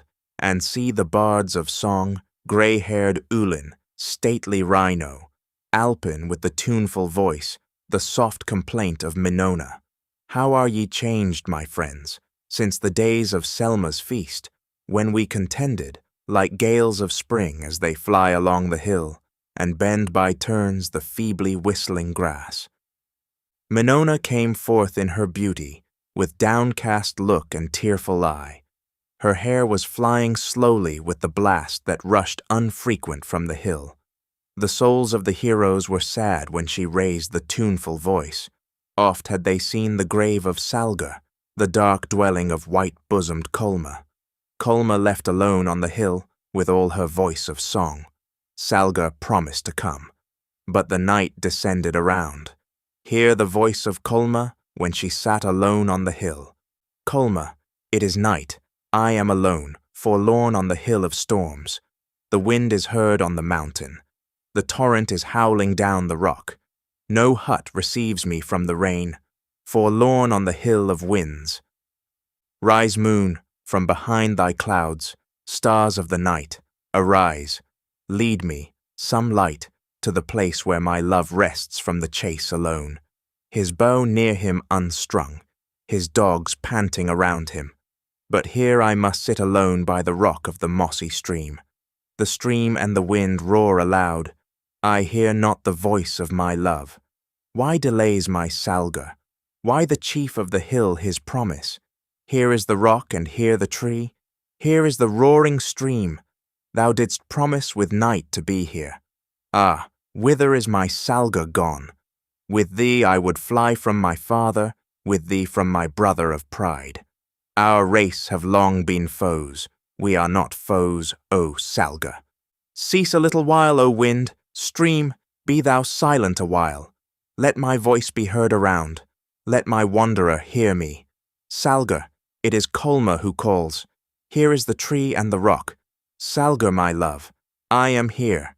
Why delayest thou thy coming? Lo, the calm moon comes forth. The flood is bright in the vale. The rocks are grey on the steep. I see him not on the brow. His dogs come not before him with tidings of his near approach. Here I must sit alone. Who lie on the heath beside me? Are they my love and my brother? Speak to me, O my friends. To Colma they give no reply. Speak to me, I am alone. My soul is tormented with fears. Ah, they are dead. Their swords are red from the fight. O my brother, why hast thou slain my Salga? Why, O Salga, hast thou slain my brother? Dear were ye both to me. What shall I say in your praise? Thou wert fair on the hill among thousands. He was terrible in fight. Speak to me. Hear my voice. Hear me, sons of my love. They are silent, silent forever. Cold, cold are their breasts of clay. Oh, from the rock on the hill, from the top of the windy steep, speak, ye ghosts of the dead. Speak, I will not be afraid. Whither are ye gone to rest? In what cave of the hill shall I find the departed? No feeble voice is on the gale. No answer half drowned in the storm. I sit in my grief. I wait for morning in my tears. Rear the tomb, ye friends of the dead. Close it not till Colma come. My life flies away like a dream. Why should I stay behind? Here shall I rest with my friends, by the stream of the sounding rock. When night comes on the hill, when the loud winds arise, my ghost shall stand in the blast, and mourn the death of my friends. The hunter shall hear from his booth, he shall fear, but love my voice. For sweet shall my voice be for my friends, pleasant were her friends to Colma. Such was thy song, Minona, softly blushing daughter of Torman. Our tears descended for Colma, and our souls were sad. Ullin came with his harp. He gave the song of Alpin. The voice of Alpin was pleasant. The soul of Rhino was a beam of fire. But they had rested in the narrow house. Their voice had ceased in Selma. Ullin had returned one day from the chase before the heroes fell. He heard their strife on the hill. Their song was soft, but sad. They mourned the fall of Mora, first of mortal men. His soul was like the soul of Fingal, his sword like the sword of Oscar, but he fell, and his father mourned. His sister's eyes were full of tears. Minona's eyes were full of tears, the sister of Car-born Mora. She retired from the song of Ullin like the moon in the west when she foresees the shower and hides her fair head in a cloud. I touched the harp with Ullin, the song of morning rose. Rhino, the wind and the rain are past. Calm is the noon of day. The clouds are divided in heaven. Over the green hills flies the inconstant sun. Red through the stony vale comes down the stream of the hill. Sweet are thy murmurs, O stream, but more sweet is the voice I hear. It is the voice of Alpin, the son of song, mourning for the dead. Bent is his head of age, red his tearful eye. Alpin, thou son of song, why alone on the silent hill? Why complainest thou, as a blast in the wood, as a wave on the lonely shore? Alpin, my tears, O Rhino, are for the dead, my voice for those that have passed away. Tall thou art on the hill, fair among the sons of the vale, but thou shalt fall like Morar. The mourner shall sit on thy tomb. The hills shall know thee no more. Thy bow shall lie in thy hall unstrung. Thou wert swift, O Morar, as a roe on the desert, terrible as a meteor of fire. Thy wrath was as the storm, thy sword in battle as lightning in the field. Thy voice was as a stream after rain, like thunder on distant hills. Many fell by thy arm. They were consumed in the flames of thy wrath. But when thou didst return from war, how peaceful was thy brow. Thy face was like the sun after rain, like the moon in the silence of night, calm as the breast of the lake when the loud wind is laid. Narrow is thy dwelling now, dark the place of thine abode. With 3 steps I compass thy grave, O thou who wast so great before.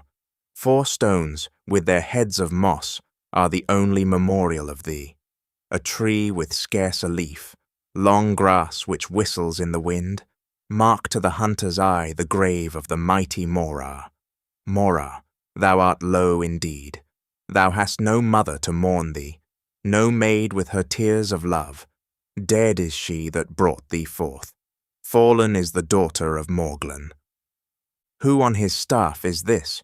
Who is this whose head is white with age, whose eyes are red with tears, who quakes at every step?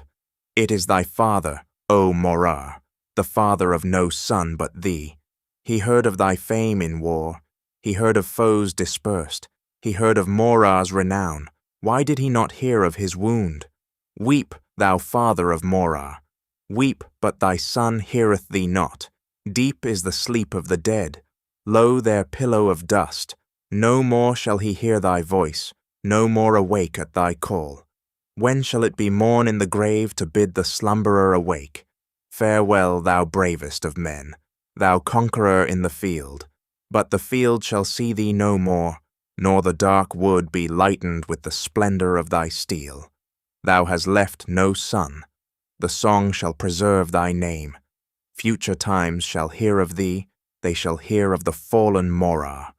The grief of all arose, but most the bursting sigh of Armin. He remembers the death of his son, who fell in the days of his youth.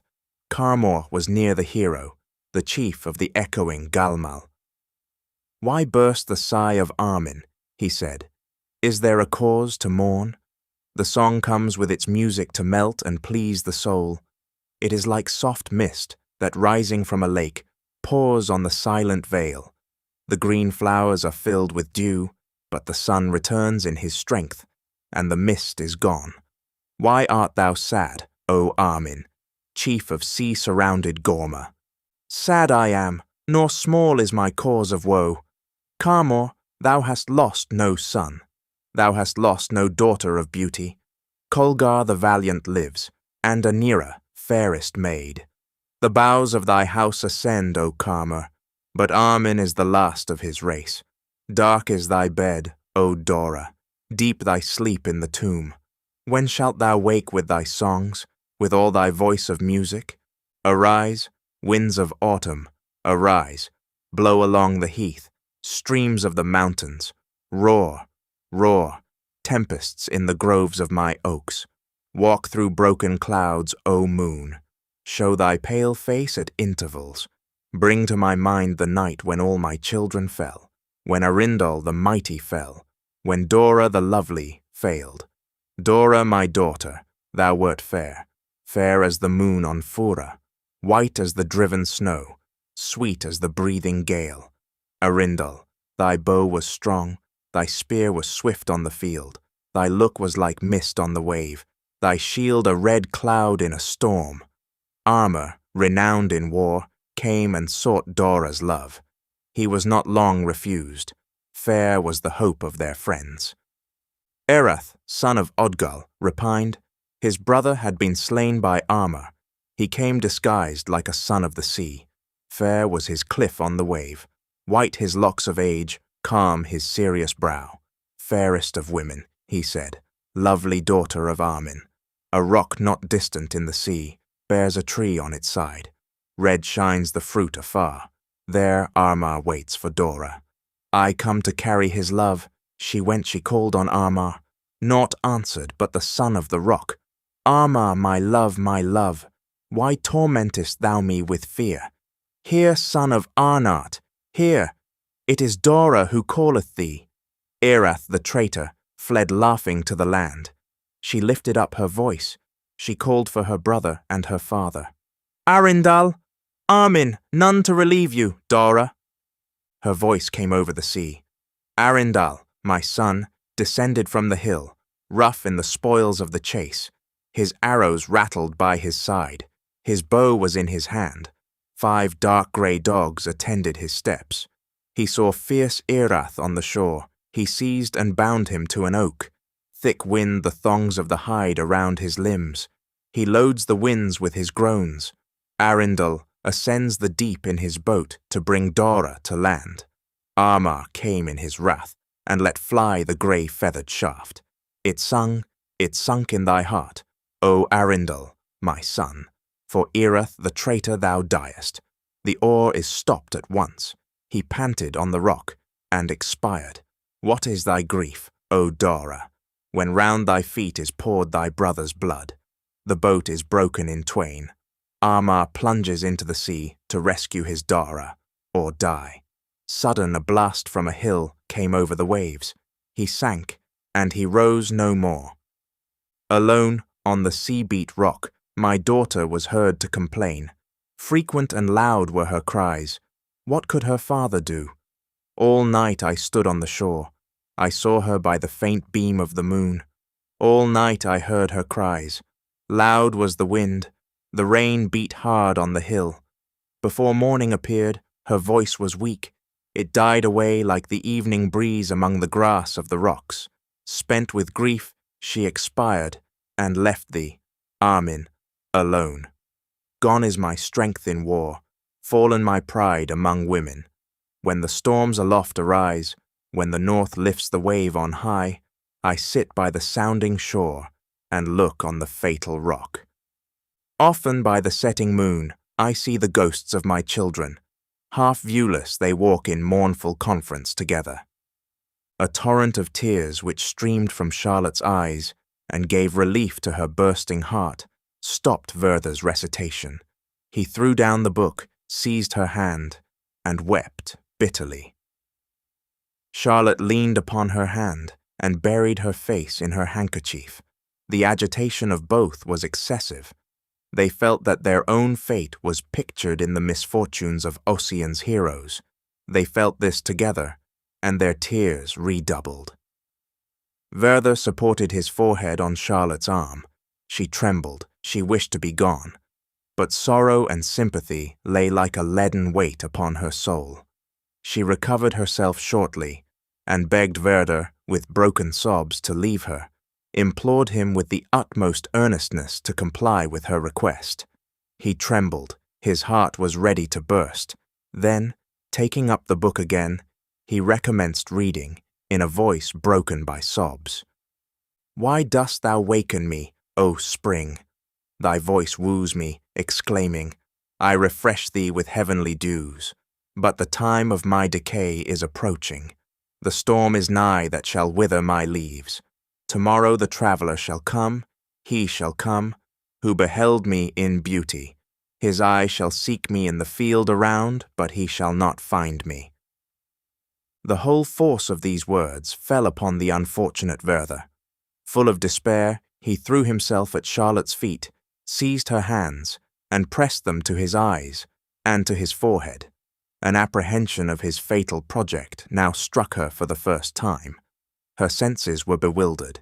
She held his hands, pressed them to her bosom, and leaning toward him with emotions of the tenderest pity, her warm cheek touched his.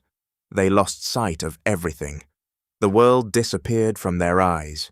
He clasped her in his arms, strained her to his bosom, and covered her trembling lips with passionate kisses. "Werther!" she cried with a faint voice, turning herself away. "Werther!" And with a feeble hand, she pushed him from her. At length, with the firm voice of virtue, she exclaimed, "Werther!" He resisted not, but tearing himself from her arms, fell on his knees before her. Charlotte rose, and with disordered grief, in mingled tones of love and resentment, she exclaimed, "It is the last time, Werther. You shall never see me any more." Then, casting one last, tender look upon her unfortunate lover, she rushed into the adjoining room and locked the door. Werther held out his arms, but did not dare to detain her. He continued on the ground, with his head resting on the sofa, for half an hour, till he heard a noise which brought him to his senses. The servant entered.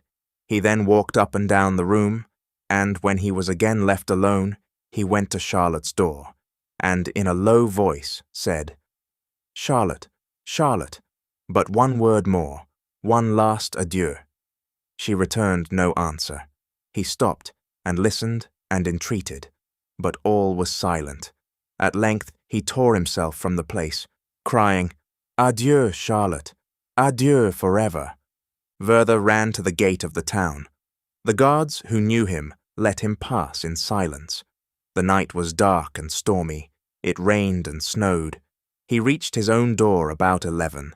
His servant, although seeing him enter the house without his hat, did not venture to say anything. And, as he undressed his master, he found that his clothes were wet. His hat was afterward found on the point of a rock overhanging the valley, and it is inconceivable how he could have climbed to the summit on such a dark, tempestuous night without losing his life. He retired to bed and slept to a late hour. The next morning, his servant, upon being called to bring his coffee, found him writing. He was adding, to Charlotte, what we here annex. "For the last time I open these eyes, alas, they will behold the sun no more. It is covered by a thick, impenetrable cloud. Yes, nature, put on mourning, your child, your friend, your lover, draws near his end. This thought, Charlotte, is without parallel, and yet it seems like a mysterious dream when I repeat, this is my last day. The last, Charlotte, No word can adequately express this thought. The last.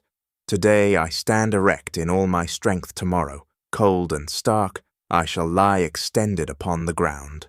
To die, what is death? We do but dream in our discourse upon it. I have seen many human beings die, but so straitened is our feeble nature. We have no clear conception of the beginning or the end of our existence. At this moment I am my own, or rather I am thine, my adored, and the next we are parted, severed, perhaps forever. No, Charlotte, no. How can you be annihilated? We exist. What is annihilation? A mere word, an unmeaning sound that fixes no impression on the mind. Dead, Charlotte, laid in the cold earth, in the dark and narrow grave. I had a friend once who was everything to me in early youth. She died. I followed her hearse. I stood by her grave when the coffin was lowered, and when I heard the creaking of the cords as they were loosened and drawn up, when the first shovelful of earth was thrown in, and the coffin returned a hollow sound, which grew fainter and fainter till all was completely covered over, I threw myself on the ground. My heart was smitten, grieved, shattered, rent, but I neither knew what had happened, nor what was to happen to me. Death, the grave, I understand not the words. Forgive, oh forgive me. Yesterday, that day should have been the last of my life. Thou angel, for the first time in my existence, I felt rapture glow within my inmost soul. She loves me. Still burns upon my lips the sacred fire they received from thine. New torrents of delight overwhelm my soul. Forgive me, oh forgive. I knew that I was dear to you. I saw it in your first entrancing look, knew it by the first pressure of your hand, but when I was absent from you, when I saw Albert at your side, my doubts and fears returned. Do you remember the flowers you sent me, when, at that crowded assembly, you could neither speak nor extend your hand to me? Half the night I was on my knees before those flowers, and I regarded them as the pledges of your love. But those impressions grew fainter, and were at length effaced. Everything passes away, but a whole eternity could not extinguish the living flame which was yesterday kindled by your lips, and which now burns within me. She loves me. These arms have encircled her waist. These lips have trembled upon hers. She is mine. Yes, Charlotte, you are mine forever. And what do they mean by saying Albert is your husband? He may be so for this world, and in this world it is a sin to love you, to wish to tear you from his embrace. Yes, it is a crime, and I suffer the punishment, but I have enjoyed the full delight of my sin. I have inhaled a balm that has revived my soul. From this hour you are mine. Yes, Charlotte, you are mine. I go before you. I go to my father and to your father.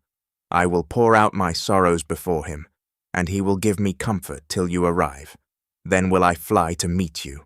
I will claim you and remain your eternal embrace in the presence of the Almighty. I do not dream, I do not rave.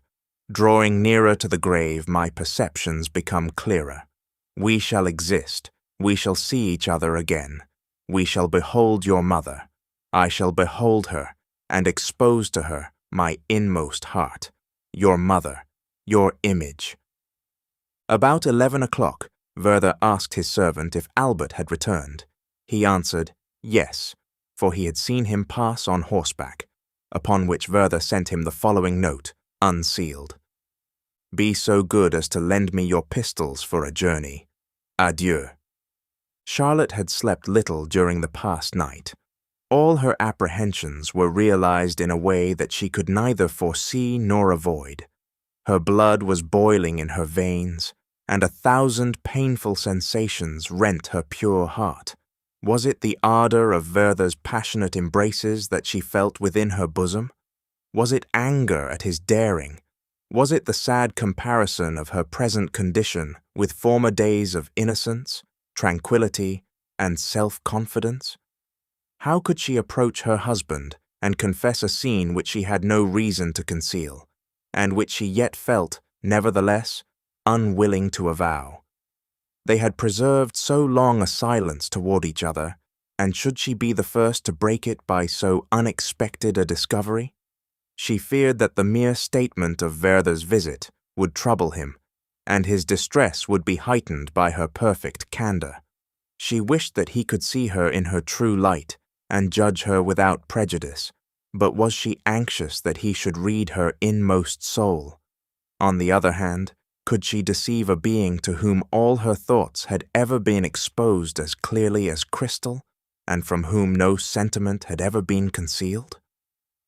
These reflections made her anxious and thoughtful. Her mind still dwelt on Werther, who was now lost to her, but whom she could not bring herself to resign, and for whom she knew nothing was left but despair if she should be lost to him forever. A recollection of that mysterious estrangement which had lately subsisted between herself and Albert, and which she could never thoroughly understand, was now beyond measure painful to her. Even the prudent and the good have before now hesitated to explain their mutual differences, and have dwelt in silence upon their imaginary grievances, until circumstances have become so entangled that in that critical juncture, when a calm explanation would have saved all parties, an understanding was impossible, and thus, if domestic confidence had been earlier established between them, if love and kind forbearance had mutually animated and expanded their hearts, it might not, perhaps, even yet have been too late to save our friend. But we must not forget one remarkable circumstance. We may observe from the character of Werther's correspondence that he had never affected to conceal his anxious desire to quit this world. He had often discussed the subject with Albert, and between the latter and Charlotte, it had not unfrequently formed a topic of conversation. Albert was so opposed to the very idea of such an action that, with a degree of irritation unusual in him, he had more than once given Werther to understand that he doubted the seriousness of his threats, and not only turned them into ridicule, but caused Charlotte to share his feelings of incredulity. Her heart was thus tranquilized when she felt disposed to view the melancholy subject in a serious point of view, though she never communicated to her husband the apprehensions she sometimes experienced. Albert, upon his return, was received by Charlotte with ill-concealed embarrassment. He was himself out of humor. His business was unfinished, and he had just discovered that the neighboring official, with whom he had to deal, was an obstinate and narrow-minded personage. Many things had occurred to irritate him. He inquired whether anything had happened during his absence, and Charlotte hastily answered that Werther had been there on the evening previously. He then inquired for his letters, and was answered that several packages had been left in his study. He thereon retired, leaving Charlotte alone. The presence of the being she loved and honored produced a new impression on her heart. The recollection of his generosity, kindness, and affection had calmed her agitation. A secret impulse prompted her to follow him. She took her work and went to his study, as was often her custom. He was busily employed opening and reading his letters. It seemed as if the contents of some were disagreeable. She asked some questions, he gave short answers, and sat down to write. Several hours passed in this manner, and Charlotte's feelings became more and more melancholy. She felt the extreme difficulty of explaining to her husband, under any circumstances, the weight that lay upon her heart, and her depression became every moment greater in proportion as she endeavored to hide her grief and to conceal her tears. The arrival of Werther's servant occasioned her the greatest embarrassment. He gave Albert a note, which the latter coldly handed to his wife, saying at the same time, "Give him the pistols. I wish him a pleasant journey," he added, turning to the servant. These words fell upon Charlotte like a thunderstroke. She rose from her seat, half fainting, and unconscious of what she did. She walked mechanically toward the wall, took down the pistols with a trembling hand, slowly wiped the dust from them, and would have delayed longer had not Albert hastened her movements by an impatient look. She then delivered the fatal weapons to the servant, without being able to utter a word. As soon as he had departed, she folded up her work and retired at once to her room, her heart overcome with the most fearful forebodings. She anticipated some dreadful calamity. She was at one moment on the point of going to her husband, throwing herself at his feet, and acquainting him with all that had happened on the previous evening, that she might acknowledge her fault and explain her apprehensions. Then she saw that such a step would be useless, as she would certainly be unable to induce Albert to visit Werther. Dinner was served, and a kind friend, whom she had persuaded to remain, assisted to sustain the conversation, which was carried on by a sort of compulsion till the events of the morning were forgotten. When the servant brought the pistols to Werther, the latter received them with transports of delight upon hearing that Charlotte had given them to him with her own hand. He ate some bread, drank some wine, sent his servant to dinner, and then sat down to write as follows. They have been in your hands, you wiped the dust from them. I kissed them 1,000 times. You have touched them. Yes, heaven favors my design. And you, Charlotte, provide me with the fatal instruments. It was my desire to receive my death from your hands, and my wish is gratified. I have made inquiries of my servant. You trembled when you gave him the pistols, but you bade me no adieu. Wretched, wretched that I am. Not one farewell. How could you shut your heart against me in that hour which makes you mine forever? Charlotte, ages cannot efface the impression. I feel you cannot hate the man who so passionately loves you. After dinner, he called his servant, desired him to finish the packing up, destroyed many papers, and then went out to pay some trifling debts. He soon returned home, then went out again, notwithstanding the rain, walked for some time in the Count's garden, and afterward proceeded farther into the country. Toward evening, he came back once more and resumed his writing. Wilhelm, I have for the last time beheld the mountains, the forests, and the sky. Farewell, and you, my dearest mother, forgive me. Console her, Wilhelm. God bless you. I have settled all my affairs. Farewell. We shall meet again and be happier than ever. I have requited you badly, Albert, but you will forgive me. I have disturbed the peace of your home. I have sowed distrust between you. Farewell. I will end all this wretchedness, and oh, that my death may render you happy. Albert, Albert, make that angel happy, and the blessing of heaven be upon you. He spent the rest of the evening in arranging his papers.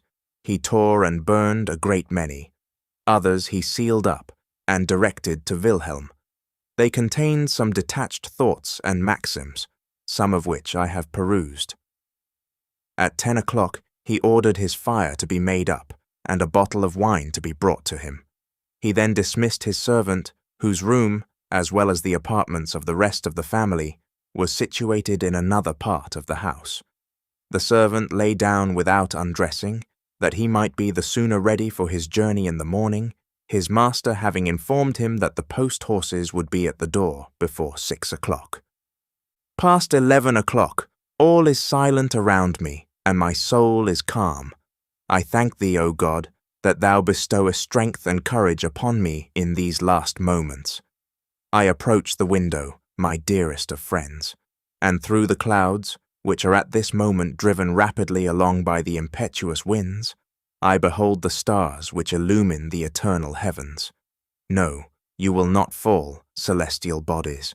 The hand of the Almighty supports both you and me. I have looked for the last time upon the constellation of the Greater Bear. It is my favorite star, for when I bade you farewell at night, Charlotte, and turned my steps from your door, it always shone upon me. With what rapture have I at times beheld it! How often have I implored it with uplifted hands to witness my felicity! And even still, but what object is there, Charlotte, which fails to summon up your image before me? Do you not surround me on all sides? And have I not, like a child, treasured up every trifle which you have consecrated by your touch. Your profile, which was so dear to me, I return to you, and I pray you to preserve it. Thousands of kisses have I imprinted upon it, and 1,000 times has it gladdened my heart on departing from and returning to my home. I have implored your father to protect my remains. At the corner of the churchyard, looking toward the fields, there are 2 lime trees. There I wish to lie. Your father can, and doubtless will, do this much for his friend. Implore it of him. But perhaps pious Christians will not choose that their bodies should be buried near the corpse of a poor, unhappy wretch like me. Then let me be laid in some remote valley, or near the highway, where the priest and Levite may bless themselves as they pass by my tomb, whilst the Samaritan will shed a tear for my fate. See, Charlotte, I do not shudder to take the cold and fatal cup, from which I shall drink the draught of death. Your hand presents it to me, and I do not tremble. All is now concluded. The wishes and the hopes of my existence are fulfilled.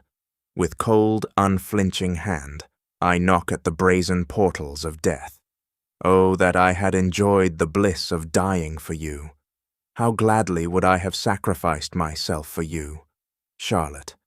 And could I but restore peace and joy to your bosom, with what resolution, with what joy, would I not meet my fate? But it is the lot of only a chosen few to shed their blood for their friends, and by their death to augment, 1,000 times, the happiness of those by whom they are beloved.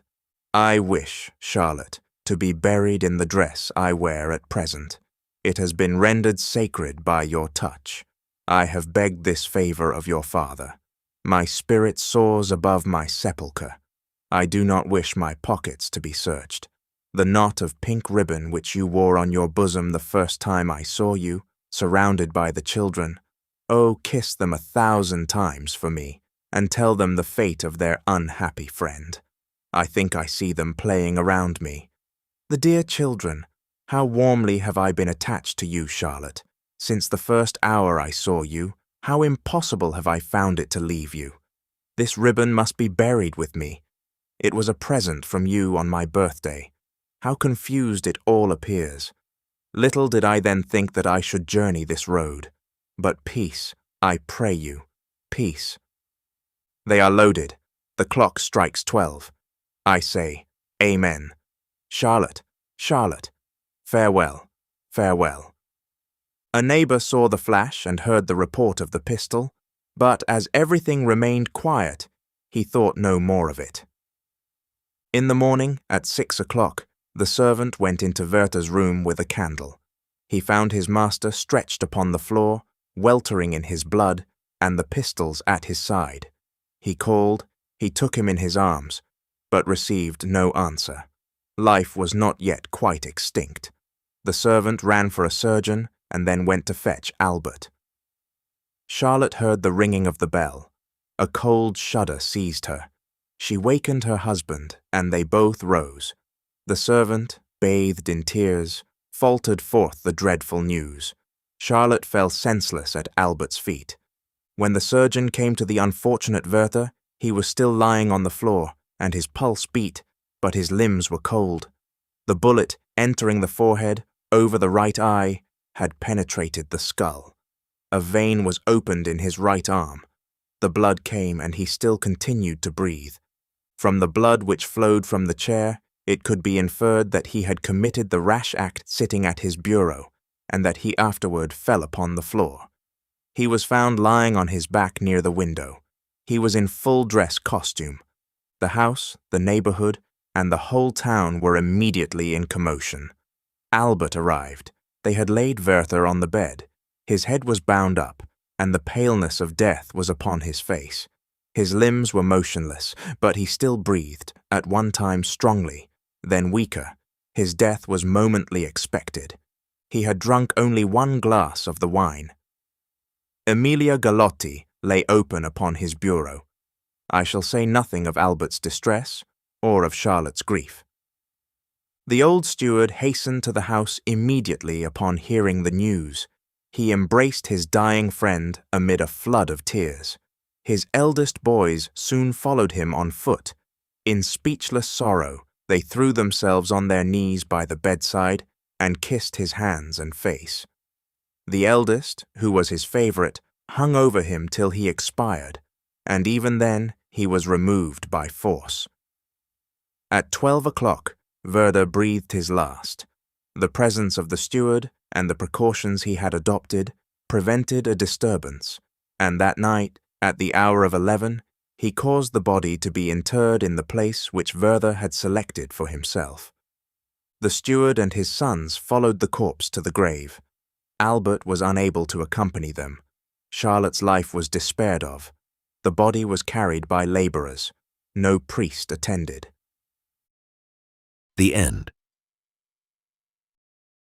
Best Audiobooks for Free hopes that you have enjoyed this production of The Sorrows of Young Werther by Johann Wolfgang von Goethe. Please like this video and subscribe to our channel on YouTube and Rumble, as your like and subscription are the support we need to create more great free content. Please look to our website at bestaudiobooks for free.com for a complete list of our audiobooks.